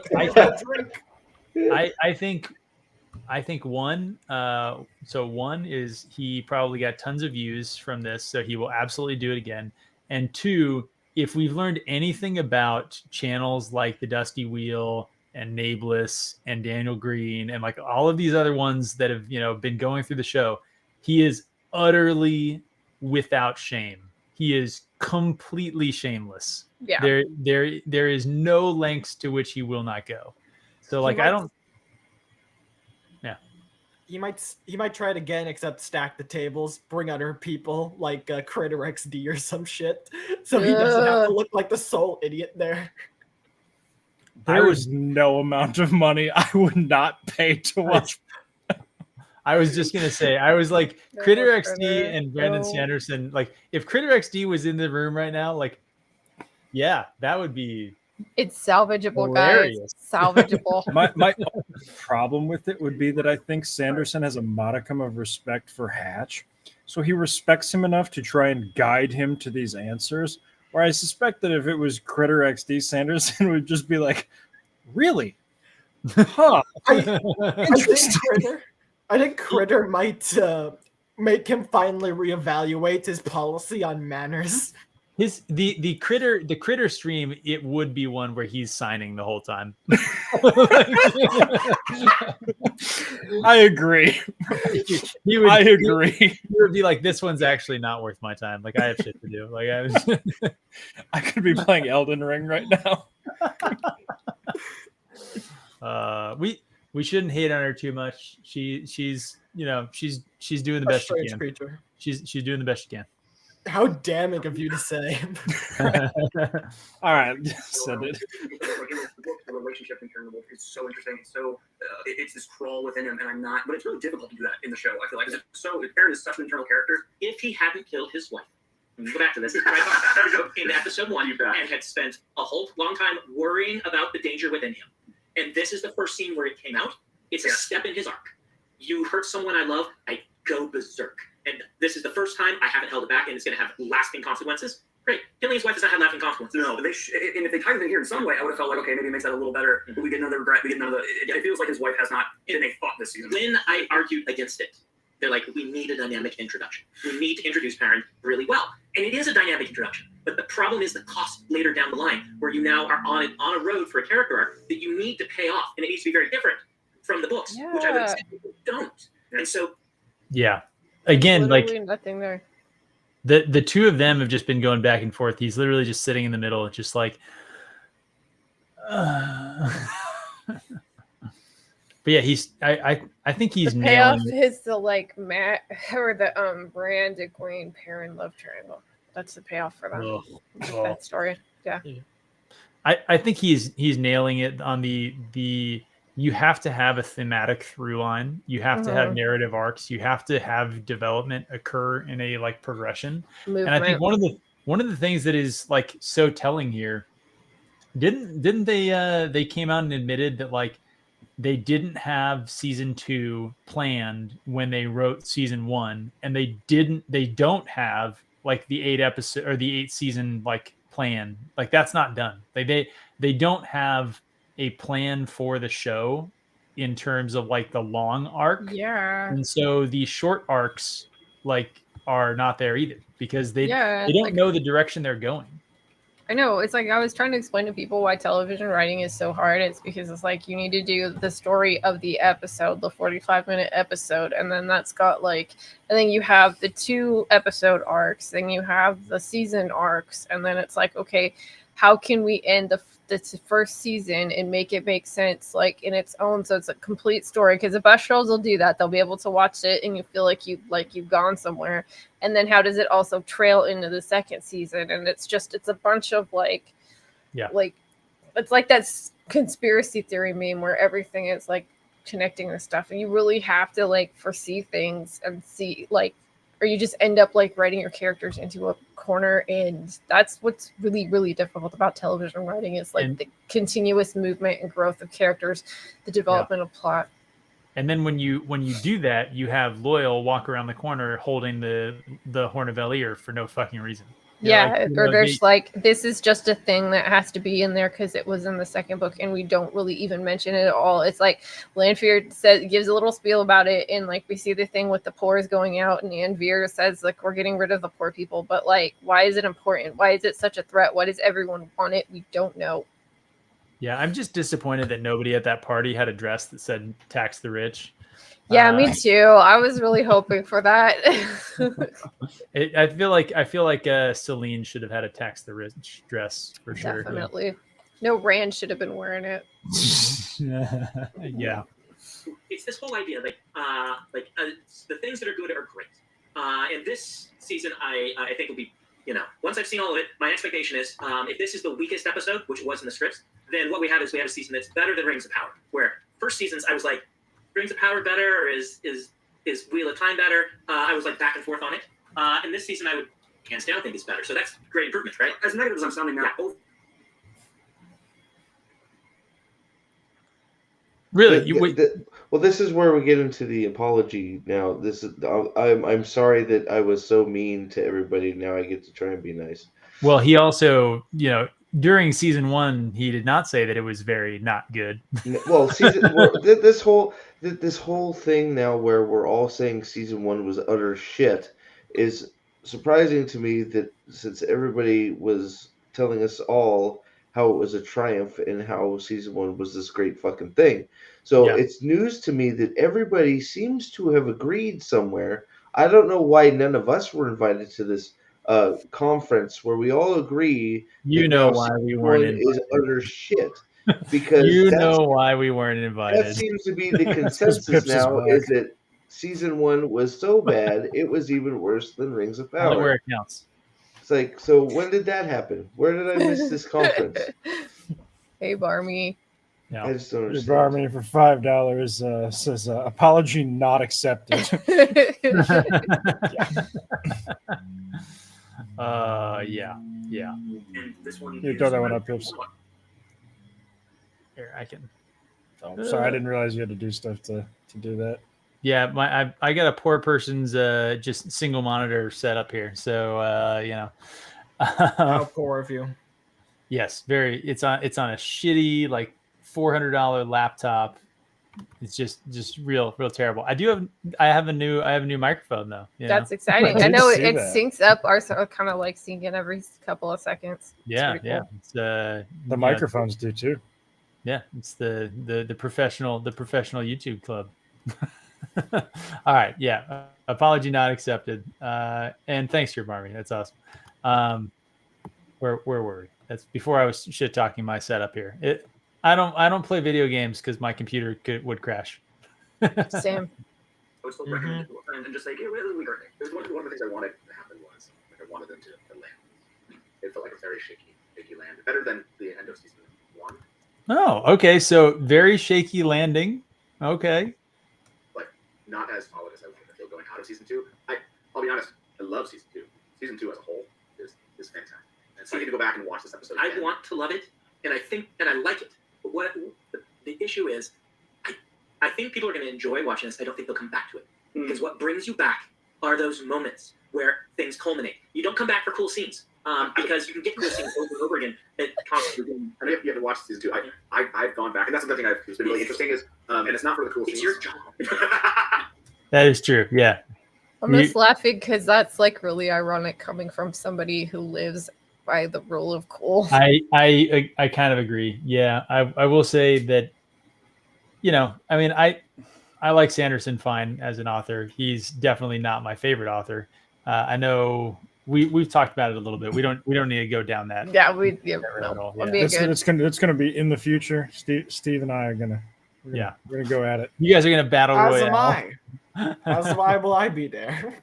Okay. What are we gonna go at it? We're talking. We're gonna do a Sanderson stream. It's gonna be me and Lady B versus you and ADO. We're gonna. I haven't. In fairness, though, I haven't like listened to all. Just probably No, like I a don't third know of that it. I'm the best one. I just It's I'm gonna fine be- with the rule of cool. So It's gonna be I Alex. I just don't think really- there's any cool in this show. So Alex really just wants to sit down and tell someone about how much he hates Cosmere. Is really what it is.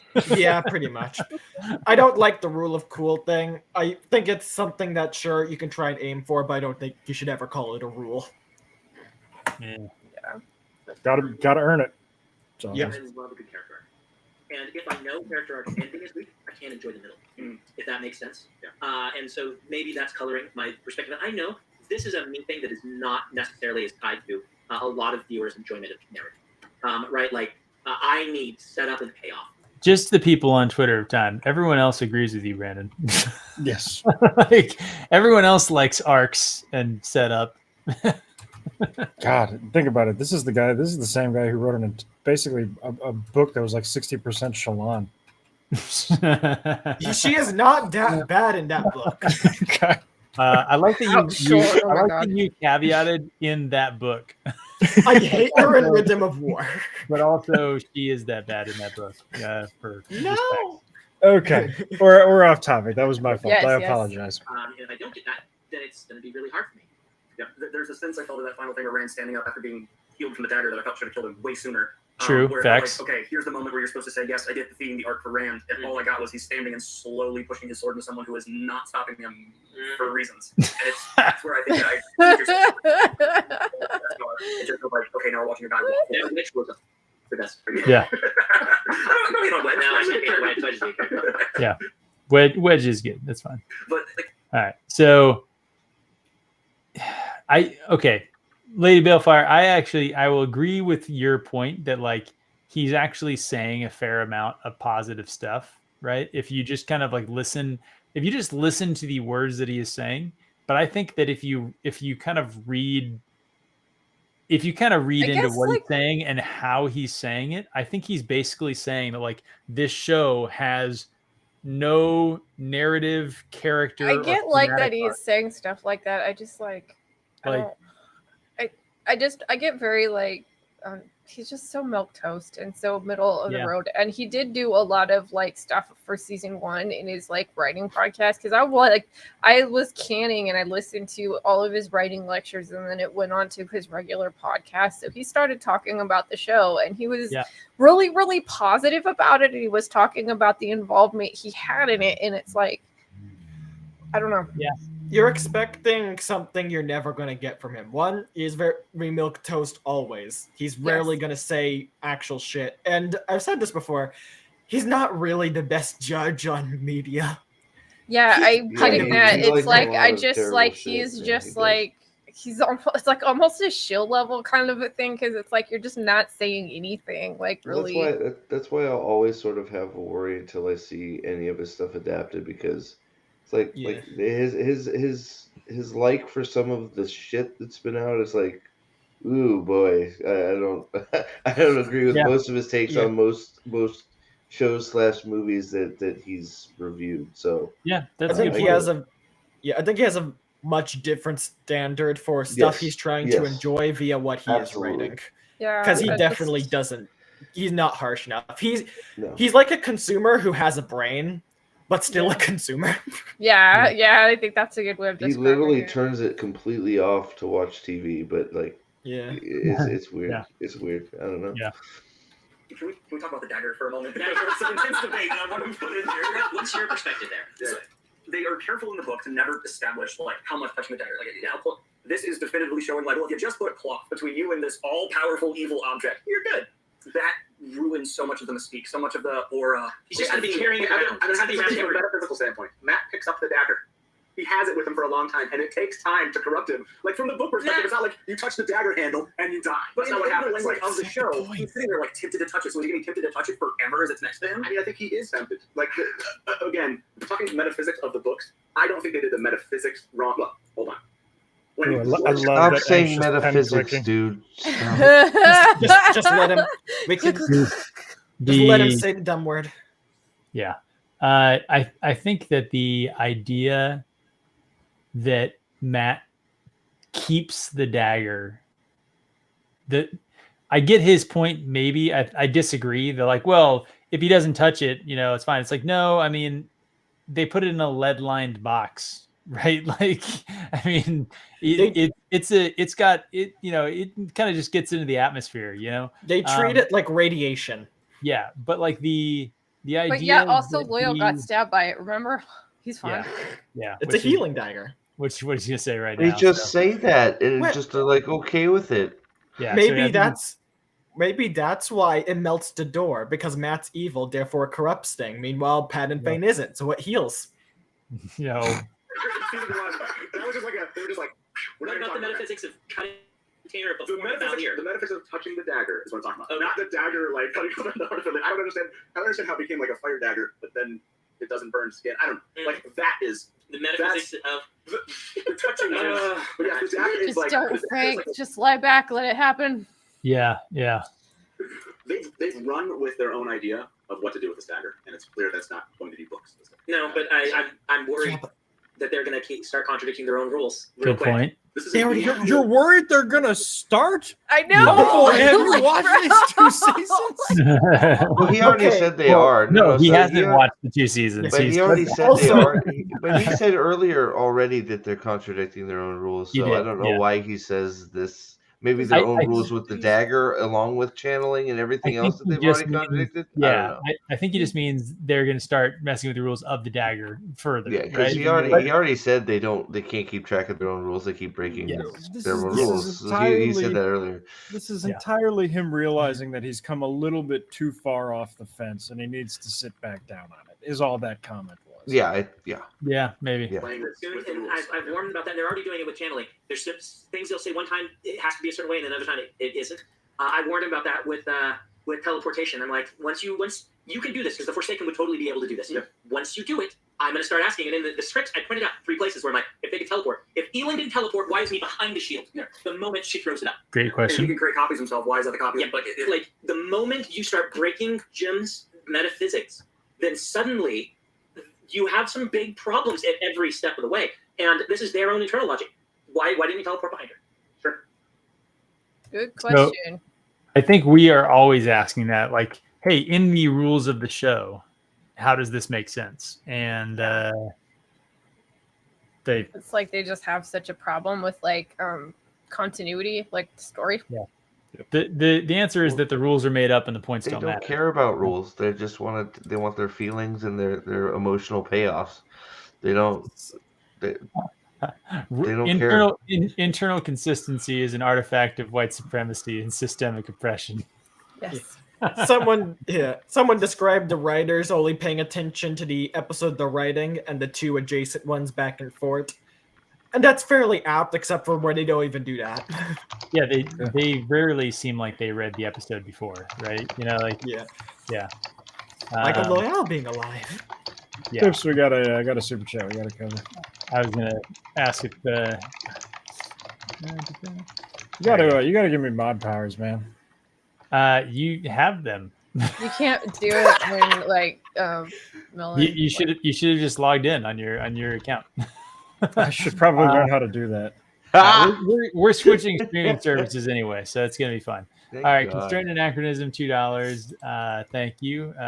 Fades and Trollocs also clearly have yes, that's true. Except for against Moraine, but definitely for Lord Agilmar, who apparently skewered to a rock and is alive again, right? Like, Yeah, he's alive. is that a thing? Is that actually confirmed? I feel like He's alive. He gave the order to Ingtar. He's alive. Yep, he's alive. It's confirmed. yeah. I feel like I was expecting him to be in this season, and then it never happened. So now I'm, Either he's alive or they're just really dumb and forgot that he was dead, and they said he gave him the order. So yeah, I could see that. yeah. So Yeah, I think honestly, the way they played with Ishamael and Rand, character-wise, like their interactions, I like his interactions with Lanfear and things like that. I just wish there were like, and maybe I'm asking for stuff you just can't do in 8 hours. The 8 hour this season has shown me like, man, it's screams 12 episodes. Yeah. Well, this is the Wheel of Time has taught me that like when it's time for Stormlight, guys, I'm not doing this in 6 or 8 episodes. So disagree strongly there, right? Like, yeah. Oh yeah. like, first of all, they've had at least 9 hours. He's talked about contradicted. this, So like, he's contradicting himself again here because he said Yeah. get rid of all the Moraine shit, and you have time to do this stuff. Yeah. So it's a little bit of a contradiction. But and let's be honest, Dishwasher. the problem would be if this was 12 episodes, like if they had 3 more episodes, not even no. I don't think anyone could actually convince me that they wouldn't just have more of the shit. They waste it. Oh yeah, there'd be They more would. family drama. There'd be some like gay Yeah. sex scene, like They just would do more of that. But on Yes. top of that, like, a show is not improved by having like More. 6 hours of things that are like in this, like the D plot. Like that doesn't Yeah. make a better show. It was actually, they're saying 8 hours. It was closer to 9, and they had Yeah. plenty of time to tell the Great Hunt story. At least Yeah. in my The only time for certain more time would improve a show is if the pacing feels rushed or it feels jumpy, which is, I guess you could say that's an issue with the show, but that's not its only issue. yeah, it's like it feels like that because none of the like there's a lot of really quick jumps. Like I was like realizing this when I was editing my episode 2 review, is that it feels like it's rushed, but nothing really happens just because they go from story to story to story. There were like 4 or 5 different storylines in that one episode. Yeah. And no, Articus, I actually didn't want 3 more episodes of Leandrin. No one does.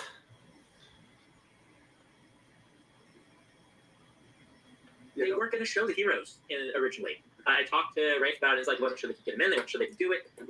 And this, if there's a thing I actually fought for the most, it was to get the heroes in. I lost on the Ashandarai, and the thing about it is, when you hear me say that, don't say without Brandon this wouldn't happen. That's not how these things work. Like, as a writer, I will go out and I'll do a rough draft, and sometimes you can talk to my beta readers. I said you can talk about things that are in the rough drafts that I end up changing. Sometimes you try a bunch of things, you see what the response is, and you're like, I kind of knew that would be the response. It didn't land. I'll change it. I got that sense with the heroes. I got the sense that he was like, when I talked to him, he was like, yeah, I think we can do this, and we can put them in. The thing about it is, that's all book stuff. If the heroes hadn't been there, I don't think it would have actually materially impacted how good the episode would have been. No, I'm actually going to say with how little they're set up, I could take it or leave it at this point. I actually would have been fine with the horn. I would have, like, the comedic moment where the horn gets knocked in the water and it's never seen again. Yeah, just as effective. You would not have been. No, So I'm glad that the heroes appear, but the thing is, we need to pause that. Who wants to go first? Well, I honestly, if you're talking about what the horn did, what they did with the horn in the show, which is forgot about it, sure, put it in the ocean. Yeah. Put it in the ocean. It doesn't matter. Yeah. I mean that, and I think that's what he's. I think that's what he's saying. I don't want to put words in his mouth, but with what they did with the Horn of Valyr or did not do, which is completely forgot the thing existed. Sure, just give it to Bail Domon and have him dump it in the ocean with the Forsaken seals and let it sink, because it doesn't matter, because it just doesn't. Yeah.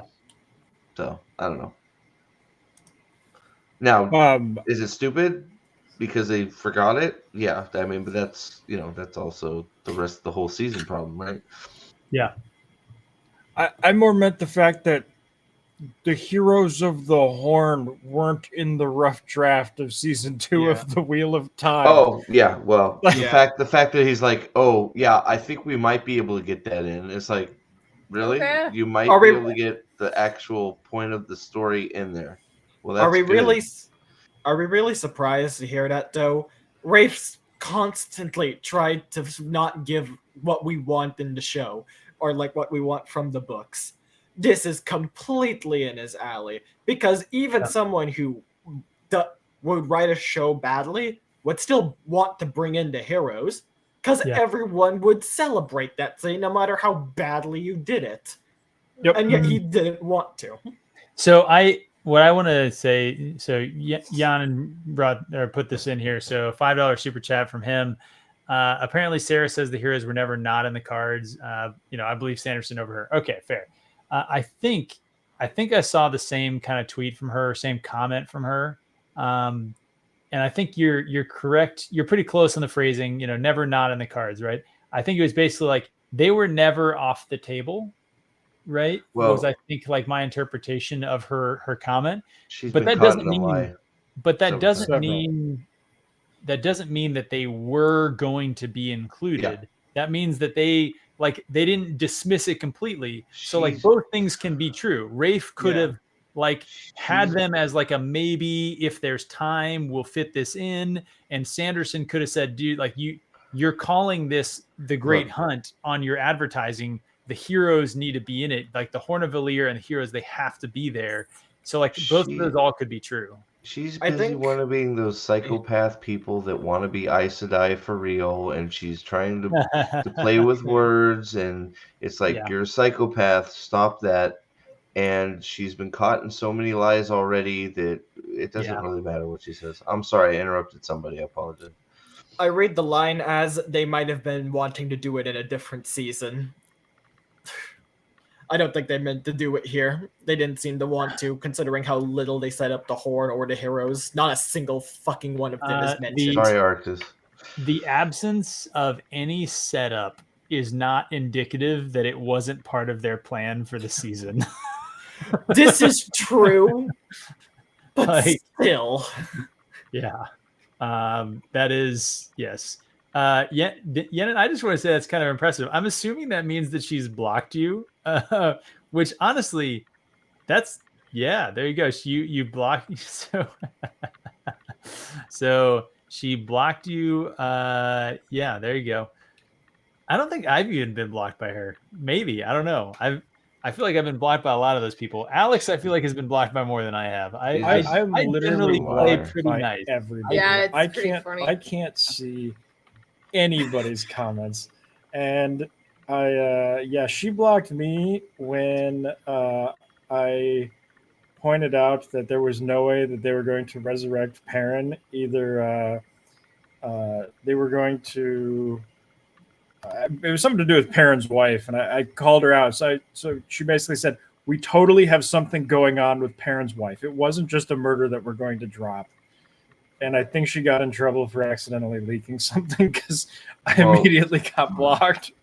What did she leak? That he kills people with axes in the chest? Well, I think it foreshadowing. I think it was that Perrin's wife is a dark friend, as we're going to find out in 3. Oh, fuck off! God. I thought that they had said no to that officially, which what would be the point of that? Like, there was a lot of dialogue about it in this season that was hinted at. So maybe they had the setup for it and just cut the payoff. I love this show. It's great. They just do wild shit all the time. I have said BS saying that that dagger and stuff is not the Ashendari confirms that's their current intention, because I can believe they would reverse that the second they want to. Sanderson just said he lost on the Ashendari. It's the Ashendari. It's it. They've called it. They can change your mind. I think yes. I think that it is possible that they get enough pushback that they get rid of it. But I mean, you have to remember, season 3 is already in filming.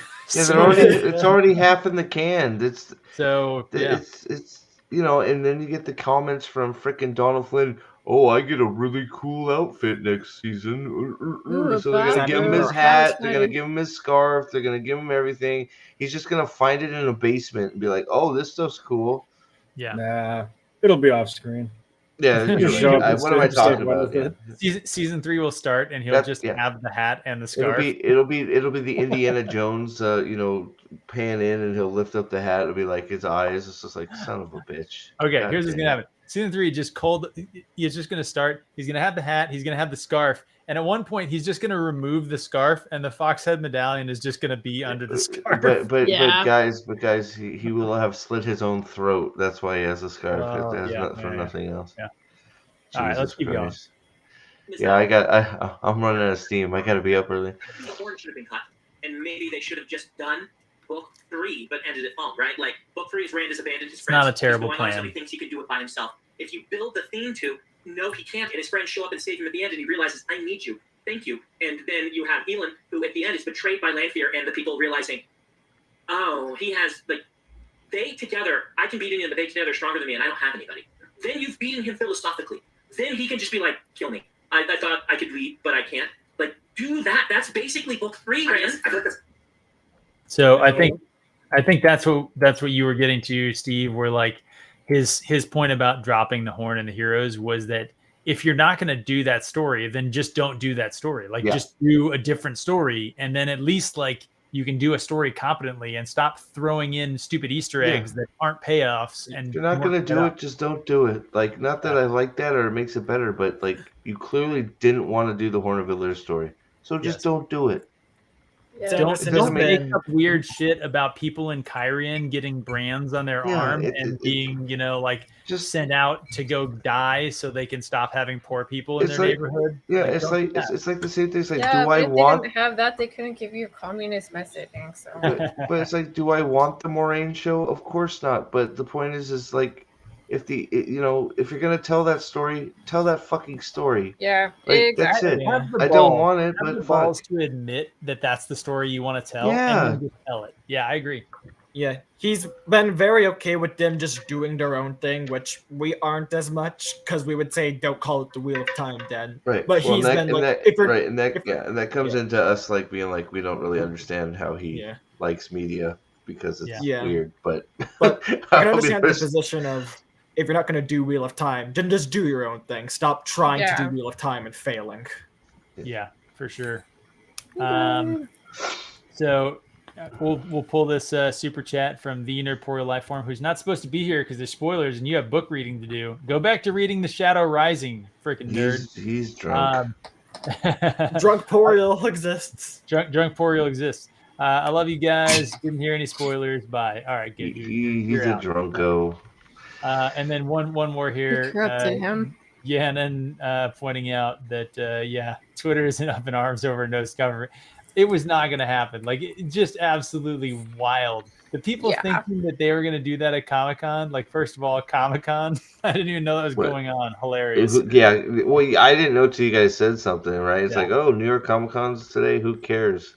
Yes. Nobody. Nope. Like, and it's like, up in what, all 4 people on Twitter are up in arms about Wheel of Time, Mike, and like nobody cares. Yeah, nobody the cares. bots with the little Ouroboros, avatar things on Twitter. Yeah, they're all. People care about the guy on the right, not about this fucking show. Yeah. Sorry, that's why this stuff has been interesting and getting traction. They're interested in him. That's it. Yeah, for sure. Yeah, what I mean by that, when you say why couldn't he? It's the Wheel of Time to not be able to. By the logic of this show. No, I'm saying you say we have to accept. We have to accept that they can use some of the themes and ideas from the Wheel of Time. What I mean by that is they're Taviran. Yes, so but in how the can books, Elon not stop at Taviran? In the books, they make that very clear. Has that been made clear in the show? No, absolutely. Okay. I love that he has to admit that nothing makes any sense if you just watch the show. I love that he does have to admit it. I liked. Look, we can all admit that they probably should take some of the themes from the books. Like, that's true. You should be allowed to use the themes from the book in your Wheel of Time show. It's weird that you weren't allowed to. Like, literally none of the themes of the books. Oh man. Then you can't rely on it. I would absolutely agree that they haven't given us a prophecy to really understand. They haven't made certain things clear. Taviran has never been made clear. Taviran, but also in the books they make very clear that power in the One Power is an enormous thing. That the reason that these guys can stand against Forsaken is because they have raw power.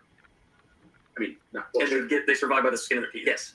They should never. Ishamael could have always, forever, have killed all of them. Well, that's why the insanity in the books works so well at the beginning, because it gives an excuse of he's mad. Ishamael's crazy. Yeah, and he doesn't want to kill them. Yeah, Daniel Green with the good points. Yeah, again. Ishamael could have shown up and killed him. The law could have taken out Rand. I mean, again, you have. This is where you're right, Pips. It's like, did you? So you've read words, but you haven't absorbed the content. It's like, yeah, could have. Well, I could come find where you live and stab you, but am I going to? No. It's just like there's context to why these things don't happen.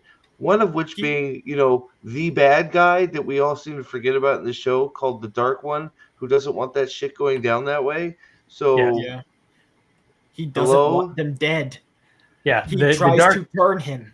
The Dark One ordering them not to do it. That seems like a good reason. The fact that not to be tortured forever. The fact that they're all trying to be nameless and are worried about getting stabbed in the back versus helping each other, that's another good reason. Daniel Green was correct. Ishamael was a crazy person in the first freaking 3 books, and so was not really at his best in terms of coming up with competent plans to do things. The fact that Lanfear is working against some of the others and sets up freaking Asmodean to be his teacher. They are all working against their own interests, and the infighting and shit is why the light that's why the good guys win. Literally, the infighting is why the bad guys lose. That's whole again theme of the book. Again, yeah, the whole theme of the book about how they needed each other to be able to win, right? Yeah. We see exactly why they don't die. We see what the villains' intents are. We see their attempts at killing them and how they fail, and they're all incredibly logical and well planned out. It's not stupid. Nerdtorial is still in the chat. Get out of here, man. We're talking spoilers. Go read the book. How do you not let Moraine balefire Belal and a bunch of Darkhounds? Those are some pretty big girl power moments, and you just erase them. Well, she had to lose the power so that she could be a bitch to Lan all season. That's true, yeah. It's someone once asked, are they going to have her tackle Lanfear next season? I'm like, I don't even think they're going to bring the door. Lanfear's going to be a good guy. Lanfear's going to be a good guy. She's got to be a girlfriend. Lanfear invoked the light. That is foreshadowing that she is going to be a good guy. Yep, yeah. She'll be Varen. So to me, it's Ishamael at the very end. Power. My point is, The shaman ale they showed us should have been able to take them out. Again, if you only give me the yes if they explained Taviran, but they showed a raw power. But they moment. didn't. They did They build a haven't. in that interaction, and I agree. She did not kill on it. She just defended with a shield. Okay, but that's worse. She didn't kill him. She just held him off. It is Raw power. harder to fight somebody if you're not allowed to attack them than it is to fight them with your full range of options. Like, Yeah, she just took the full brunt of his attacks, but she didn't kill him though. She just matched him. and if she's capable of shielding like that, surely she should be capable of shielding him, right? Well, she hasn't. Yeah. She didn't have that scene where she was in the kitchen with Leandrin, and Leandrin shielded her. So she doesn't know. She doesn't know how to shield people yet. So wait, she couldn't filter shit water. How did she learn to make a powerful shield that could stand up against Ishmael? Oh wait, we forgot that scene. My bad. Yeah. Just yeah. she can blow a hole in the ground when a Well, Sul'dam is controlling her doesn't well, mean she can put up a shield to defend herself against Ishmael. Stop it. she had the very loud, the fart heard around the world. She had that. Hey, So- how much ore did Egwene? Oh wait, sorry, I forgot about that too. We didn't find any. We didn't explore Egwene's actual talent. My bad. Yeah. I think you're just wanting it so badly you're filling it in. I'm okay. Boom. Get clear. I'm okay with Gwen. That is the best line of the entire Yes, thing. it I is. think. I think that's the best line of his entire thing because it literally is the dark fan experience. Like they just want it too badly. Yep. And like I wanted it badly. Like I wanted it too, right? Like I convinced myself that I was still that there was still a chance that it was gonna get good. Like I did that like a good chunk of season 1, well past where most sensible people with like finely calibrated senses of the current state of entertainment, well past when they gave up, and it just you can't though. Yeah. He's standing up against the shaman, but it doesn't do anything thematically, and it doesn't explain why a shaman L. Like I think you are just you want it too badly. Again, the way they put it together, you're right. It's stringy. It's shaky. Let me give you both. I give both of you credit because I think, thematically it's messy. But I think, yes, Egwene has the power to do something in that moment. The problem is in the visual communication of it. You're watching Ishmael essentially like if you put yourself in his head, he's standing there going, "I'm going to do the same thing I'm doing and not change," and he's just doing it and doing it and doing it and doing it, and it's like NPC. You have mechanics in the Wheel of Time for how our friends help us. Yeah. Right? You have Nynaeve can't get past her blow.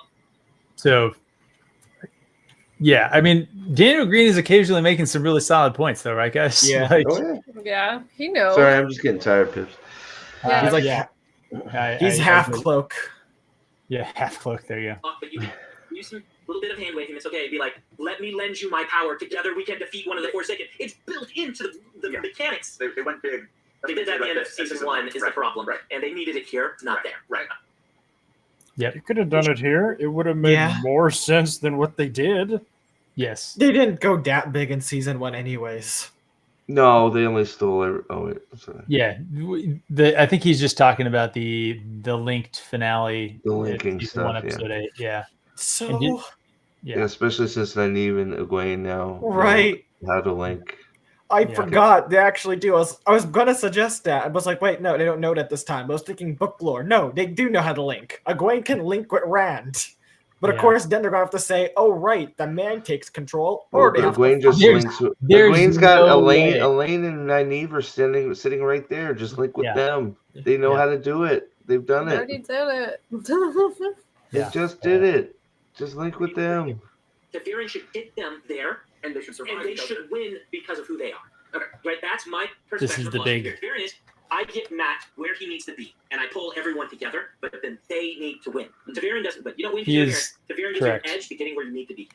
I would say I would argue that metaphysics. Yes, I'm wrong. Generally, always. Oh, gee, if he says metaphysics one more time, I punch him in the fucking face. I think what you're saying. Taviran is that the pattern moves around these people. So what the pattern needs becomes what they need, And so, like, when they find True River's bows, it's actually just ash from the True Rivers that make bows, right? When they're there, that's explained. Oh, these guys need bows.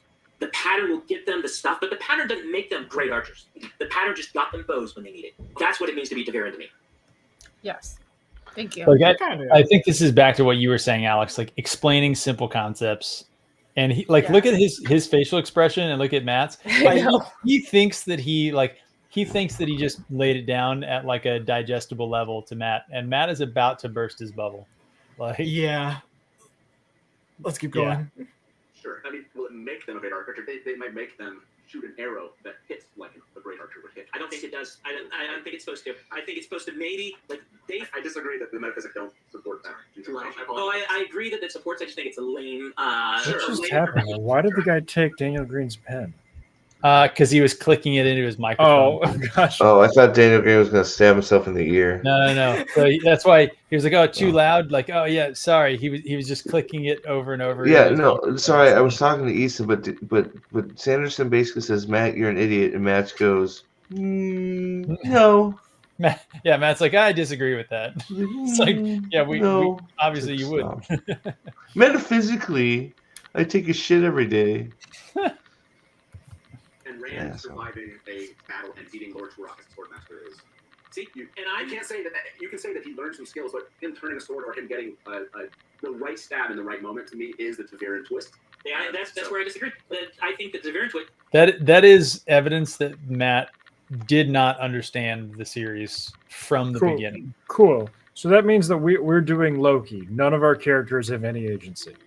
Yes. How do you see him stabbing Turok as Ta'Veren work did that? Because he doesn't think he should be able to. Remember? He thinks that was a stupid thing. He doesn't think Rand had anything to earn it. You didn't read the whole scene where Turok's toying with him and then Rand turns on the juice and barely keeping up with him even with the juice on and then says, "Fuck it. I better get this done, all or nothing, go," and then Egwene is getting killed right now, so like I need to risk it all. Yeah, like it's made super clear that the pattern is not gonna save them if they fuck up. They can die. It's probably the closest he came to dying. Well, I mean, it's pretty damn close. I mean, all you need to understand. Lost to Robin, but all you need to understand in order to know that that's not how Ta'Veren works is the fact that there are countless mirror worlds where Rand and company failed, right? Where like they get all of his lives, I have won again, loose Theron, right? Like he fails all those other times because the pattern is willing to like do all these twists of chance to like hopefully put him in the right spot, but at the end of the day, he has to do the right thing. We also talked about it, just the state of his body by the end of the series. The things he is, the things he has gone through, and the state of his his body. It's like that's not just a magic shield that keeps you from harm's way. I mean, give me a break, dude. Not just that, they make it clear Rand could end up fucking himself over because the pattern does try and help him a little bit. It does try moving events, but Moraine has to keep warning him. If you keep trying to fuck with things too much, you're going to end up creating so many more problems, and you might just end up dying in the chaos. Yes. I'm going to bring up this. So for Argus, what are the mirror worlds? Mirror worlds are the worlds that are seen through the portal stone. The worlds of If is flicker. So like what we're talking about. We're as distinct from parallel worlds, which are like the Finn are when the place the Ogier are from. So like where Rand meets Selene and the Grom, and there's a tower erected to the Dark One. Probably that. Sorry, my bad. I think. Yeah. Oh, we're tired. We're tired. Yeah. What's a portal stone? Yeah. Sorry. Yep. Sorry. Holy crap. Yeah. Oh my God, we're almost done. Let's go. 5 hours, man. Holy crap. Yeah. Stop doing this.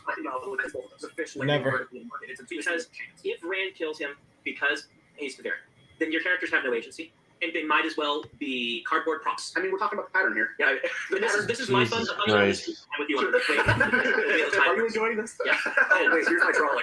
Yeah. We need to go to dinner. We do need to go to My dinner. dad made us dinner. Hopefully, you've all enjoyed All right. this fascinating watch and discussion.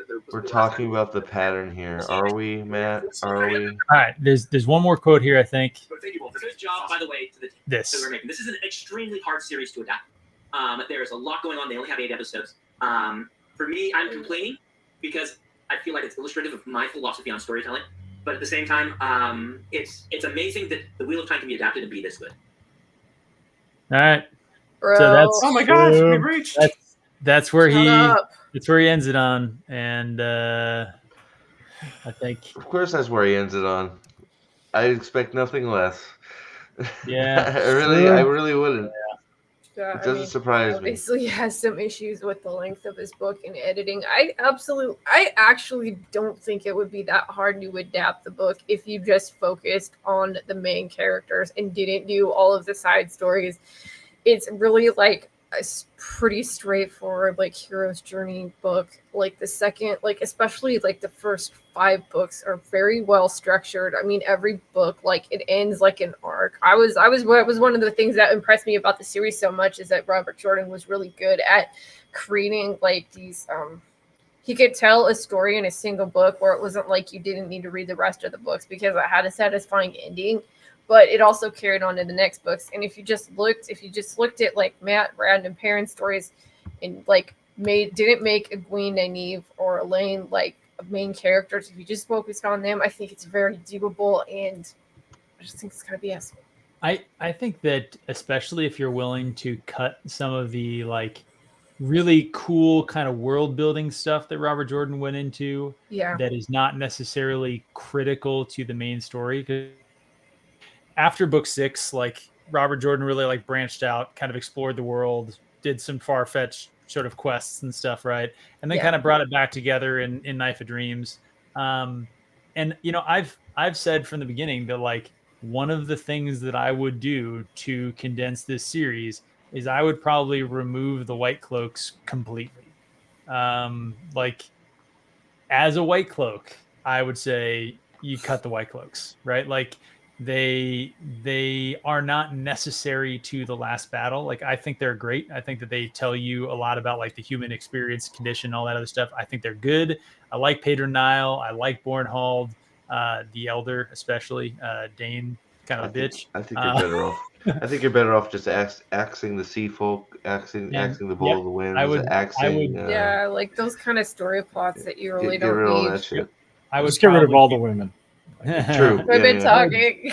I would probably get rid of the sea folk, and I'd still have the Bowl of the Winds, but it would just be in Abu Dar, and it would just be the girls. They would just do it, right? So like shorten it, yeah. So it would shorten it, but the sea folk and the Whitecloaks, the Shido, would be killed. The get rid of the like Shido. like kidnapping plot, like that takes Couladin would forever. just solve that whole thing with the Shido. Get rid of them. Done. The Fael kind of kidnap thing would just be Mesima. It would just be Fael. Just like, get rid of Fael. Don't need her. No. Yeah. I don't like Fael, but I still say you don't get rid of her. If you remove the Shido I mean, make the storyline, you like don't need kidnapping Fael. plot like 2 episodes. Like, come on. The bottom line, we just all talked through. Obviously, you cut the traveling Verlaine, circus, there you go. right? There it So is. we cut Andral can go. We just cut a bunch of stuff, right? And let's be honest, I think that if you think of like the Lord of the Rings extended edition, right? Could you make each one of Robert Jordan's books largely, like on average, could you do like a 4 or a 5 hour movie that told the story of each book? I think yes. If you're making the kind of cuts that we just laid down to like get rid of some of the extraneous things, and if you're saying that like, yeah, I could do this entire book in 4 or 5 hours, you could do 2 books a season. You just have to kind of go through them. You'd have to focus on the main thing. You'd have to focus on the main thing, and they're unwilling to do it. Yep. I could do a better job for certain. That I will positively say. Yep. Peter Herbert, good to see you. Unfortunately, we're probably wrapping up here soon. So Yep. I Fortunate, made man, fun you of guys Steve. went 5 hours. I made man. fun of Steve for doing 4 hours and like 50 minutes or something, and so we did 5 hours just It's to like crazy be once you Just get going with spite this. It's nuts, right? I This is so much. I cut this thing down to literally. Oh, Mule wants to just see Oh, the show the shit. memes. Can we share this? All right. I owe. share Oh, share God. the memes. I Share the have memes. no idea how to Jesus. do this. Here, just Just- open it up Hit like share. um Hit share and then here, like you need You to can open send these them to up me. in here. You can send them to me, Neil. Send 'em I'll to- share 'em. Here, just open them up in a new window. I love that we are professional YouTubers. That's what I love. That's what I like most about Like it. Matt Hatch, Like, who we're just- does it on the side and doesn't make any money on it at all. True. Yeah. Oh, sorry. Prophet sending them to you. Yeah, I see it. I got it. I'm trying to teach you. Just so yep, there you go. Nerdporial Lifeform, $2. Thank you. Also, you should be reading The Shadow Jesus. Rising. What are you doing? many 5 are there? hours. Thanks for keeping me out of trouble. What? We just talked through tons of. We've said so many spoilers since you've been here. He's been drinking, Yes. man. He's drinking. He don't remember any of it. He Drunk drunk. Poriel exists. Drunk Poriel Yeah, is a he drunk. separate entity. I Drunk- shared yeah. my screen, Pips. Is Bam. that big enough? Bigger. Funny. That no, was no. last one. That's the last. Enhance. Enhance. Jesus that Christ, actually- dude. How many are there? God damn, bro. We're gonna be I up I think there here was actually- for- 6. God. I do fucking Neil. like that one. That one's good. That one's good. I All right. Yeah. like how Number he two. just has question marks. Yeah. Here we go. Number 2. All right, here we go. Are you Stop. sharing them Speaks sequentially, minutes. or are you going? Okay. Sorry. Oh shit. Sorry. That was a little bit What? big. 59 people are still here with us. Yeah, I after love a you 5 hour guys. stream. You guys Like, are People- awesome. you guys are. Yeah. We don't deserve you guys.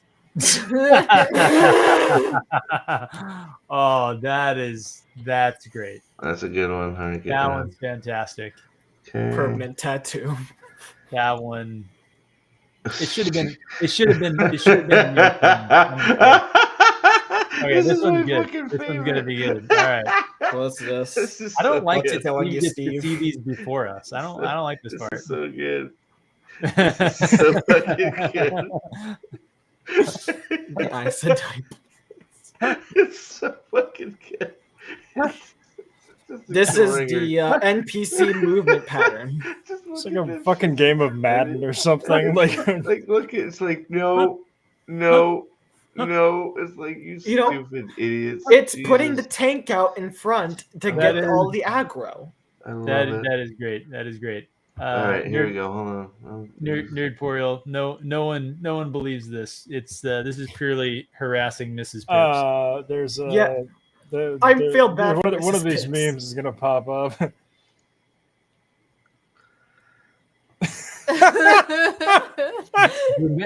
I've seen this one before.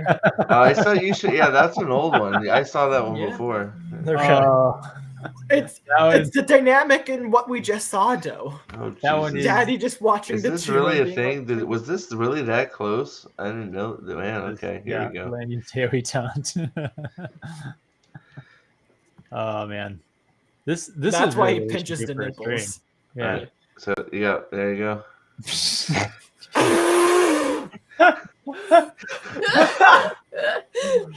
How much better would this show have been? Gosh, that would have been so much better. Oh yeah. I'm gonna be Holy honest. Like Matt shit. just like revenges Lilia. Holy Ugh. shit! I'll be honest. If Matt were to just start killing every character, I would be fine with that. Oh boy. The last one's funny too. Here we go. Last one coming up here. All right, here it is. All right. There you go.